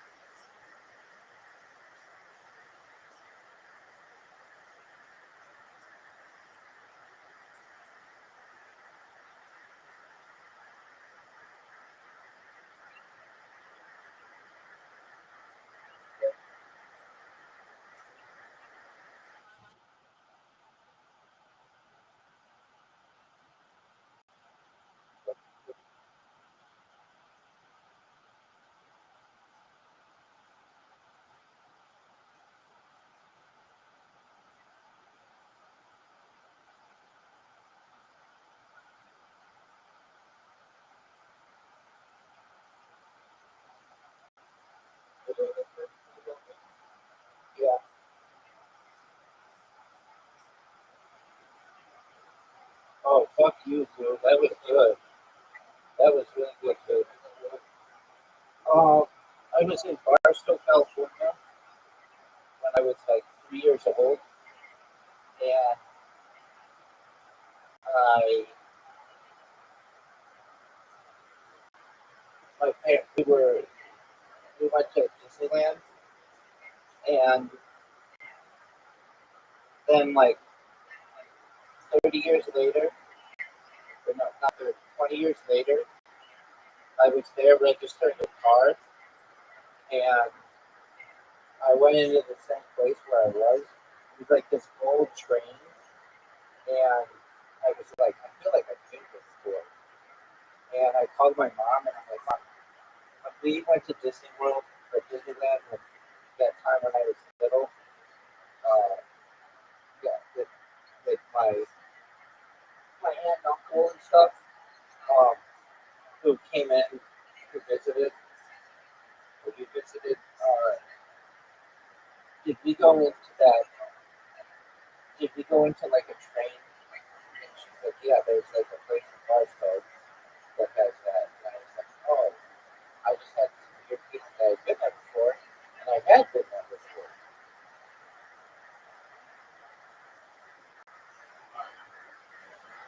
Right. Have you ever had deja vu?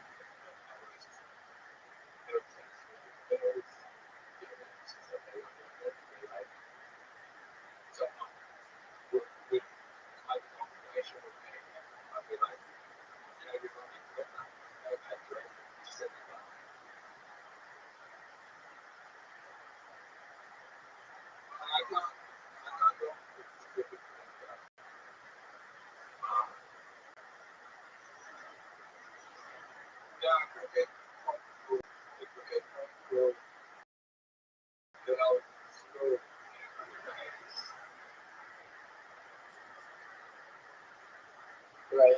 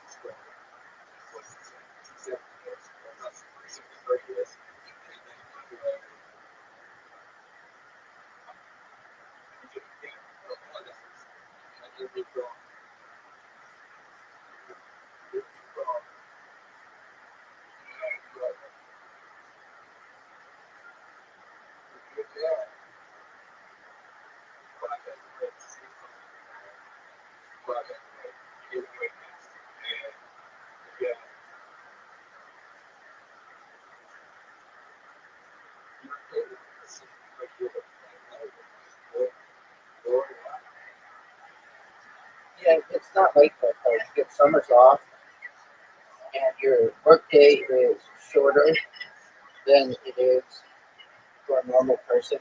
Normally, you work like 8 to 5, and teachers work like 8 to 3, 8 to 4.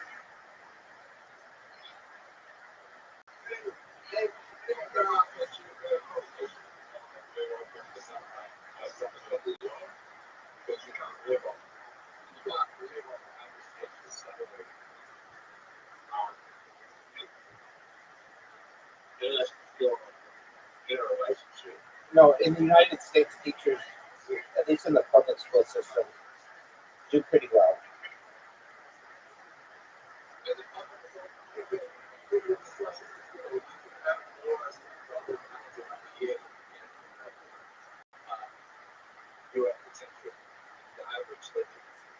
Well, a McDonald's manager is not a bad job.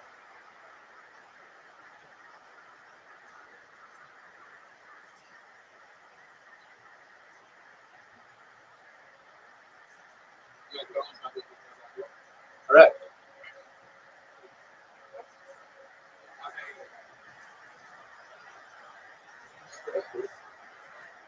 Yeah.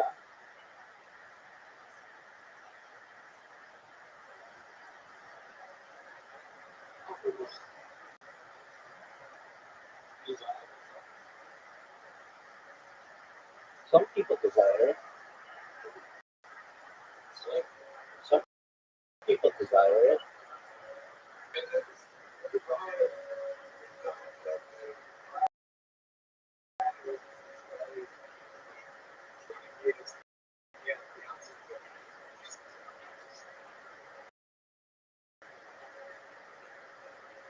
Dude, that was big time, dude.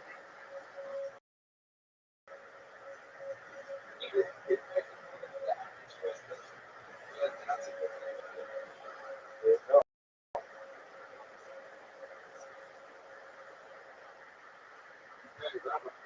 Yep.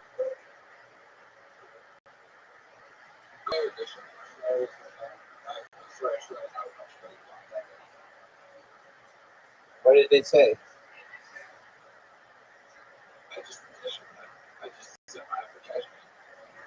Very cool. When did they get back to you? Very cool. Hey, is Danny Minogue? Is Danny Minogue on that? Who the fuck is that? What happened to Danny Minogue?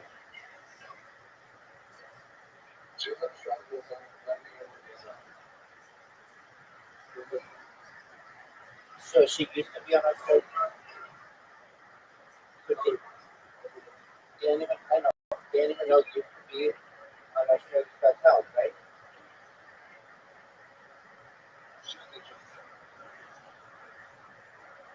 Would you take her?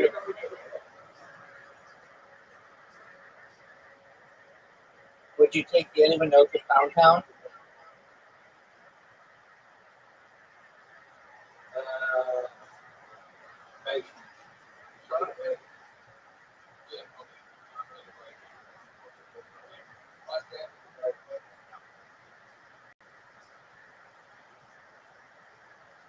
What happened to your girl in Orange County again? She just ghosted you? She got back to you? Oh, okay.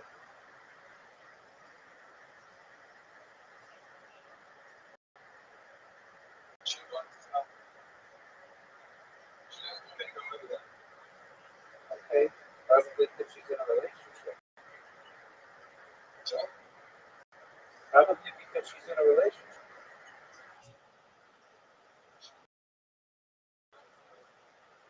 You don't know. Okay.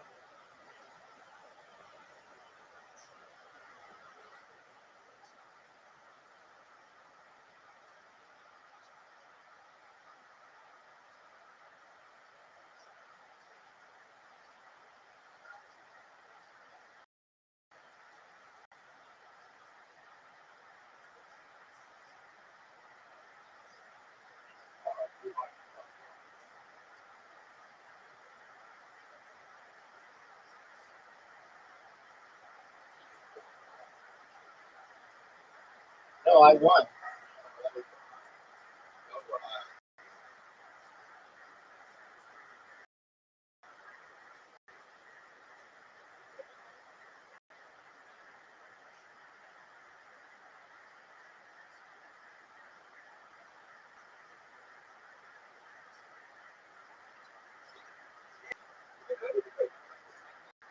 I don't know.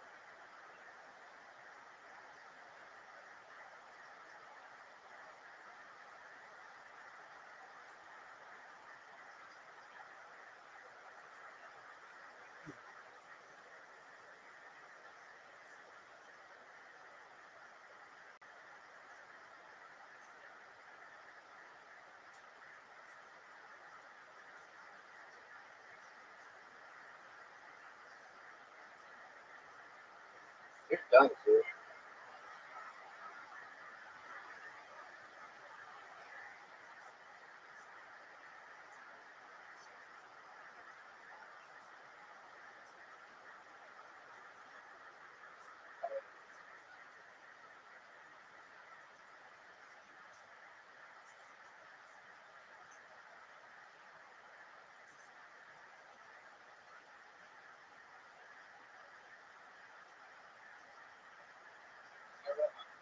What up, Jeff?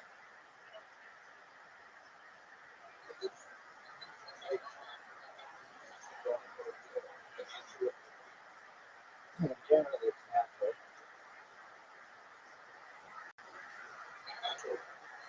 Correct. It's almost in the definition.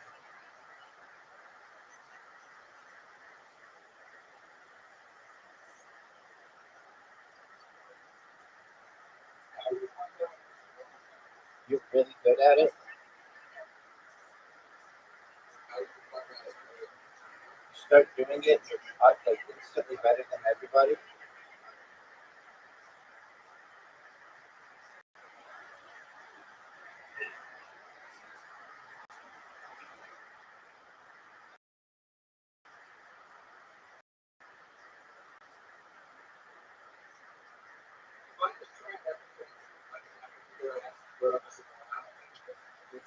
Yep.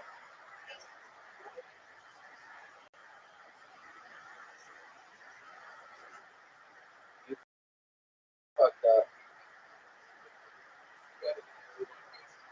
Generally.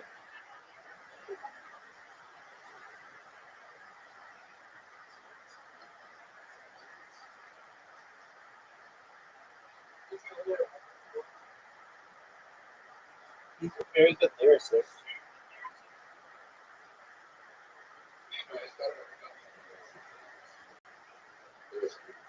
Okay, he's a very good lyricist.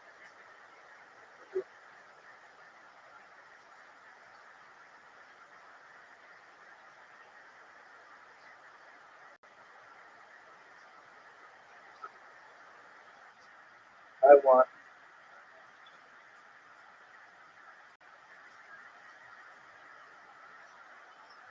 maybe you're savant at Montala.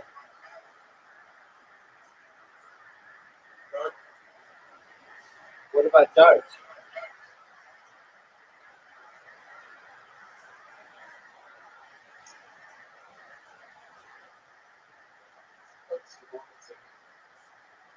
No, you're not. What do you say that?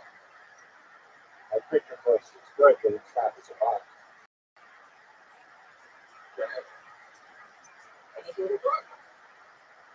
But that's not savant.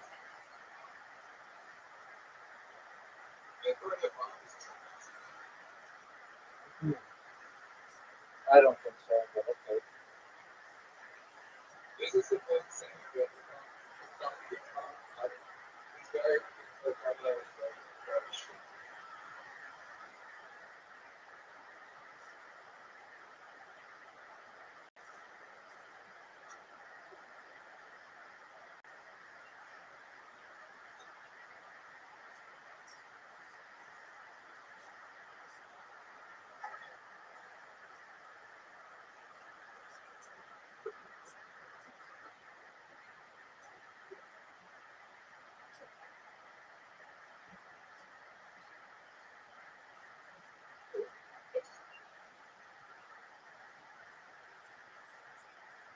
Oh, that was close.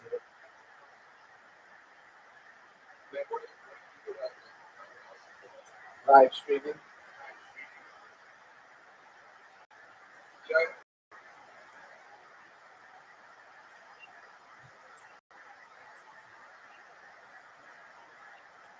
I'm better at live streaming than anyone in the world.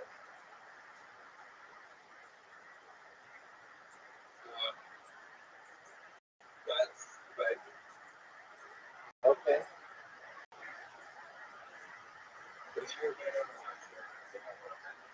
Not necessarily. I didn't say I'm more popular than anybody. I'm just better at starting my streams than anybody else.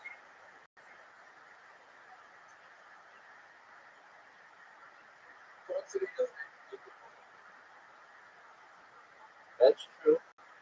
But quantity is understated in the streaming world. It's underestimated.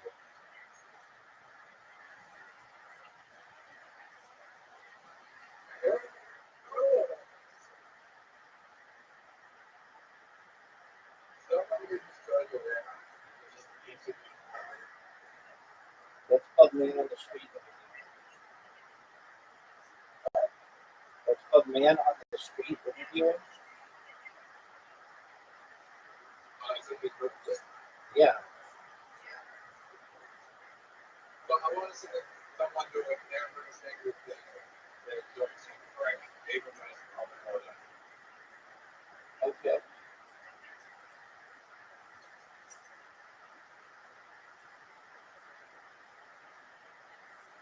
You fucked up. You fucked up nature.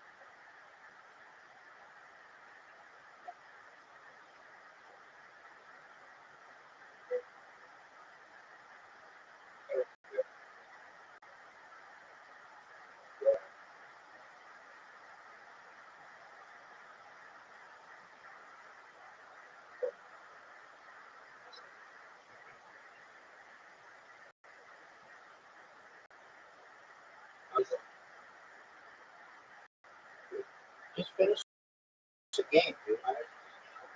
Just yeah. Why would you resign if you're back to home?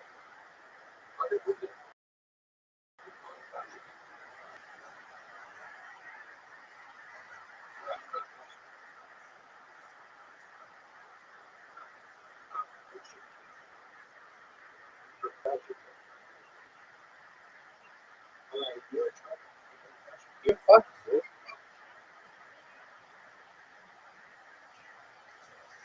Dude, you're fucked. Dude, it's over for you. It's over for you, son.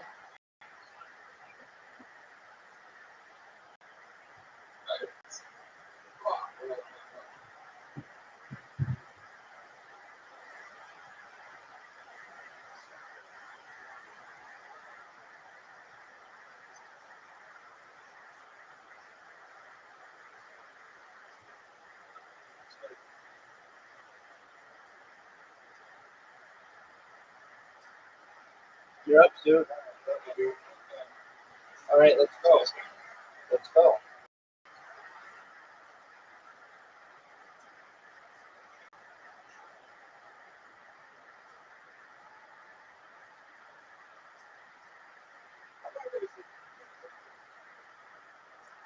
If you can afford to do that, you can get a power bank.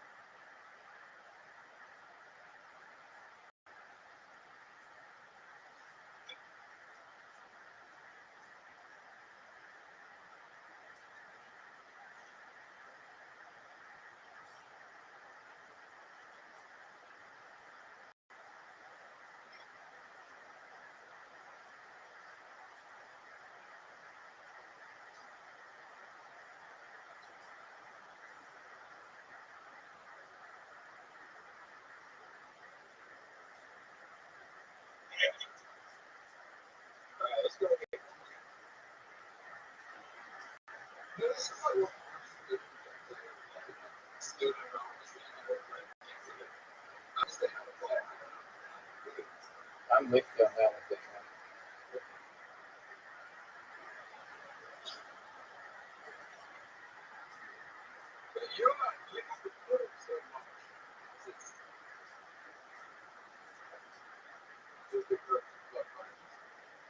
Word, dog.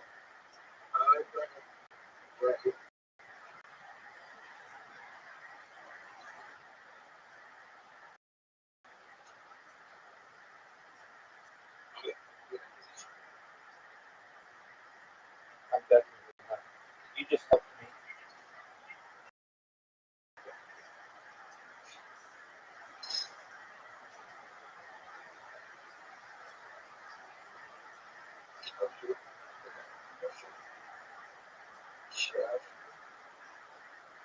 I won.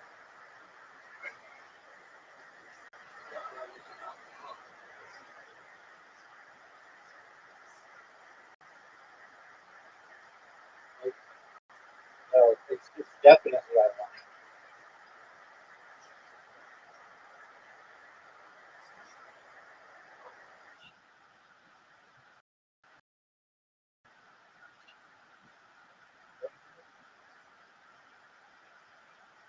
It's over.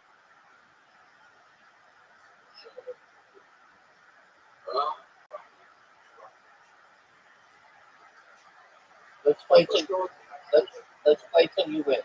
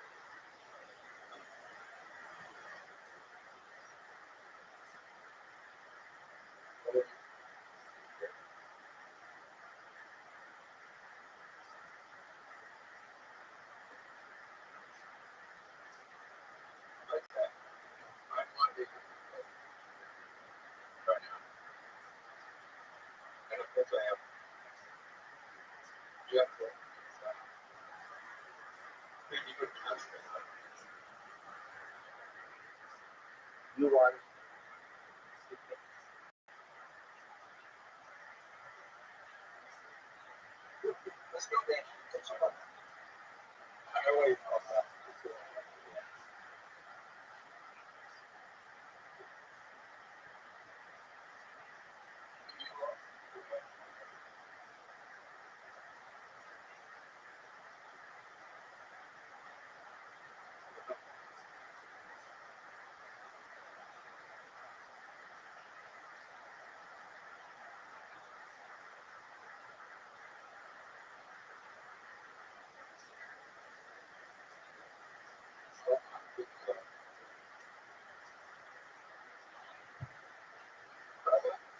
Yo, Pim, think about it, babe. Oh, for sure.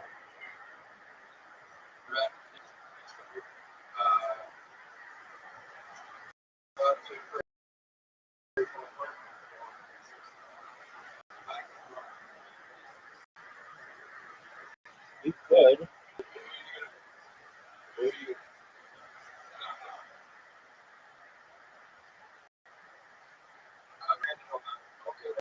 See you, baby.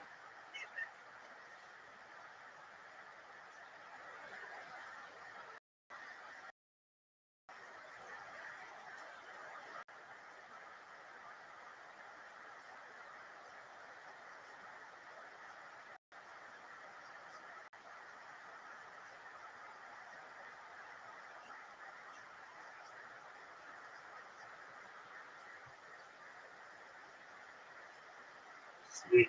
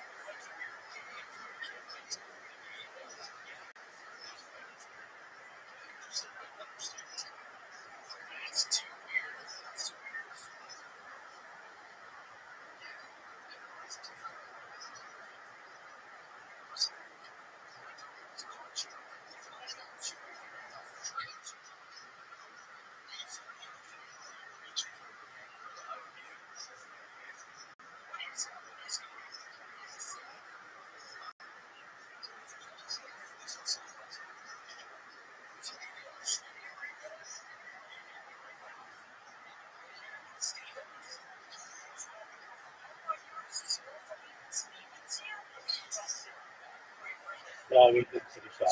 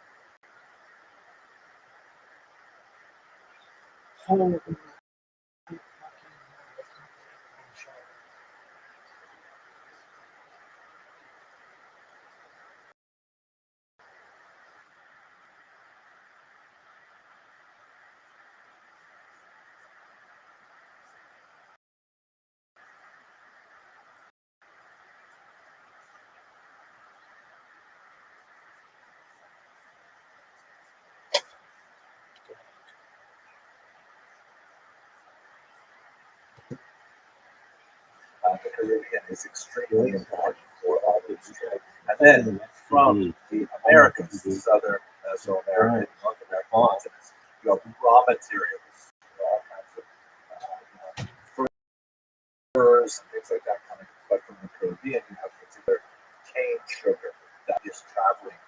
By the way, cane sugar requires heavy amounts of labor, and that's where the slaves come in. They are employed in these massive plantations to harvest the cane sugar and then ship it off. From the Americas, you have things like tobacco, for example, or cotton, the same kind of idea. It's shipped off to Europe, where it's processed to manufacture goods, and this cycle went on for a few hundred years to the tremendous misery of the enslaved Africans in particular. So how does it fit into this overall picture? The issue of Jews and the slave trade is especially heated and is used often in apologetics. I'm going to return to it in just 1 second, but I do want to say that on the whole, the participation of Jews in the entire institution of slavery was largely unremarkable. What I mean by that was they were not especially distinguished by a high level of moral allergy to this institution, which caused so much pain, nor were they grossly overrepresented, particularly when we correct for not only the tiny size of their population, but their place in the overall socioeconomic structure. In fact, when we look more closely at the trade, what were Jews doing primarily in the Caribbean, where a lot of the slave trade was happening? They had the so-called grote vaart, the large trade, these are Dutch terms, which involved those three basic elements: the raw goods, the manufactured goods, and enslaved Africans. And Jews were only, tangentially involved in the grote vaart. They were very heavily involved in what was called the kleine vaart, or the small trade, which was lots of things that supported the overall economic structure. Right? For example, around Curacao, where there's a large Jewish settlement, the Jews, there were Jews definitely more involved in plantations and owning slaves and so on. We're going to look at one of those in particular. But primarily, Jews were involved in sort of supportive industries. Like, for example, the ships come in and they need all kinds of goods. They need foodstuffs. Look at this muscle. They need to have their ropes repaired, Pure their sails muscle. repaired. They need tar. They need all kinds of things to be able to outfit the Shit. ships and so on. And so Jews would be very much involved in kind of the peripheral industries to support the overall economic structure. Look at this muscle. So it would be incorrect to say that Jews were, on the one hand, totally divorced from the grote vaart because they were involved in all of the economic secondary activities, but it would also be wrong to say that they were overly represented in the slave trade as well. There are some exceptions that prove the rule, if you will. Geronimo Nunes da Costa, for example, also known as Moses Pereira, lived between 1620 and 1697. He was a very important Portuguese agent in Amsterdam, deeply involved in the slave trade. If we look at Suriname, which is also on the coast of South America, in a place Golden Savannah, or the Jewish Savannah, it was established in the 1600s, and it absorbs all kinds of Jewish migrants to the territory, including those who fled as sea phase that made their way up to New Amsterdam at that time, others went to York Savannah. And at its peak, around the year 1700, there were about 500 plantation owners, primarily Jews, and about 9,000 enslaved Africans. It was a difficult kind of industry as a whole. There were multiple slave revolts, there were attacks from foreigners, but what really caused the York Savannah to collapse, in fact, much of the slave trade as a whole was really changed by this, was the development of the beet sugar industry in the 1760s. Beets grow in Europe, they can be transformed into sugar. Europeans have developed an addiction really to sugar once it had been exported chiefly from the Caribbean, but it was cane sugar that was sent and molasses and raw derivatives of cane sugar. Once Europe had figured out ways to make sugar locally rather than engage in this expensive shipping across the Atlantic, all of a sudden the cane sugar industry collapsed. And it had a disastrous effect on the plantations, including in Savannah. But as an illustration of how the Jewish economy was really much more diverse, it really didn't change the overall Jewish economy that much. But it had, like a general depressing effect because so much of the Jewish economy was attached to the slave-based cane sugar industry. So therefore, from the 1760s onward, it was much more of an impetus for Jews to look for, better avenues for economic development. Now, in this regard, just looking at those numbers again, 500 plantation owners, right? Jews primarily from Europe, and 9,000 enslaved people. As we see with non-Jewish plantation populations, this led to development, sometimes very exploitative, of a Euro-African Jewish population. What this means is that many slave owners, typically males, would take female slaves as wives or as concubines, and would produce offspring, and they would have some relationship with those offspring in some cases, but nevertheless, now you have a new population of people, and how were they dealt with in Jewish society? This is fascinating. It is important to note that the actual gender disparity of Jews was somewhat better. It was still definitely very male focused, but it was somewhat better than the non-Jewish population. This was due in part to the fact that Jews tended to migrate as family units at a rate than other Europeans. They're all fleeing persecution, so therefore traveling as a family makes more sense. But it also has to do with the fact that there were specific institutions dedicated to trying to produce Jewish marriages. The Rothschild society in particular was extremely important. This was a society based in Amsterdam that collected funds and underwrote marriages as far as possible for poor Jewish brides. So the problem was not quite as acute for Jewish populations as it was for non-Jewish, but nevertheless it was significant. So have a look at this remarkable picture here, which I think illustrates the whole story.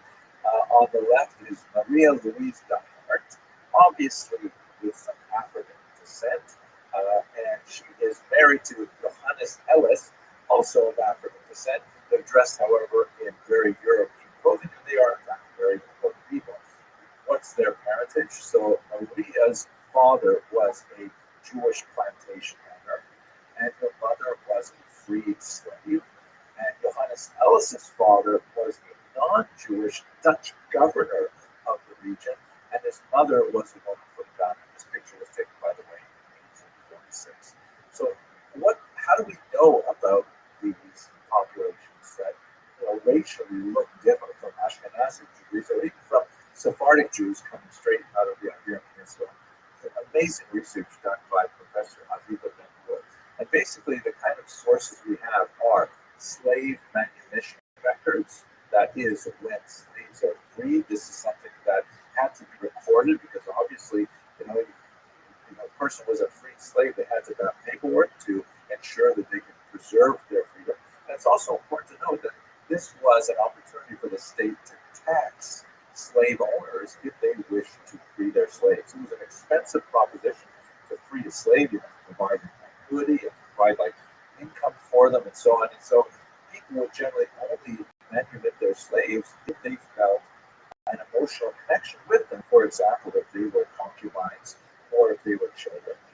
And we have significant numbers of these slave manumission records that give us a sense of why Jews would engage in this process. Related to this, by the way, is conversion, which we'll talk about in a second.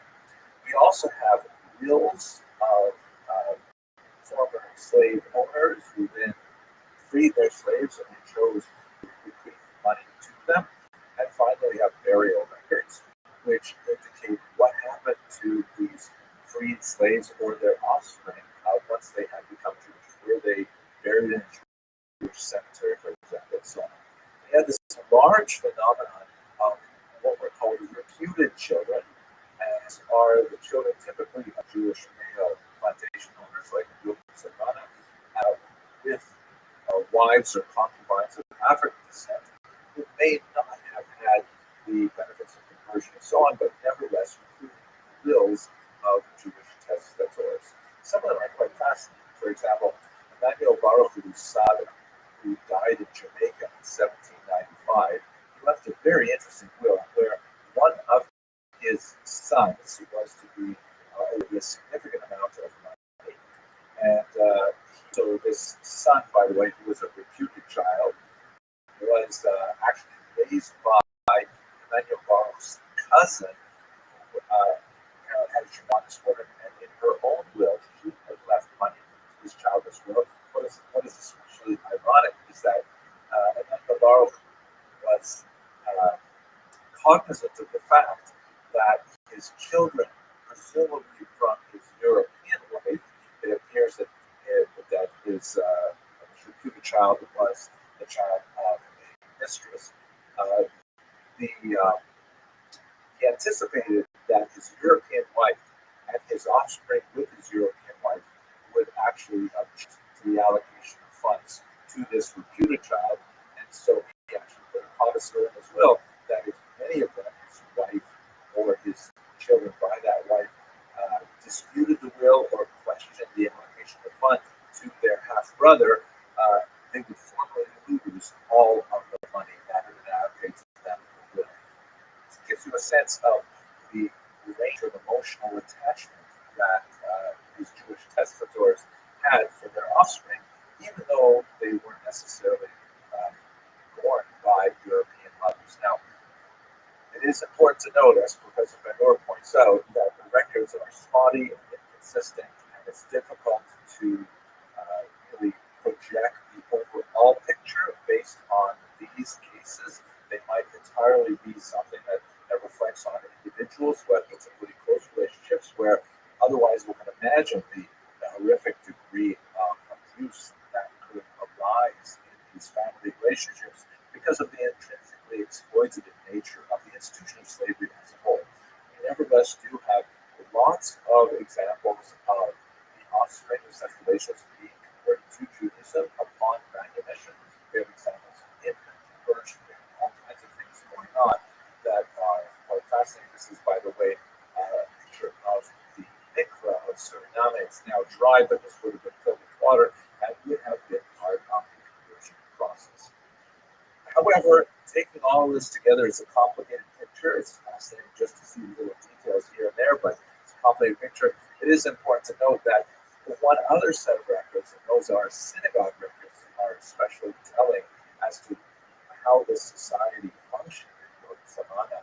And the reality is that it appears that the offspring of Africans who were converted to Judaism were accepted within the Jewish community, but nevertheless, there was a layover of racial ideology within that acceptance. This is, again, not at all exceptional when you consider the complicated degrees of racial distinctions the overall society was making between Europeans and Africans, and half European, half Africans, and 1/4 Africans, 1/4 Europeans, 1/8, and so on. And they actually had a whole chart to describe what a person was, depending on how much European and how much ancestry they had.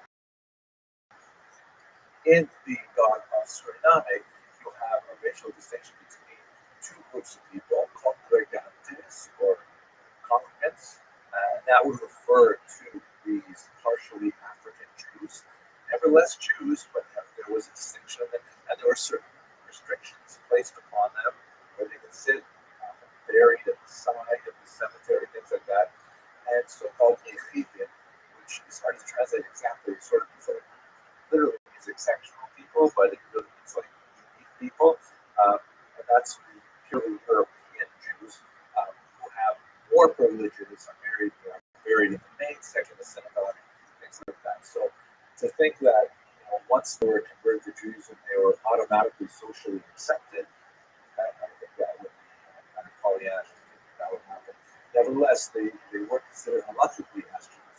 And maybe I conclude by saying that this is an interesting illustration of the overlay of societal prejudices upon a halachic basis, because in terms of Jewish law or halacha, race plays absolutely no status in the role that a Jew has with regards to their obligations, responsibilities, and so on. There's no distinction made whatsoever within the halachic literature that there any reference to a person's racial background or appearance or so on. So all of this other material of separating the congregants between congregantes and chidim and separate burial sections, things like that, it's either totally innovated as a social reflection of that time, or sometimes it's a complete contradiction of halacha. Nevertheless, this is how the society functions. There's some great work. Please have a look at Professor Ruben's books on this. Quite fascinating. Okay, I hope you enjoyed this video. Thank you very much for watching.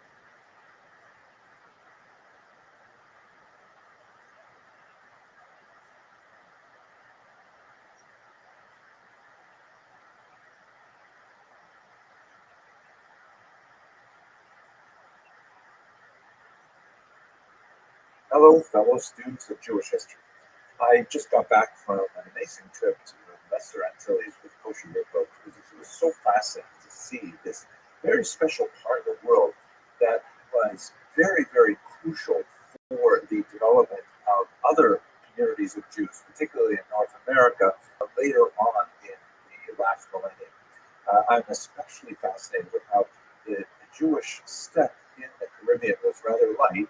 Really only about 100, 200 years where Jews were very active there, but it was a really important transitional place for Jews fleeing the Inquisition and the expulsion of Spanish Jewry, and then the emigration of Portuguese Jewry in particular to this part of the world where they attempted to make a long-lasting civilization. As we shall see, it turned out that in the 18th century it was less viable economics for Jews moved on, as many other peoples did. But this is really so important for understanding the development of North American Jewish society. So let's start this discussion by looking at the immigration patterns. So have a look at this map here. This map, which is kind of complicated, shows you basically the origins of the Caribbean Jewish community, which is primarily coming out of the Iberian Peninsula. You have two distinct phases. You have those Jews who were expelled in 1492, who did not make a tremendous amount of an impact in the early migration, because this is really just when the Americas were being discovered, right? The last decade of the 15th century and moving into the early 16th century, Jews were kicked out of Spain in 1492, although there were some crypto-Jews, meaning they had been forcibly converted or were the descendants of forcible converts who accompanied even Columbus on his voyage. Columbus' story we explored elsewhere. It's quite likely that he was in fact descended from crypto-Jews himself. At any rate, the Portuguese Jews, however, are far more significant. They are forcibly converted in 1497 to Christianity, and it takes them a while before they're really allowed to migrate out of Portugal for reasons that we've explored in other videos, but then they make their way not only to centers that are more tolerant, such as Amsterdam, for example, which is hugely significant because the Dutch were very much involved in colonizing the Caribbean, but also making their way directly with Portuguese travel to the eastern Brazil, for example, to a place called Recife is very important, and also to the northern regions of what we call today Colombia, places like Curacao. And there's a secondary migration that I've indicated here with a kind of broken line that moves from the Caribbean up to North America. And that's very, very important. It really begins to gain a lot of steam in the 18th century as the economy in the Caribbean changes dramatically for reasons I'm going to discuss in just one second. But I would like to go ahead and talk a little bit about migration history before we get to that economic change. So this is kind of like where all these Jews are coming from. Portuguese Jews directly from Portugal, sometimes directly from Amsterdam. There is one really significant movement in 1654 of Jews from Brazil making their way out to New York City. That was not actually a continuous settlement. They sort of petered out after 1654, but it only took a decade or two before Jews began arriving in larger numbers. Now, when you look at the second major phase of migration to the Americas, not the Caribbean specifically, that would be the German Jewish migration that occurs in the 1840s through the 1870s.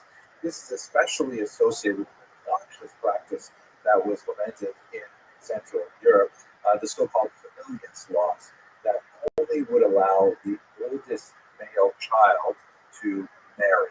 And that would mean that all of the other brothers could not marry. Jews are, of course, by this time, definitely monogamous in Ashkenazic lands. And so this was like essentially a really cool social form of population control that meant that so many Jews had to look for other places to live and hopefully other wives to marry them. And so you have, skipping the Caribbean entirely, you have this migration of German Jews coming to the northeast part of the United States, establishing themselves there, and eventually they'll be very able to do a certain degree of wealth within a few decades, and that would be very significant for the next massive wave, which again also skips the Caribbean. This is the huge wave of migration of 2.5 million Jews making their way out of Eastern Europe after the pogroms in 1881.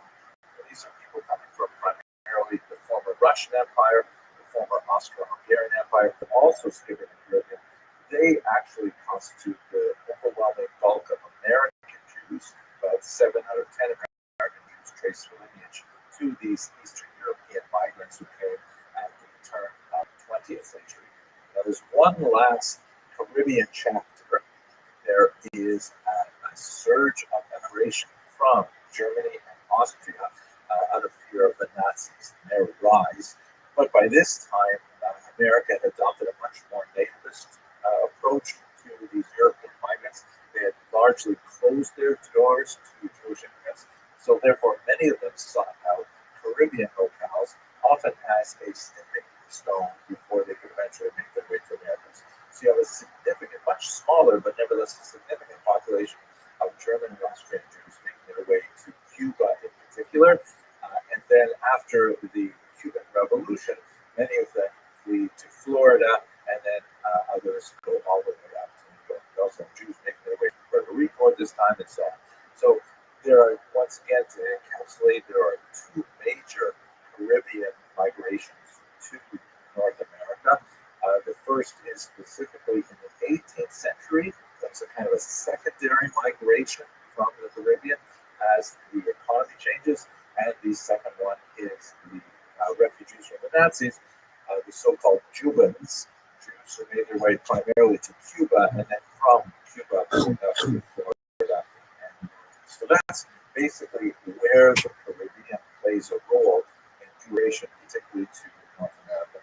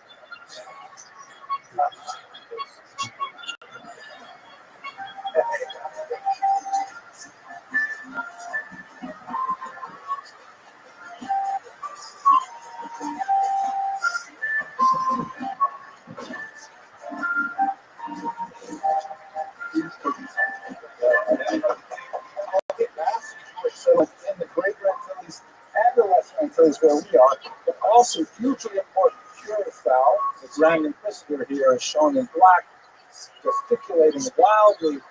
And then tomorrow we get the full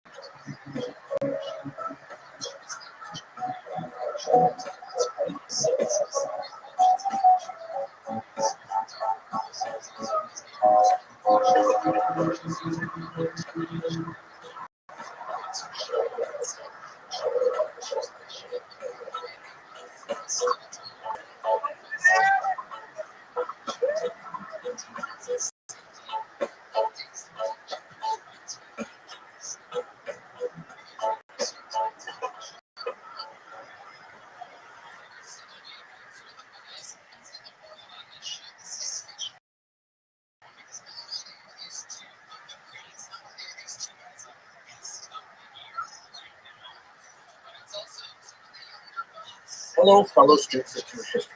I bet most of the people like going on these amazing kosher visit trips partly because of the historical information, right? It's just so amazing that you learn about Jewish history and actually visit the places where it happened. And, that's where I go. However, people tell me that they also go for the beautiful scenery, for the luxurious surroundings, these gorgeous boats, things like that. Okay, I understand that, and I even appreciate it. But a lot of people tell me they come for the food. Chef Malcolm, Chef Tobias are just geniuses with food. And so I want to make this a public video of Malcolm and Chef Tobias. Would you please include some chocolate? Now, why? Because it is historical as well as delicious. The fact is that chocolate was only discovered by Europeans with the discovery of the New World in the 15th century. And it was imported back to Europe where it was consumed basically in the same way that it was consumed in the New World, that is, as a liquid. People would drink chocolate. For decades and decades, they drank chocolate. Of course, it's not easy to export a liquid like that. It's very heavy and so on. And the beans, that's a possibility too. But Jews were very, very active in the cultivation of the sources of chocolate in the New World and in that export. But one thing in particular is especially connected with the Caribbean, and that is Benjamin da Costa de Andrade, who was one of these Portuguese Jewish traders who specifically invented a method to convert the chocolate into pellets, which could then be much more cheaply transported, thus lowering the cost of this otherwise high luxury items to be able to be enjoyed by all kinds of people. And so as you enjoy your French chocolate, because you deal primarily with Port Bordeaux, and you think about how wonderful it tastes, think back to the fact that Jews were really at the basis of this chocolate trade, and in particular the Jews of the Caribbean. I hope you'll be able to join us on this cruise. It is promised to be absolutely amazing and so fascinating on a historical level. But if not, I'm looking forward to sharing with you some of my research in these videos. Thank you very much.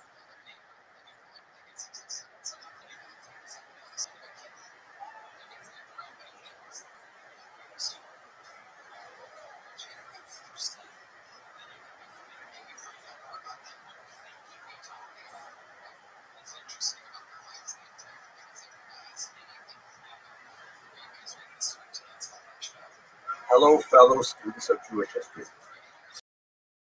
So I'm sure you're familiar with the great American founding father, Alexander Hamilton's storied career that so popularized years with a very successful Broadway musical.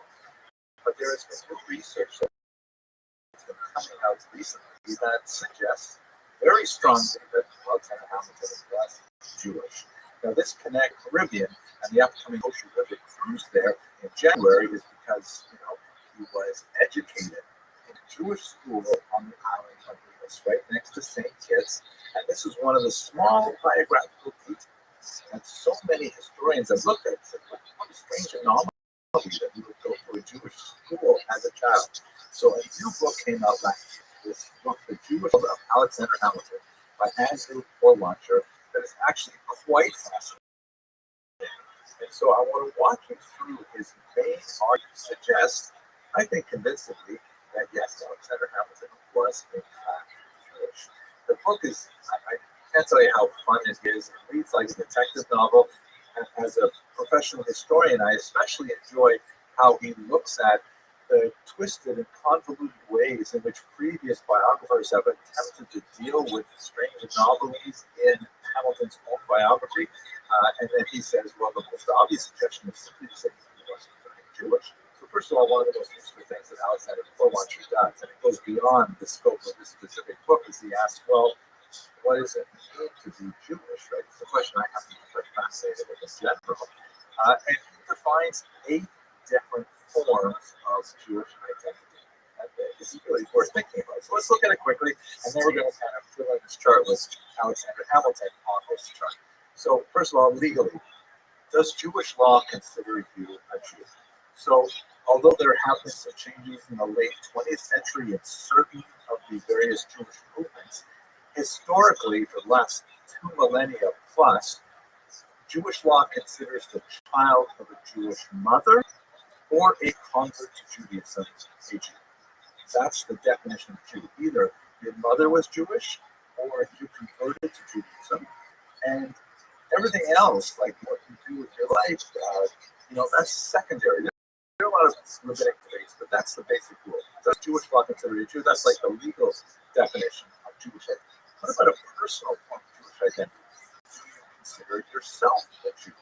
We have so many examples of who fit the legal definition do not consider themselves Jewish. Thirdly, ethnic. Did your ancestors consider themselves Jewish, right? Like Christopher Columbus a little while ago, is according to the DNA research that's come out, now really peer reviewed things like that, but a lot of reasons to assume that it shouldn't have a problem with the peer review. Let's just assume for the sake of argument it doesn't. The ancestors of Christopher Columbus apparently did consider themselves Jewish, so that's an ethnic definition that does not necessarily correspond to legal definition. Communal. Do other Jews in your community consider you a Jew? You may consider yourself fully Jewish, and you may proclaim a legal definition as well, but if you consider yourself Jewish, that changes things too. Universal. Can you go anywhere to any Jewish community in the world and be considered Jewish? Also very relevant. Culture. Do you consider yourself a participant in Jewish culture, even if you may not be some of the other markers of Jewish identity? Public. Does the non-Jewish community you live in consider you Jewish? This is unfortunately a reality for much of Jewish history. There are a lot of people who want to escape the Jewish identity and who are unable to because the rest of the world still considers themselves a Jew. And finally, religiously, do you consider yourself an adherent of Judaism? Meaning, do you consider yourself someone who holds with the basic tenets of Jewish religiosity and the behaviors that go along with it, and so on? There are people who can do that without necessarily meeting other forms. So Jewish identity is like a complicated thing. People might get some of these notes, not others. What is it? Okay, so now let's look at Alexander Hamilton himself and the arguments that Dr. Rothschild brings to suggest that he was not Jewish. So legally, this is the simplest one. His mother, Rachel, converted to Judaism. There's no question about it. It's clear in the historical record. His mother, Rachel, converted to Judaism. She married a man named Johann Levine. Levine, whose identity is not entirely clear, but Levine certainly seems to suggest he was Jewish. That may have had something to do with the conversion. He has a whole discussion in his book. You can have a look at there. That marriage did not survive. Johann Levine was not Alexander Hamilton's father, but according to Jewish law, it doesn't matter. It's the mother that matters. A different man later was the father to Alexander. He would become her second husband. It was a messy and unfortunate situation, but at any rate, Alexander was born apparently out of wedlock to a Jewish mother who had converted to Judaism. So, on a legal definition, it's all over. Once Rachel converted to Judaism, that's her Jewish. Any of her progeny are also Jewish. Okay.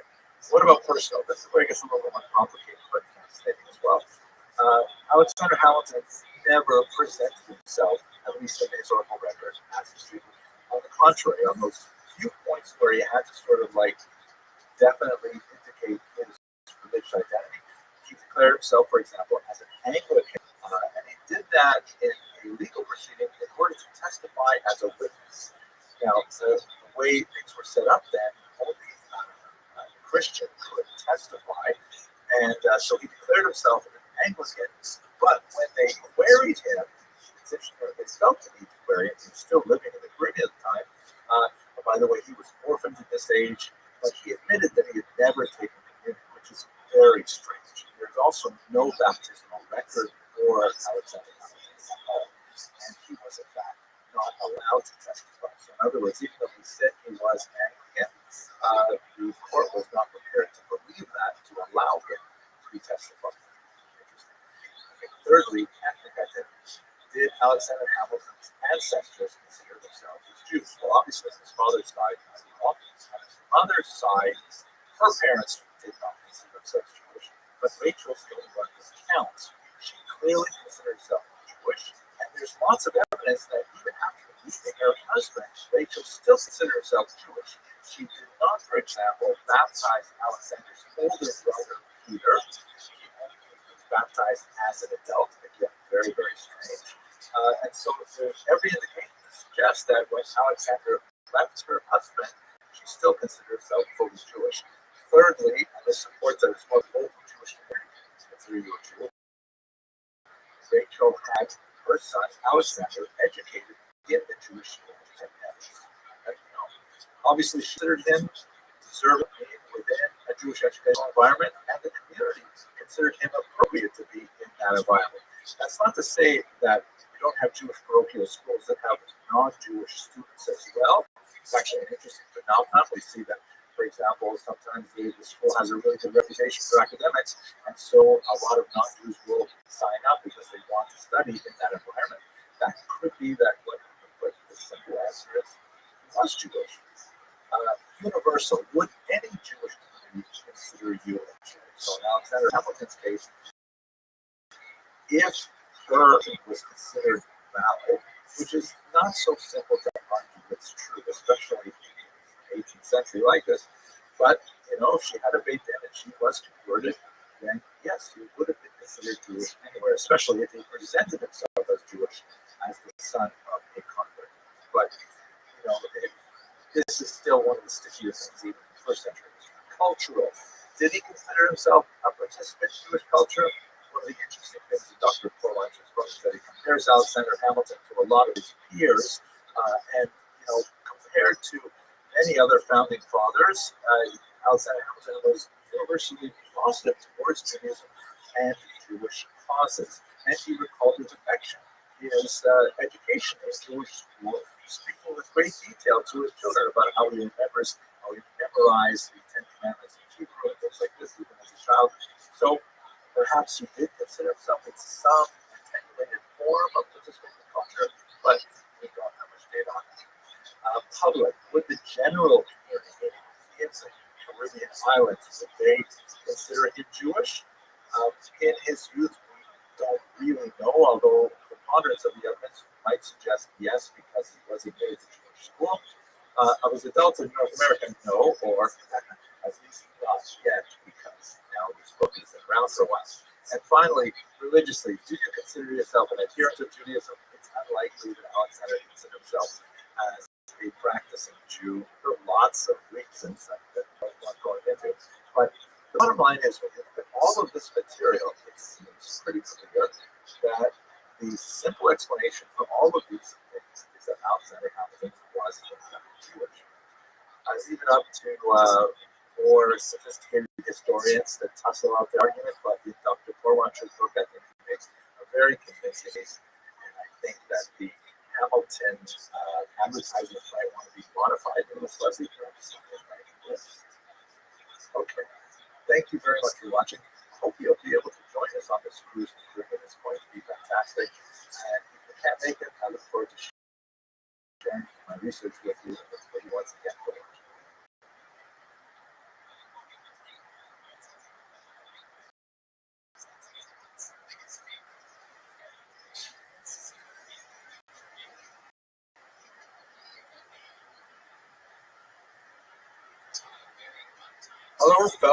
Hello, students of history. I am really excited about this upcoming cruise with Ocean River Cruises to the Caribbean, specifically the lesser Antilles, and it's such a fascinating chapter in Jewish history. So first, there are the lesser Antilles. Here's a map of the Caribbean.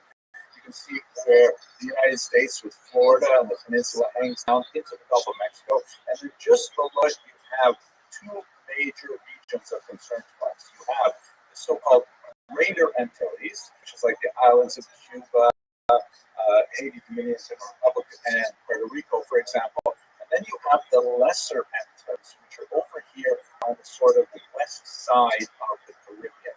This is where we're going to be cruising, and it looks like just a tiny little place with these little archipelago of islands. It is such a fascinating chapter in Jewish history. It's an extremely important region of settlement for the Portuguese Jews in particular. They're an unusual population. They were forcibly converted at the end of 1496, the beginning of 1497, to Christianity. But for generations, for centuries, they were discriminated against and called New Christians, which was really a derogatory term because specific laws were put in place to prevent them, for example, from emigrating from Portugal for quite some time. And once some of those laws were finally lifted, they emigrated along with other Portuguese travelers to the New World, and quite often simply reassumed their Jewish identity once they felt that it was safe. So you have Jews settling in Greater and the Lesser Antilles, also in Suriname, a very important center of Curacao, Barranquilla in Colombia. These are really Jewish settlements and have a major impact on later settlement in North America. And it is a beautiful part of the world. It's funny, you hear a lot of these protests saying that Jews should go back to Poland. Okay, Poland, but it's really in Poland. Why don't they say go back to the Lesser Antilles? I mean, we spent a lot of time there as well. One of the most fascinating little details of the Jewish civilization that developed in the Caribbean is this unusual preoccupation with creating sand floors in their synagogue. There's a picture of the sand floor in Curacao. You can see the bima there where the Torah scroll is read and the sand is on the floor. Here's one from the U.S. Islands. Not only do they have the predilection for sand floors, it appears that they like Pepsi Cola as well, say product placement. So I was wondering, what is the deal with these sand floors? What, for it in the Talmud or in the Shulchan Aruch, the great works of Jewish halakha, it appears that there are 3 or 4 separate reasons that are reduced. One is kind of prosaic, that it seems trolling snakes. I don't know. It seems to me it would be easier for snakes to move around the sand. They'd feel at home there.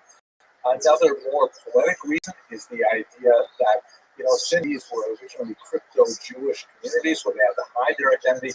It would be like quieter to walk around on the sand and people wouldn't know how many people were in the synagogue. That seems a little stretched to me, but who knows.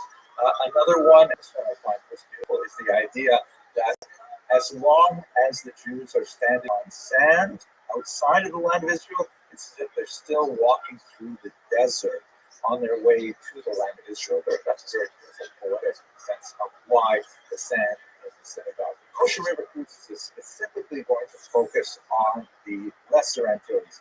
And here's a look at our itinerary. We're going to land in Saint Martin or Saint Martin. That is an island that is divided between the Dutch and the French. And we're going to go from there to Anguilla, which is a British island. And then we're going to come back and cruise to Gustavia. By the way, this was like a massive colonial region. Places were claimed by the Dutch, by the French, by the British, even by the Swedes and the Latvians, if you can believe it. Some of these regions are now sovereign states, others are still controlled by their European colonizers.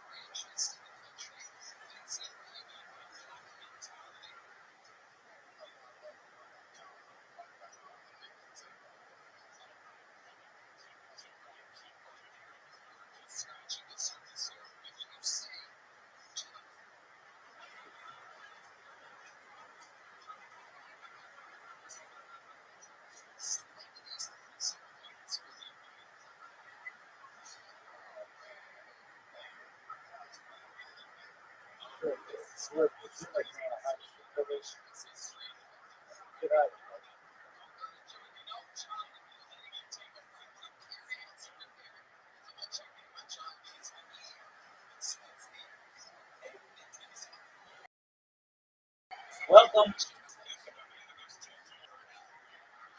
How are you?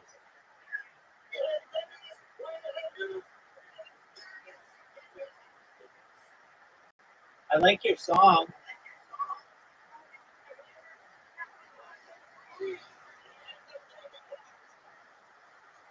I like your song. Is it on Spotify?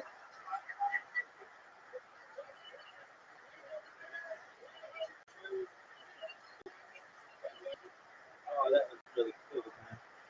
Thanks, Mr. PPPP. I like the song. It went like this.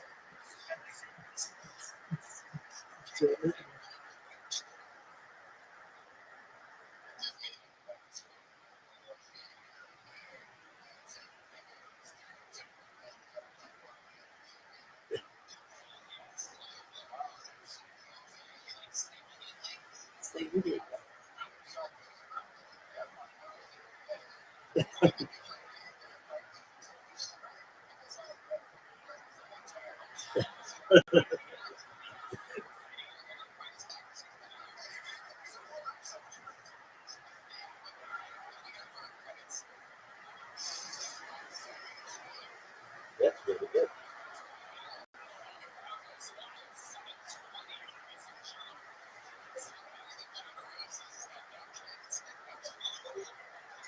Welcome. How you live in Penn?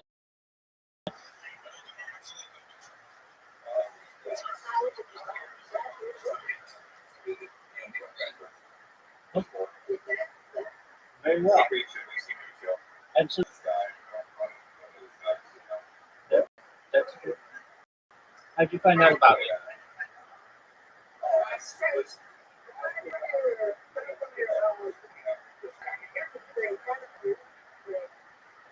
Oh, very cool. So one of you found me from YouTube, and the other person just from Twitch.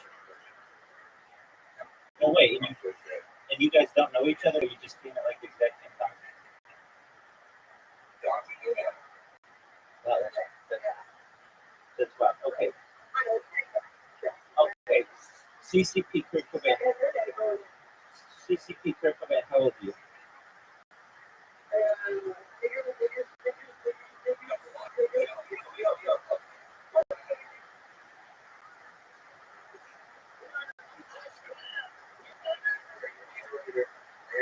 You good. No issue at all. So, Lil Killer, you found out about me from Twitch. Okay, great. Do you mind if I tell you about myself? Excellent. I'm Rabbi Rothschild. I shoot my life 24 hours a day, 7 days a week, 365 days a year for world peace. I've been doing so since the pandemic, more than 3.5 years. I have more data archived on the internet than any person ever. Little Killer, have you ever seen the television show Big Brother or the movie The Truman Show? Okay, well, no big deal at all. It's just basically someone who's on camera all the time.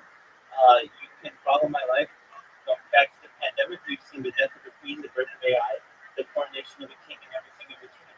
I'm live on over 20 YouTube streams simultaneously right now at this moment, and I have created the largest database of human record in global history. Data is Earth's #1 resource. The 2018 data overtook petroleum, according to the Economist magazine, as Earth's #1 resource. More data archived than any person ever, which may make me a very influential person.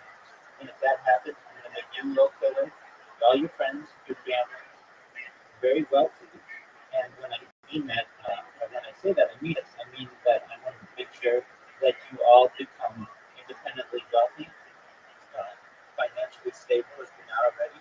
I want to make sure that you are able to create generational wealth, and most of all, I want you to be able to start philanthropic organizations and charities of your own.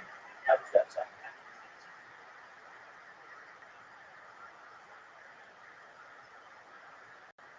Does that sound good to you, Rothschild?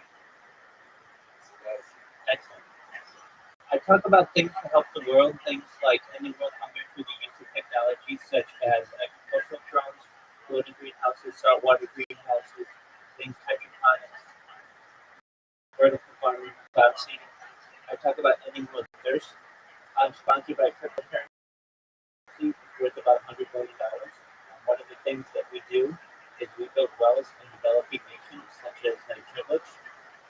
We also, I'm a major advocate for the Lifestyle program and most importantly, desalination technology, where we pump rich seawater onto rains to make it drinkable. I talk about other things that are interesting to people, things like anti-gravity, antimatter, faster than light technology, faster than light travel, faster than light communication, things like quantum computing, things like cryptocurrency, things like artificial general intelligence, artificial super intelligence. People don't know this, but the first successful de-extinction took place in the year 2003 with the Pyrenean ibex, which was a goat located in northern Spain, southern France. Fast forward to the year 2021, a company out of Dallas, Texas, is founded known as Colossal Bioscientific. They've made it their goal that within the next 3 years, or by 2028, to reintroduce the woolly mammoth into the Arctic Circle, utilizing Asian elephant surrogates, which I just think was a mind-blowing project and goal. They recently made headlines with their direwolves that they brought to fruition. Joe Rogan has met them. There are 3 direwolves that exist. Additionally, they want to reintroduce the Tasmanian tiger, followed by the dodo bird, which I think is just a really exciting premise. I talk about things that I think are not just going to help the world, but help you specifically. Things like life extension technology. Will Taylor, when you were born, the average life expectancy for someone like you is probably about age 80. I want to increase that to age 100, 120 through the use of technology. If you want, I want to give you the opportunity to be able to utilize oxygen therapy, human growth hormone, stem cells, things like cryonics, cryogenics, nootropics, cold shock therapies, things like perhaps inversion therapy to get you to 100, 120. But then you may say, Rabbi, this has been a really great run. I don't want it to end. What's the next plan? And this is with your consent again. There's a type of technology that you may be able to utilize in the near future, known as mind uploading technology, where, with your consent, we scan your brain into a computer like a CAT scanner, MRI, knowing where every atom is in your central nervous system and your peripheral nervous system. To later download as an android, an avatar, a cyborg, a cybernetic being, a clone of yourself, a robot, an ethereal being, whatever you want to be. But essentially, what I'm saying to you, little kid, is you may be able to experience digital immortality. What are your thoughts?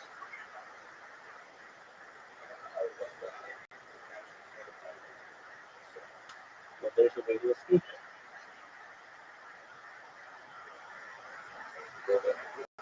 Excellent. So I heard you talk about crypto. Yeah, very well.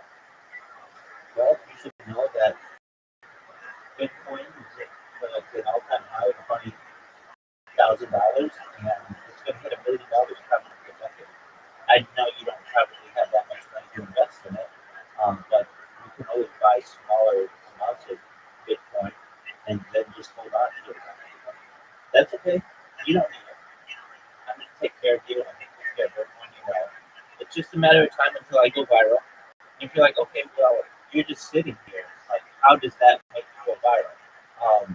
Well, firstly, if you would, in the left-hand side of this book, you're going to see something with red dots that says 24/7 YouTube links. Just take that, put it into YouTube, and you're going to see I've got more likes going than any person you've ever seen in your entire life. And you can watch my live 24/7, 360 degrees. Additionally, you're going to see in front of me a bunch of computers. These are robots that I've created that are promoting me on different social media platforms, including Kick and including Blue Sky. I have more social media than any person in mobile history. I have over 100 YouTube accounts, over 200 Instagram accounts, over 500 accounts, over 1,000 TikTok accounts, over 2,000 Twitter accounts, over 5,000 Blue Sky accounts, and over 10,000 Kick accounts. It absolutely. So they don't track car. No, they do, but I just program robots to use VPNs to avoid them.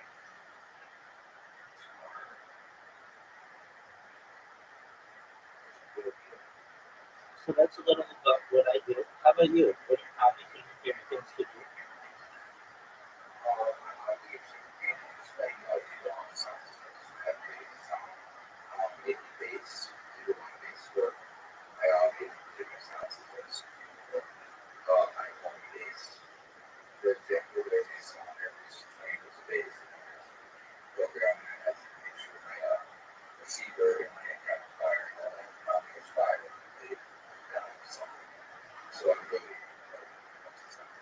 Very cool. I'm sure you know about spatial sound, right? Okay, very well. I think that's going to be quite interesting in the world of audio technology. And I think I'm sure you're aware probably about 3D sound. 3D sound, um, instead of being like essentially surround sound, you sound more locations and can even like vibrate your body to whatever is necessary in order for you to be put in the correct wavelength for the music. So it's very similar along the lines that you're saying. You can do it with bass, basically shake a person, um, vibrate them to a point where they are in a state of mental clarity and well-being and just whatever art relates to which they're listening. Um, these are some types of advanced sound. So let's learn together. We'll find out some more. For I like to use AI in my discussion. So just one moment. Can you please give me a breakdown of like let's say 50 upcoming futuristic audio developments, things like spatial sound, 3D sound, and bass.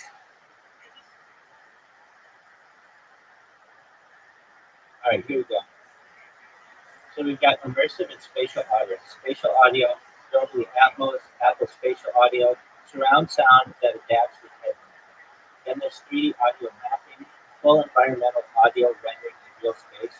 There's head track binaural audio, realistic left-right balance based on head position, room-aware audio rendering, system adjust output based on room acoustics, holographic sound fields, projected sound with location specified targeting, volumetric audio, layering sound by height, depth, and distance, 360-degree cinematic sound for VR AR, audio that rotates with your view, wave field synthesis, simulates sound sources anywhere in 3D space, multi-zone 3D audio, different immersive sounds in different room zones, object-based audio, individual sounds rendered as separate objects in space.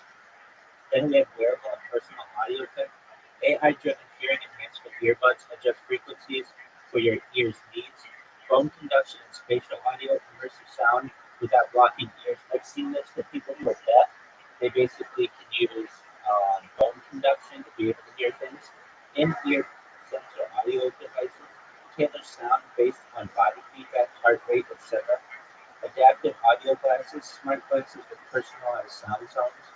Neural and audio implants, direct brain audio interface. That's in the long-term future. Ultra-directional wearable speakers creates a private bubble of sound. Self-adjusting noise cancellation shifts dynamically based on environment. Emotion responsive headphones, audio, EQ adapts to mood. Head gesture control for audio, nods, tilts, etc. Change tracks and body. Personalized HRTF modeling, 3D audio tuned specifically to your ear shape.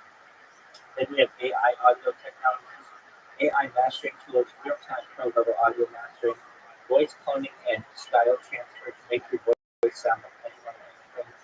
AI-powered audio cleanup, remove background noise, clicks and automatically. Real-time translation with voice tone replication. Hear a different language and speak your voice. Emotion-aware audio systems, audio responses match your mood. Generative ambient soundscapes, music or sounds created in real time. Voice to music AI generation. Hum a tune, get full illustration.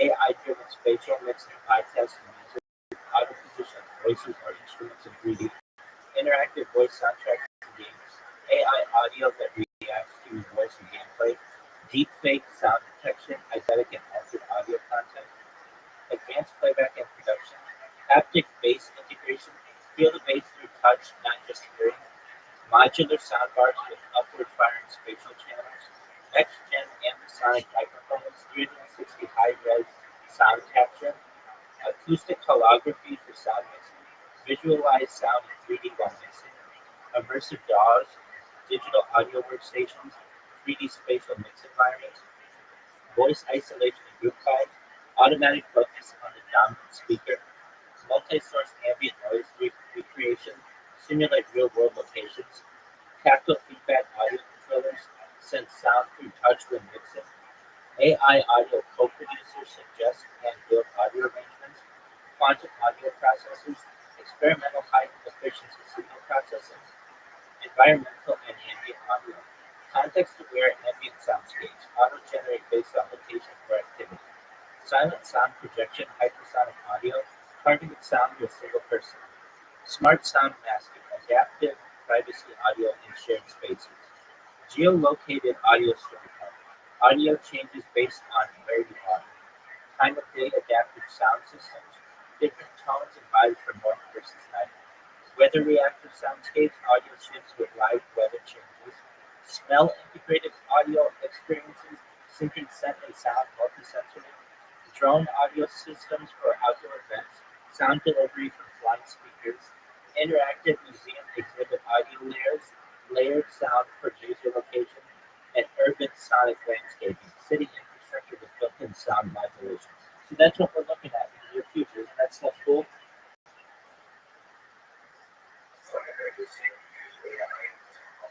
Yeah.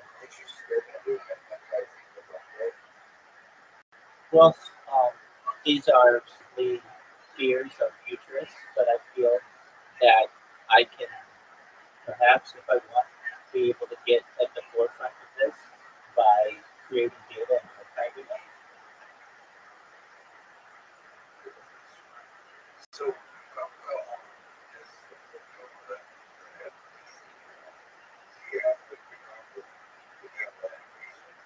Yeah, it's spread across all the devices. So I've got like 33 different devices that I use. Just right here where my hands are, 1, 2, 3, 4, 5, 6, 7. I've got 3 devices. Over here, I've got another 1, 2, 3, 4, 5, 6, 7 devices. There, I've got another 1, 2, 3, 4, 5 devices, 6 devices. Behind me, I have devices. I even have a single camera. you're archiving. I'm archiving the entire world for more than 3.5 years. So you say that 100%.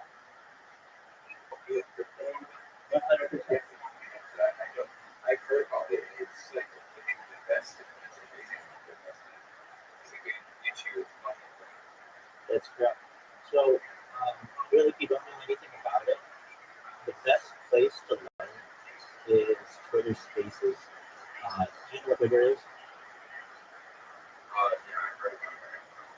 Okay, so Twitter is a microblogging platform, but it also has an audio and video function as well that allows people to make group calls.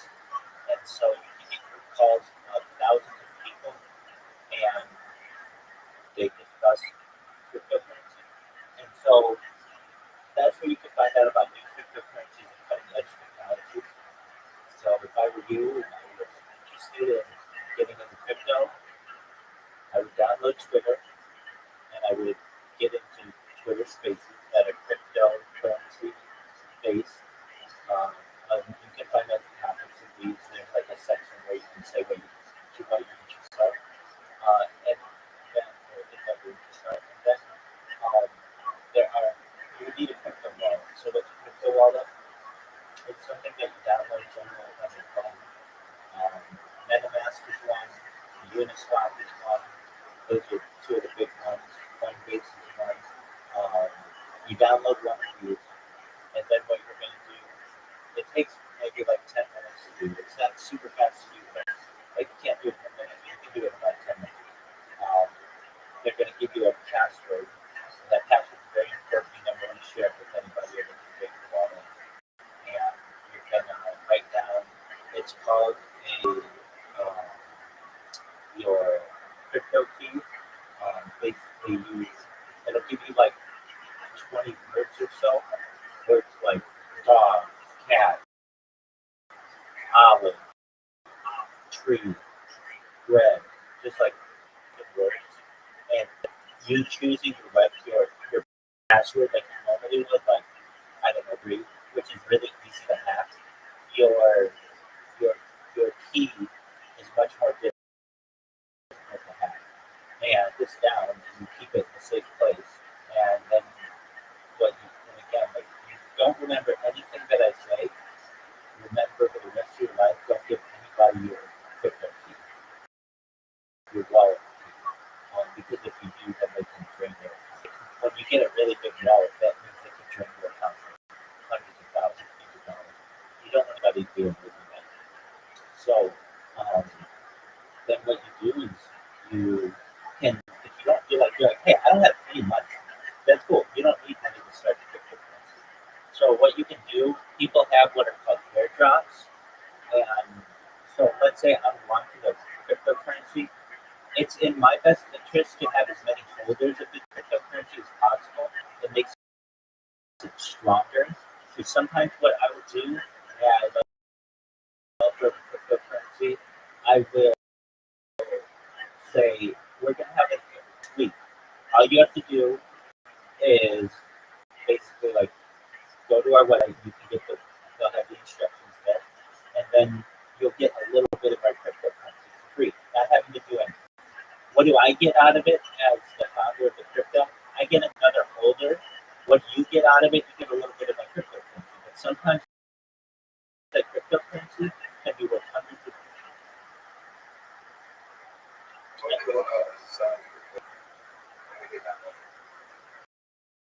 yeah, so that's where you get airdrops.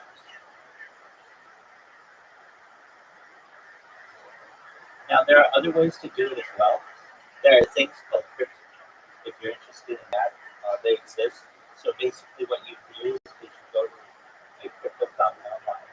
You can Google these things, but what you're going to want to do is click.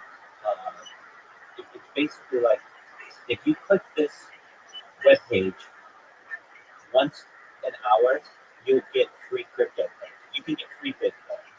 So it's not a lot of Bitcoin. It's like a really, really, really small amount, but it's free. So like basically you're earning money by just clicking something on a page. And you can automate that. There are ways to do that. But basically, if you have absolutely no money, you don't want to invest in it. And I completely understand that. Then there are ways to get involved and earn money without any money. Now, let's say you are like, you know what, I've got $10 I'm going to invest in this because I'd like to just try it. Well, keep in mind, it is like gambling. And when I say that, what I mean, like, there's a chance you're going to lose that $10, but there's a chance that $10 could become $1 million. So it's like gambling. So let's say you have $10. What do you do with it? Well, you could find a project that you really like, and whatever one it may be. Like people have all kinds of different projects for whatever their interests are. So, like the one that I'm a part of, it has a very long name. It's called Harry Potter Obama Science. I'd be like, what kind of name is that? The reason why this is worth $100 million is because it has a really long, crazy name, and people like it. That was its niche. There are other that are based on certain entities that want to protect the environment, or that are very patriotic, or some that are tied to the U.S. dollar, or some that are tied to the euro, or some that are tied to. You can create a cryptocurrency in the current age and tie it to anything you want, or it doesn't have to be tied to anything. The other thing that you're gonna learn about, and if you haven't already, is you know what an NFT is? It's a non-fungible token. Have you ever heard this term? Okay, so an NFT is basically a piece of art that someone owns that is digital. So just like you would have a painting, like a Picasso painting or Van Gogh painting, that would be worth millions of dollars, people instead buy and trade digital art. Now, why, you may ask, like, why would you want digital art? What's the benefit of digital art? Just like some people just like to collect things. And so one of the things that is very popular that people collect is digital art. And so there's another kind of wallet, another app that you can download that's known as OpenSea, OpenSea. And you can look at all kinds of digital art and buy it if you want. And people put it up there for a certain amount. If you want to buy it, it's called listing. Buy it, you can buy it. If you don't think good investment, you don't have to buy it. It's up to you. Um, One thing that you'll find is a lot of people will give away their NFTs to you because they just want to hold it or they like it. Like a lot of times, what will happen if you get in these Twitter space calls and you're there all day and all night, and you like people start to know you, get to know your profile, and they'll be like, "Hey, little killer, I'm starting a cryptocurrency, and I want you to have it. Or I'm starting an NFT, and I want you to have it because you're my friend." You go, "Okay," and they'll just give it to you. And then if you hold on to it after a month or a year or 5 years, it can be worth millions of dollars. Now, is any of this guaranteed? Chances are most cryptocurrencies currently fail. Most NFTs fail. You might buy an NFT for $100 and it just loses a lot of its momentum and people end up selling it and then it's worth a penny. Like that can happen. That's probably with most NFTs, that kind of stuff. But then there are other NFTs that are out there that are worth like $200 million, $100 million, and they're nothing special. It's just like a piece of digital art that is just in demand. And you'll get to know these, which ones are in more diverse. If I were you, and you don't know anything about crypto, before I even got into Twitter calls and all that, I would watch some documentaries. So just go to YouTube, type in Bitcoin, type in cryptocurrency documentary, and just watch them. And you'll get an understanding of how the world works. And that would be my advice to you. I hope that helps. Another question.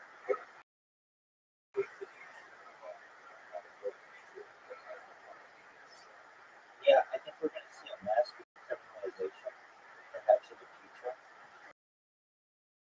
So, I mean, fentanyl is a scheduled soup drug, I believe.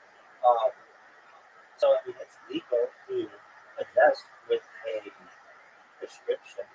It's used quite often for people who have pain issues or who are recovering from a surgery.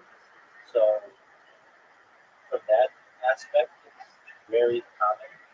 Um, we've already seen marijuana move from Schedule 1, which is the most serious, to Schedule 3 now, the Biden administration.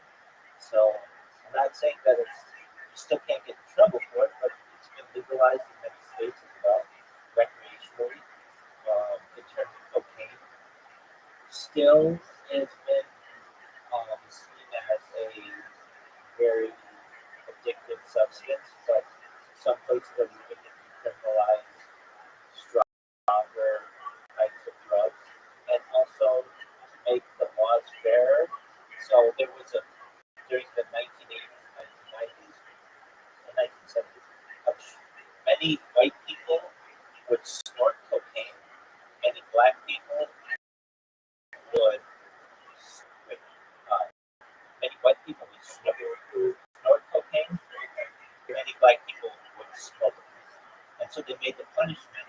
for smoking cocaine much stricter than it was for snowing. And this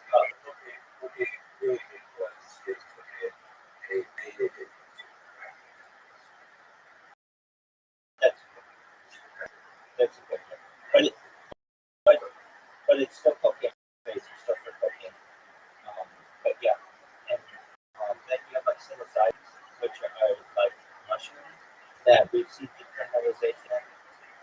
The state of Oregon pushed for decriminalization of all drugs, and they stepped that back.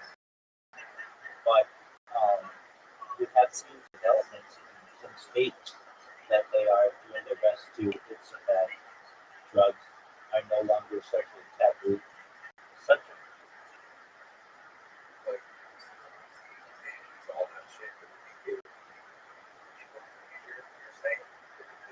Well, so decriminalization is different than legalization.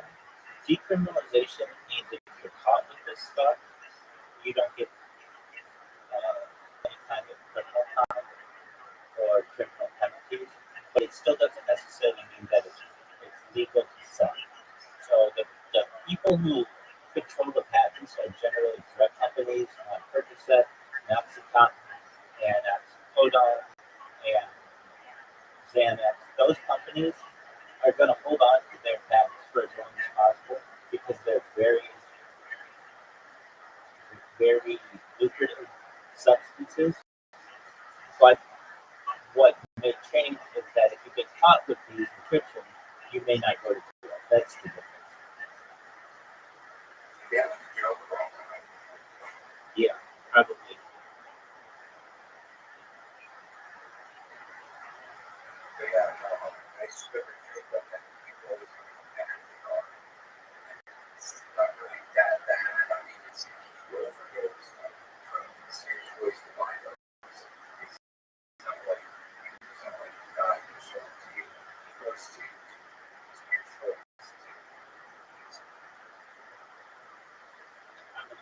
A lot of states or at least jurisdictions have really harsh penalties for drug dealers, and I think that's unfair. Just like, yeah, no, definitely. So if you are selling, let's just say, cocaine, and you may or may not know it's laced with something, with fentanyl or something. You don't know. You're not a chemist. You don't. You got a little pile of cocaine. You don't know all the stuff that's in it, and you don't have access. You just bought it from your dealer, who bought it from their dealer, who bought it from. But then you give it to somebody, and that person overdoses after you.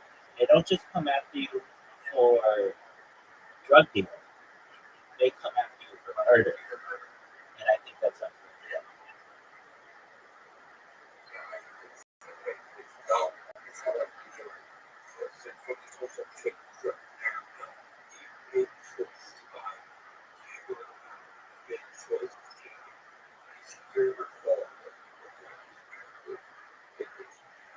Many times, many times. And I have a friend of mine, very wealthy individual.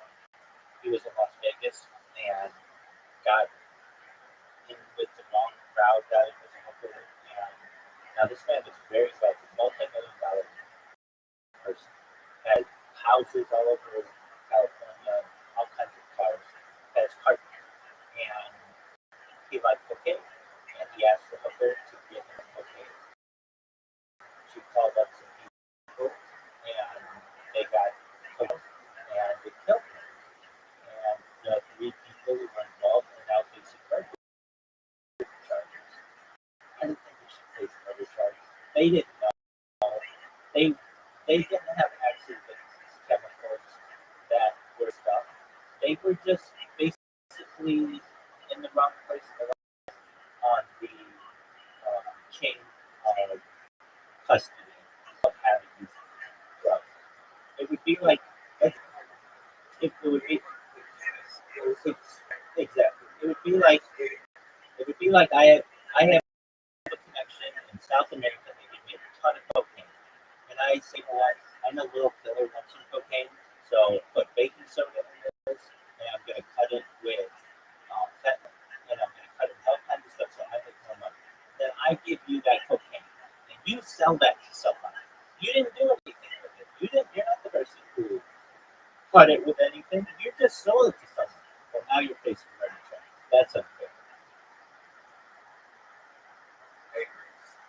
I think it was thinking the same thing, and everybody was one of them being like, yeah, being for not really charged because it did for joking and with that time.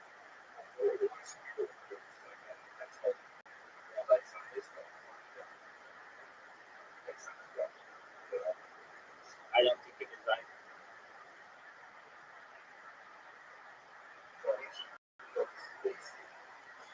I'm 100% with you.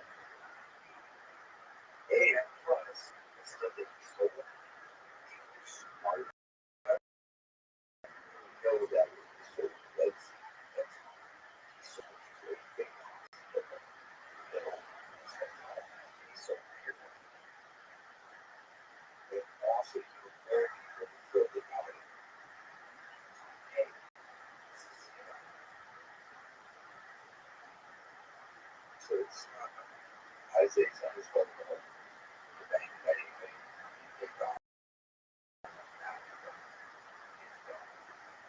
in agreement. And you had to grow up without a father in your life, or have this person different? Okay, but I mean a significant period of your life. Yeah, your life. So he's 2 years, but still. Oh, Little Killer, I've had you gotta be 18 my friend. Yeah. And I know that's okay. I give you all the advice that you need, and feel free to come back in 3 years or whatever, and that's you, okay? Stay.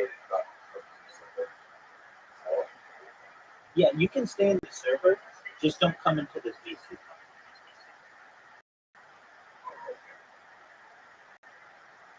Take care, my friend. Bye.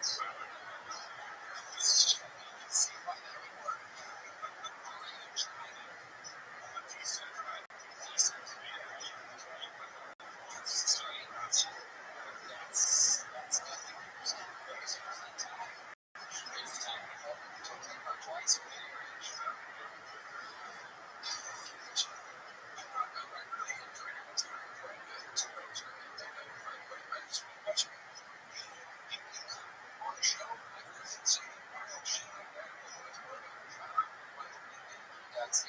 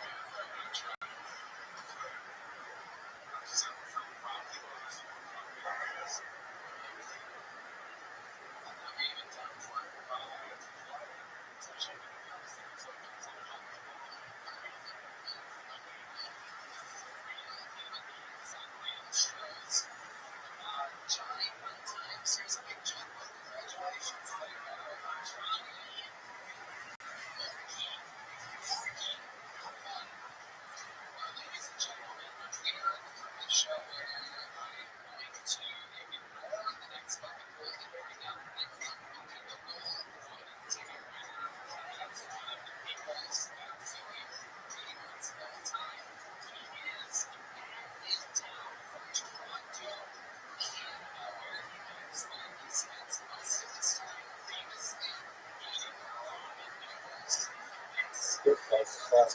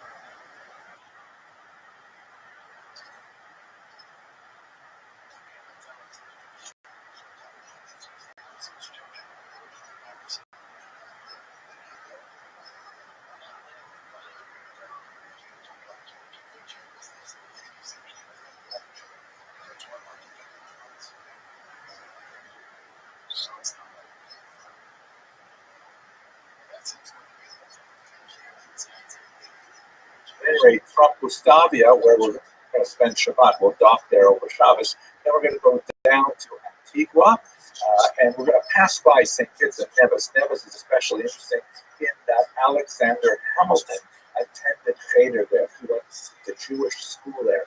And hopefully we'll spend some time talking about Alexander Hamilton and the very interesting theory that he may actually have been halachically Jewish. Imagine what kind of impact that has on American history. From Antigua, we're going to go down to Guadalupe.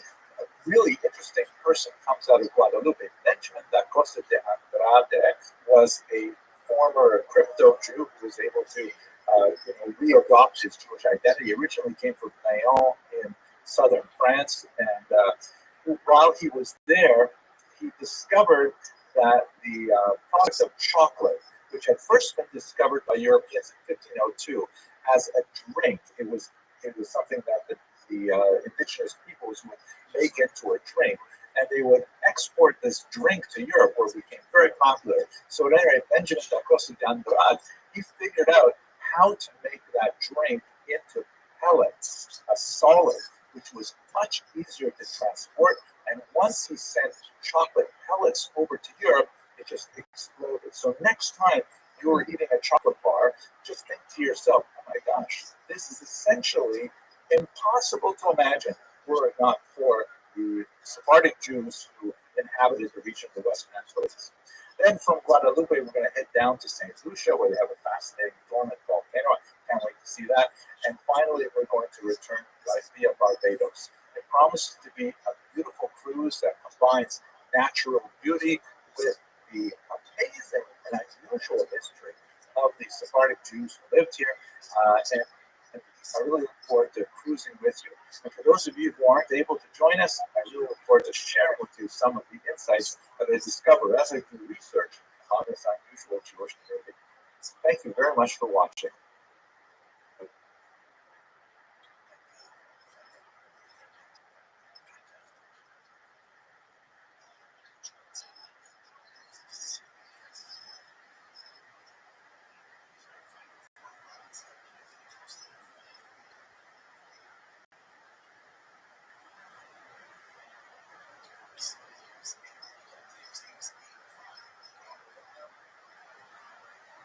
Hello, fellow students of Jewish history. First of all, I want to say thank you to all of you who are saying, hey, did you see that Christopher Columbus was actually Jewish? Thank you very much. My email box is absolutely stuffed. Please stop sending the messages. I got it. I was a little bit missed by the news because in 2017, I gave a lecture on this topic in which I said that he probably was Jewish. And now I am once again proven wrong. I hope my wife does not see this video. But what I'd like to do today is talk a little bit about what has been discovered. And I'd like to play you the material that I said back in 2017 that still is quite relevant, and then come back and say, well, what does this all mean for our understanding of, right? Okay, so here we go. First of all, the new genetic testing that has been conducted was done on remains that are believed to be those of Columbus and also those of his son. And the DNA research indicates that there are features both on the Y chromosomes and in the mitochondrial DNA, which is associated with the mother, that are consistent with patterns found in Sephardic Jews. Now, we should mention here a very important caveat that according to traditional Judaism, DNA is not in itself sufficient definition of Jewish status. Mitochondrial DNA through the mother is much more significant, but in general, DNA is not used as a definition of Jewish status.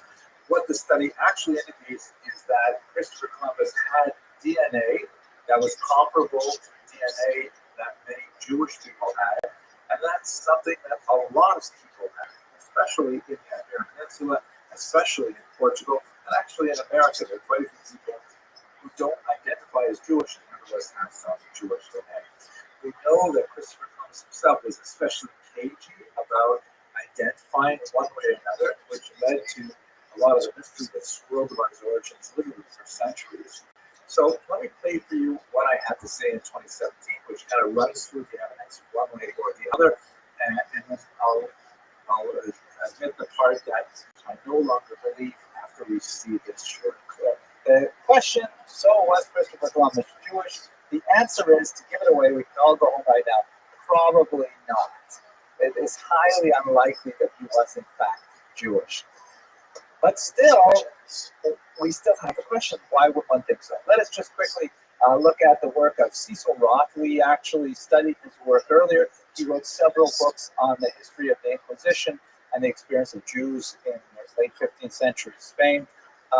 He wrote about Columbus that the mystery regarding Columbus's origins is largely the outcome of his own mendacity, meaning Columbus himself enjoyed projecting the image that he was secretly Jewish. It was kind of like a chutzpah. So anyways, his own mendacity, meaning he used to lie. He used to dissuade, he used to, try to put it in people's faces like, don't mess with me because I have Jewish blood. He'd say like, do you know who I am? I descend from King David. He would say things like this and would write things like this. And he openly cultivated this kind of mystique surrounding his lineage that he hoped would add to his own grandeur. There are many characters like this you see in Jewish history. Another good example of someone who actually was ethnically Jewish would be, for example, Benjamin Disraeli, who was baptized and lived his life as a Christian, but he really enjoyed throwing it in the faces of his parliamentary interlocutors that he in fact was Jewish, and he had a unique kind of skill, a unique kind of logic that they had no access to. So he played up this quite a bit. Let me just see on it. But since Columbus frequently made these references, and his background is incredibly murky, Roth concludes, as a result, it is equally impossible to exclude or to confirm the hypothesis that he was descended from a Jewish or an ex-Jewish family. Now, there's probably not, but there's enough nagging doubts that at least we can talk about it for half an hour or so. Let's look at those nagging doubts issues. So here we go. So first of all, his surname, we say Columbus in English, but it would be Colon. He also signed his name as Colom, Christophe Colomb. This was a common Italian name, Italian Jewish name, excuse me. So used quite often by Italian Jews to connect himself to many Italian Jewish families. There's quite a bit of dispute as to whether or not he came from Italy. He refers to himself as coming from Genoa or Genoa. Also, there's documents that indicate he may have come from Majorca, even documents that he may have come from Poland, which is another possibility for this Jewish origins, but none of them are really very reliable. Quite likely he may have come from Sicily. So the last name is something. The first name, definitely not. Christopher, of course, means bearer of Christ, one who carries Christ. So it's not a typical Jewish name, just like Mary. As I mentioned earlier, Columbus loves making references to his Jewish origins, in person and in writing. This is kind of like a dangerous thing to do because we're living in a period when the conversos are being actively persecuted, and at the same time, he was kind of like a transitional liminal figure that was moving in and out of many royal courts from Portugal and Spain, Italy, elsewhere, trying to gain support for his venture. And whatever he thought would make himself look more exotic and more appealing in his quest, he would not hesitate to use. But nonetheless, that's part of it. Third, we know he had a lot of Jewish friends. He has a tremendous amount of associations with Jews. He was very close with Abraham Zacuto in Portugal. You recall we spoke about him for an hour a few weeks ago. And he relied very heavily on Zacuto's astronomical research. The astrolabe that Zacuto had refined by making it out of metal was incredibly important to Columbus, as was the Alphonsine tables that were translated through Hebrew into Latin for him. He had many Jews on his ship. We're not precisely sure because we only have like the ship manifest, not complete, and they have surnames. Very many of them simply don't know what the biography is. We do know that his translator was Jewish. And this is, by the way, a typical kind of Jewish profession. Jews in medicine, Jews in law, Jews in finance, and Jews in linguistics are very big. Jews, the exception of a Jewry, it's a very unusual exception, 20th century American Jewry, very monolingual, but for the most part, Jews typically are polyglots in several languages and very valuable to their host societies as a result. I have a feeling that might be because Jews tend to exist on the outsides of mainstream society. In America, where we were accepted so well and so deeply, especially in the second half of the 20th century, we lost a lot of our linguistic skill because it was not necessary. But in the first half of the 20th century and earlier, perhaps in the later 21st century, we will develop that again. He was also very close to conversos, that is, Jews who had converted to Christianity during the course of the Inquisition. In particular, de Santa Gel, who was one of his main economic backers, a very important person in the royal court of Isabel and Ferdinand, who supported him and made crucial recommendations to allow the king and queen to promote his work. And a man named Sanchez as well, another major backer. And in fact, when he actually discovered the New World and he returned back and landed in the coast of Africa, he immediately sent letters describing his discovery to the king and queen. Obviously, he couldn't send letters back from the New World because the postal service was not too great, connecting transcontinental messages. So he did not address those letters to the king and queen. He sent them to his Jewish buddies or his converso buddies, the Santa Gel and Sanchez. It's very unusual that they would be the first people he writes to. There are some really tantalizing things, like, for example, he was the ship's. By the way, you should recall that he spent about a decade petitioning wealthy kingdoms to back his enterprise, pushing for his idea, bouncing from state to state. Spent a lot of time in Portugal, no luck there. Eventually ended up in Spain and got a positive yes from Isabel and Ferdinand. And the ships were completely outfitted in the first week of the month of Av. And he was ready to go on Tisha B'Av of 1492, and he delayed it one day. Even though everything was set to go, but since that is an inauspicious day in the Jewish calendar for travel, one does not embark on major journeys of any type on Tisha B'Av. For reasons that no one can really adduce, he decided to push off this highly anticipated departure for the day after. He wanted to not leave on Tisha B'Av, perhaps.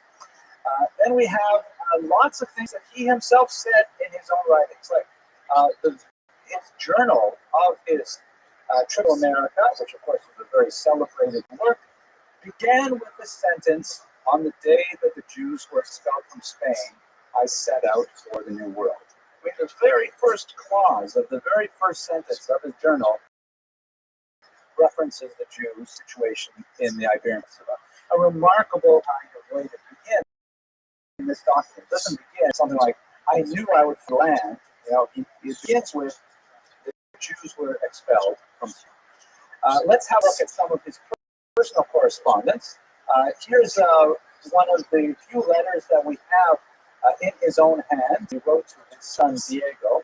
There's a whole story about what happens after he discovers the New World. He ends up kind of dying in disgrace and madness and not having any credit, and so we have a lot of material from after the discoveries as well. This is one of those letters.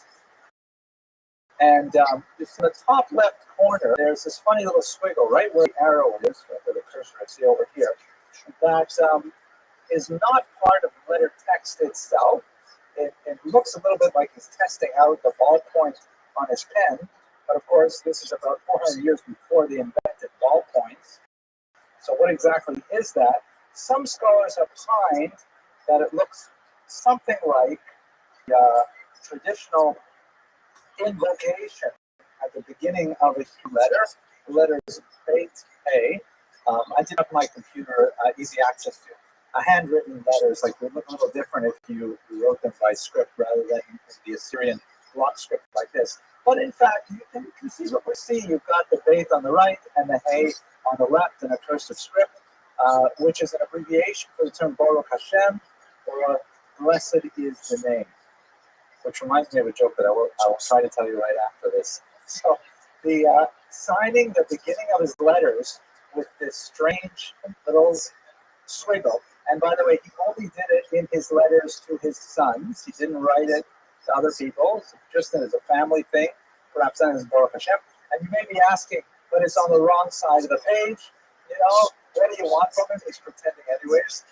I don't know, it's the truth. Normally you would write this on the right-hand side of the page, but it's not at all uncommon to see it at the center top as well. So it would be terrible if it goes on the left. It doesn't even look very neat, but neither does his Castilian there too. One last detail from this same letter, he developed this rather unusual signature that he was very particular about. You can just see it here. I have another copy that shows in a little bit greater contrast here. No one has yet been able to decipher this strange signature that not only did he use in the latter years of his life, but he insisted that his children also use this signature, which is a strange kind of thing to do. I want you to sign my name like I sign this name, not on checks or something like that. This part we can sort of figure out. The X is, of course, the Greek chi letter, as in Christos, and this is the Greek R and the Greek O, so Christo, this is the short form for Christopher, let's say, or just for Christo at any rate. And then Ferenz, the Latinized version of the fur part in Christopher, meaning the one who bears Christ, right? Christos, Ferenz, Christopher. So that part is easy. But what's the business with this, either the Latin letter X or the Greek letter chi, an M and a Y, which could be an U, and the SAS with those two dots around the S's, which he insisted on being written exactly like this, in this shape, and so on. Cecil Roth, the major historian who saw a little while ago, he argued, not specifically, not really convincingly, but nevertheless it's worth noting, that this is kind of like a secret symbol to his sons, that they should say Kaddish for him after he died. The Conversos did definitely use a lot of secret messages that they handed down in all kinds of coded forms to their children. When you do this behavior to remind you of a particular mitzvah that we have to keep and so on. So it's not at all possible, but it's difficult to see this in his signature. Nevertheless, you take all of these things together, and you can add it up for yourself. It's hard to believe that he was actually Jewish. I think it's more likely that he liked the image of Jewish, and he actively coped with his population. And that's about it. So what I have to take back from what I said 7 years ago is that whereas I believed at that point that Columbus probably was not Jewish, now I have to say that probably he was in fact Jewish. Now, and I'm just kind of bummed out by this because I wish we had this DNA evidence like a half century ago when colonialism was still favorably regarded in the Western world. Now it's just like another reason why people don't like Jews. What are you going to do? Figures. But let's just clarify what we're talking about here. What we're saying is that Christopher Columbus, he himself, we know, did not identify exclusively as a Jew. In fact, that would have been virtually suicidal. This would have been a career killer at the time he lived. He identified as a faithful Catholic, perhaps for pragmatic reasons. But as I said before, we watched the 2017 clip, his ancestors were quite likely Jews. Now, why did they become Catholics? Most likely they were victims of the forced conversions in the pogroms of 1391, or possibly was descended from the many conversions that followed the disputation of Tortosa in 1414. These are people who are the so-called Marranos. That in itself is a derogatory term. A more appropriate term is something like crypto-Jew or converso. And that population, which is quite significant in the Iberian Peninsula leading up to the year 1492, it actually constituted a very major element in the migration to the New World from the Iberian Peninsula, 16th and 17th centuries in particular, and from Portugal especially. And that brings us back to the Caribbean, which is where we really look forward to visiting this January with Coach River Cruises. If you don't have a spot yet on the boat, please click on the link in the description to have your cruise. Okay, I hope you found this video. Thank you for watching.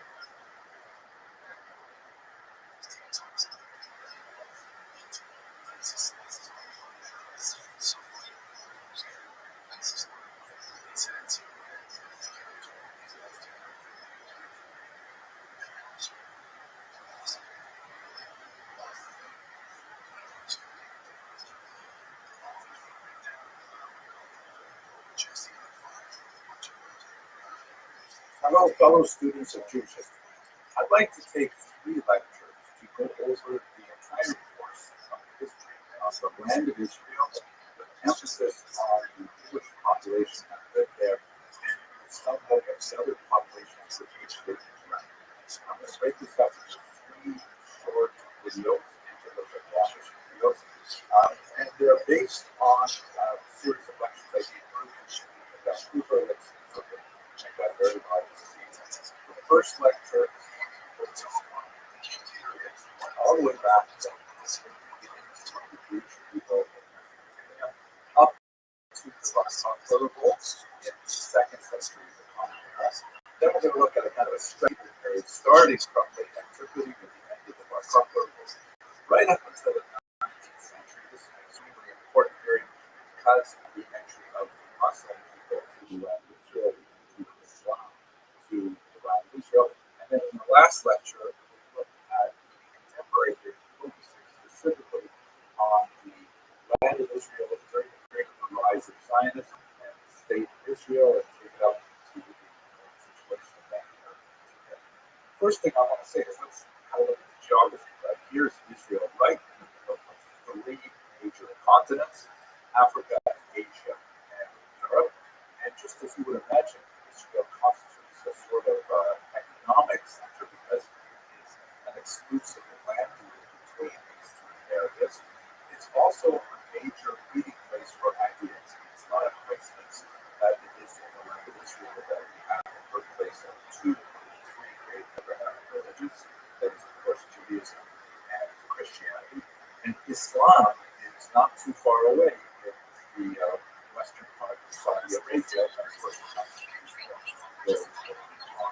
But I think another way to look at Israel, and that's one of my favorites, is the greatness of that nature. I'm going to take who was a very unsuccessful Protestant in the 16th century, but a very gifted cartographer, represented Israel, specifically the city of Jerusalem, as the center of a clover of Europe, Asia, and Africa.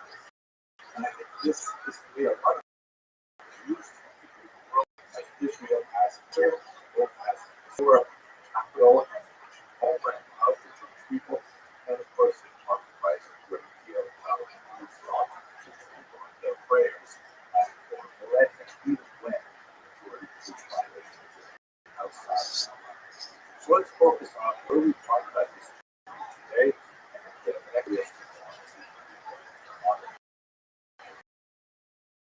Here's another way to look at the region, this map wrestling, which unites two major economic regions of the ancient world that connect the land of Israel here as their confront. The two major economic regions, of course, are Egypt, which is nourished by the Nile River, a consistent source of irrigation for the farmland that spread throughout the entire Nile, especially in the Delta region as it enters into the Mediterranean, and also in the two rivers, Tigris and Euphrates. All three of these rivers in Genesis. And the two rivers are taken out of the South Mesopotamia between those rivers. Flow from the mountains in Turkey down to